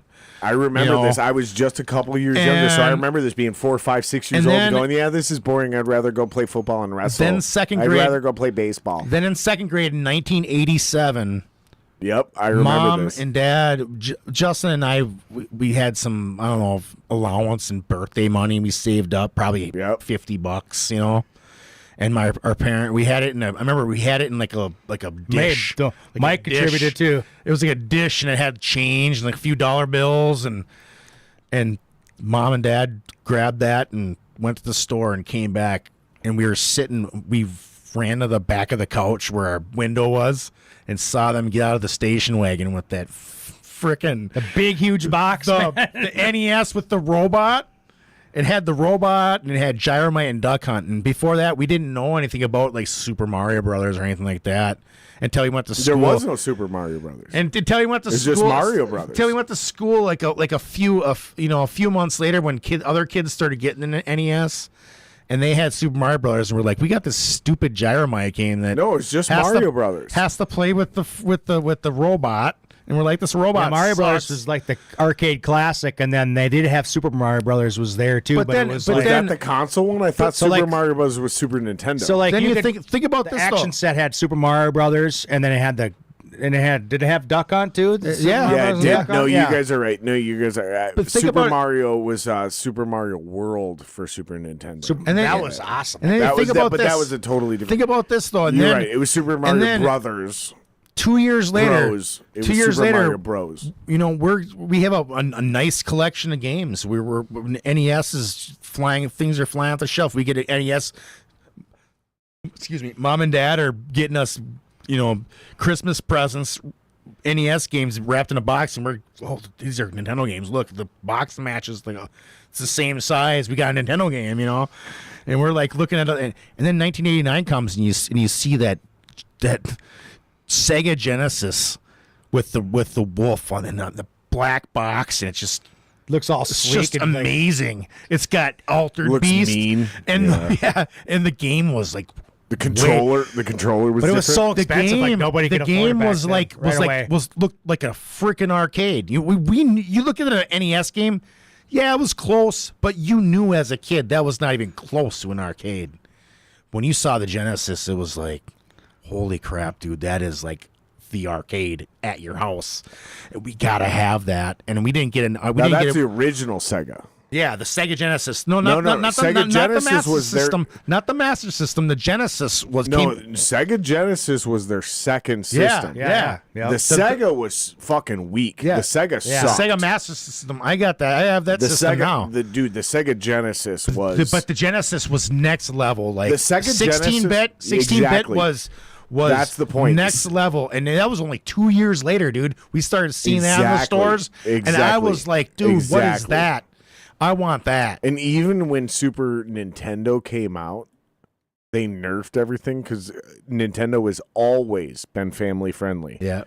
So when Mortal Kombat yeah. came That's- out, and there was blood in the Sega version, Oh, yeah. and there Yeah, they were was like, no no. blood in the Nintendo version, bro. Yeah, it was like hell no. If you had, Bro. dude, if you had, You that were- was the bro, I'm just equivalent. kidding. That if was you the, had a Super Nintendo at that time, you were gay. Yeah, that, dude, if you're You that were was, gay, dude. that was the equivalent of having I had a a Super Nintendo, by the way. That was the equivalent of having a CD that had the parental explicit lyrics versus the The CD that censored didn't. version. Yeah. And if you had the censored version, you were gay. I mean, You were Yeah, gay, you're- or your parents went to a lot of church. you definitely were not the cool kid. No, you That's were for not the sure. cool yeah, kid. especially if you had Mortal Kombat for Super Nintendo, you were not the Yeah, kid. no. So, but anyways, Until they remember they eventually put in a code.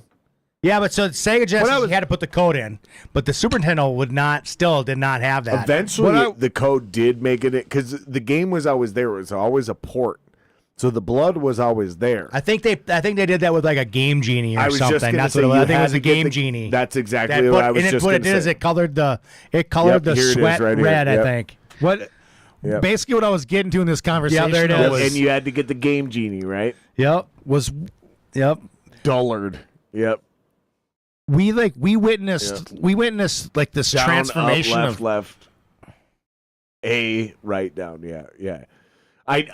Because I remember playing with blood on the Super Nintendo because I had it. And it What- just took a while before I could afford a Game Genie. I had to save up Christmas gifts and birthday You, gifts. you probably see, bought the this Game is a- Genie just for that dang code too. That's it. That's it. Well, 100% it was because of that. Because I was one of those kids who didn't like the cheat codes. I wanted to beat the game, and I never did. But I was a purist, right? I'm still very much a purist in everything I do. But I did get a Game Genie specifically for this, so I could get the blood, and it was so anticlimactic because it was just this like tiny little splat of dark brown that. You know what I mean? It wasn't like it wasn't like blood. It was just and I just remember thinking, I was like, this is so stupid. Like I just wasted so much time and money Yeah, no, saving up for this fucking. It was like as a little kid, it was my first version of capitalism where like- I realized the hype did not outweigh the juice. Did not outweigh. it was the weird squeeze. because like Mortal Kombat was like, oh, we gotta censor all this. And Mortal Kombat 2 comes on, it's like pff, everything's just there's blood everywhere. They made it went over the hill. Correct. With the Correct. blood, and man. that was the big thing. And by the time Mortal Kombat 2 came out, it was blood in everything, no matter what console yeah, you I had. mean blood. I mean Mortal Kombat 2 was really good though. I mean I thought that was probably my favorite one was Mortal Kombat. Do you think there's even a GTA if there's not a Mortal Kombat? Probably not. probably No No way. way. No way, right? Did you ever play the GTA, the very first one for Yeah, the I did. PlayStation? Yeah. I remember did. just walking into. I was went into boring. Funkoland It one sucked. time. I loved it. GTA 2 sucked. I thought it was really good for that. If you're looking, I mean, when I first got it, it was like I just walked into the store one day at the Funkoland, and it was like, and I used to work at like a tobacco store right next to the Funkoland was like a few stores away, and I walked over there and I'm like, what's the new games? I'm talking to the guy because the guy would come in and buy cigarettes and whatever else, and he's like, yeah, check this out, and he popped it in. I'm like, dude, I want that game. I just bought it right there, just. So I jammed on that game for a long time, showing these guys, and like we would sit there and jam on that game, and we didn't then even play the game. We were just like Just running around, running people over with cars and stuff. Man, that was cool. That's what I thought was boring about the first couple GTAs. I didn't realize there was a story going on. There's missions. I yeah. just I thought it think- was I think chaos, that's and the I was thing like, that- "This is cool. This is fun." what it comes down but it's to- also dumb, right? Right. Like it wasn't until GTA 3 came out And then I beat GTA 3, but still had the old PlayStation. And then I was kind of bored. So I was like, well, let me go back and play the old GTA. And that's when I got it. Because then I realized there was a story mode for it. But at first, it was very boring. You had to go to the telephone booths is what it was. When it comes down to, I didn't know that the first time through. So I was just literally stealing cars and shooting people. And I remember this girl called me one time. She's like, what are you doing? I was like, I'm playing GTA. Grand Theft Auto, and she's like, what is that? And I was like, you run around and steal cars and shoot cops. And she's like, yeah, sounds dumb. I think what 3 years later, I was balls deep in that girl, and then after fucking completely coming inside of her, oh my God. I'm playing actual GTA 3 where it's 3D version, and she's like, "Can I play?" The same girl, That's dumb. Can I play? I think what it comes down to though is like, you know, when you grow up in the era of like, you start off with Atari, you go to NES, right, and then you go to Sega Genesis, and then you go into the PlayStation and the 3DO and all this stuff that like. Oh, I remember the 3DO, all this, all this stuff. It was so exotic. 3DO lasted about 6 months. It was so exotic, but it was so revolutionary, so fast. Like people don't realize, like kids today. I mean, they get the PS5. Everything looks real anyway. You know, they didn't see when things with the full motion video was like, whoa, man, you can watch these, you know, pixelated movies on the screen. Dude, the from N64 when fucking Super Mario World came out.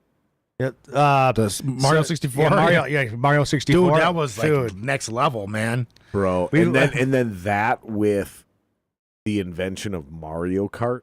Oh yeah, I mean, people Mario Kart now. Mario Kart 64 is probably one of the best Mario Kart games ever made. No, it's just one of the best games ever made. Yeah, because Super Mario Kart is still played to this day. Oh yeah, man. We used to jam the hell out of the one for Super Nintendo, just Super Mario Kart. A 5-year-old kid will play Super Mario Kart right now, and it is essentially the same game we played when we were I think I was somewhere between 10 and 12 when it came out.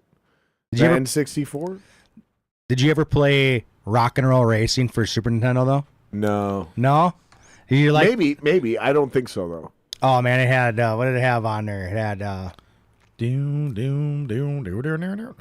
it had Bad to the Bone, all the cool tunes. I was Road Rash. That was the racing game. We rented the hell out of that game too all the time, man. Every weekend. Soundgarden. Soundgarden kicking it off with Spoon Man and fucking. Yeah, so that's the PlayStation, and then not Spoon Man. What's the Soundgarden? Look this up. What's the Soundgarden song on Road Rash? It's fuck. As soon as it comes up, I'm gonna bring my. That's the one. Break my rusty chain or cage. Yeah, that's it. Yeah. Dude, honestly, man. Thank you for beating the Google on that one, dude. Man. The 3DO version of that Road Rash game actually is the best one. It's better than the PlayStation by far.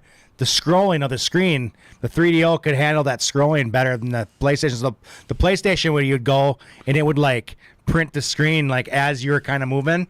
And then but the 3DO version, it's like a smooth transition. It was the rendering. It was the rendering. It was super the first, cool, man. It was the first idea of not 3D rendering. It was rendering frames before. Yeah, because I think the 3DO version was the original version, and I think they ported it to PlayStation. I don't know if that's true or not. 3DO, I believe, was 32-bit. Yeah, if you look at the look up the 3DO. Yeah, I'm pretty sure it was. I think it was 32-bit. Before anybody had the financial ability to sustain 32-bit. So, like, companies couldn't produce 32-bit games. It was 32-bit, right? Yeah, so a lot of the games, I think, were, like, ended up being, like... Scroll back up. I don't know how to interpret that. Yeah, that's super confusing. 3DO, was it 32-bit? Because that was the whole thing back then. Is they went 8-bit, 16-bit, And then the next evolution was 32-bit, Well, no, but it didn't last. It went directly about to Neo- 64-bit. Do you remember Neo Geo? Because that's the N64, because N64 is 64-bit. How about did you ever play the Neo Geo Yes, before? it was a 32-bit video game. Thank you. The Neo Geo was like, what do they call that? 24-bit, but it was I can't remember how they do it. There's just it's a lot of technical mumbo jumbo that I don't understand, but Neo Geo was the first system that brought it home though, like the exact arcade like console in your house. Like you can get it. It was like $800 or something back in like 1990. Yeah. Nobody could afford that. Yeah, and then I didn't know anybody who ever had one. I remember the I watched- 3DO having that rape game. Do you remember that? Yeah, what was that? Like, I can't remember what that was called. I can't remember the Buster's name Revenge. of it. No, That's- no, that's- that's first- Atari 2600. no, but it was like 2600, man. it was like a raid game. So you were basically like a SWAT team officer, and they were using the equivalent of like real world film, like real world video. Yeah, As full motion video. I remember playing this game at Funkoland in real time. Is this Night Trap?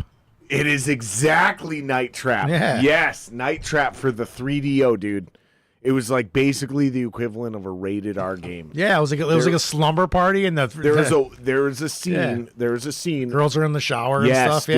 Yeah. Yes, and there was a scene. Yeah. Yes, yes, dude.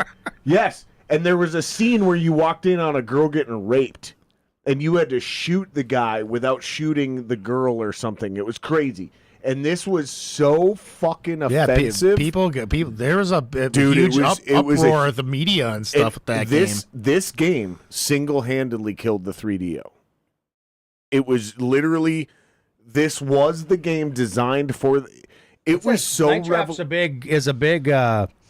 It's got a cult. It's like a cult classic for like the Sega CD and all that stuff. Dude, I have that game. Yeah, me too. Yeah, dude, that single, because that was the only played game. it. That was the only game that launched with the 3DO was Night Trap, and it killed the 3DO as fast as it came out, and the technology moved so fast that they skipped 32-bit technology Man, I and they don't went remember- straight to 64.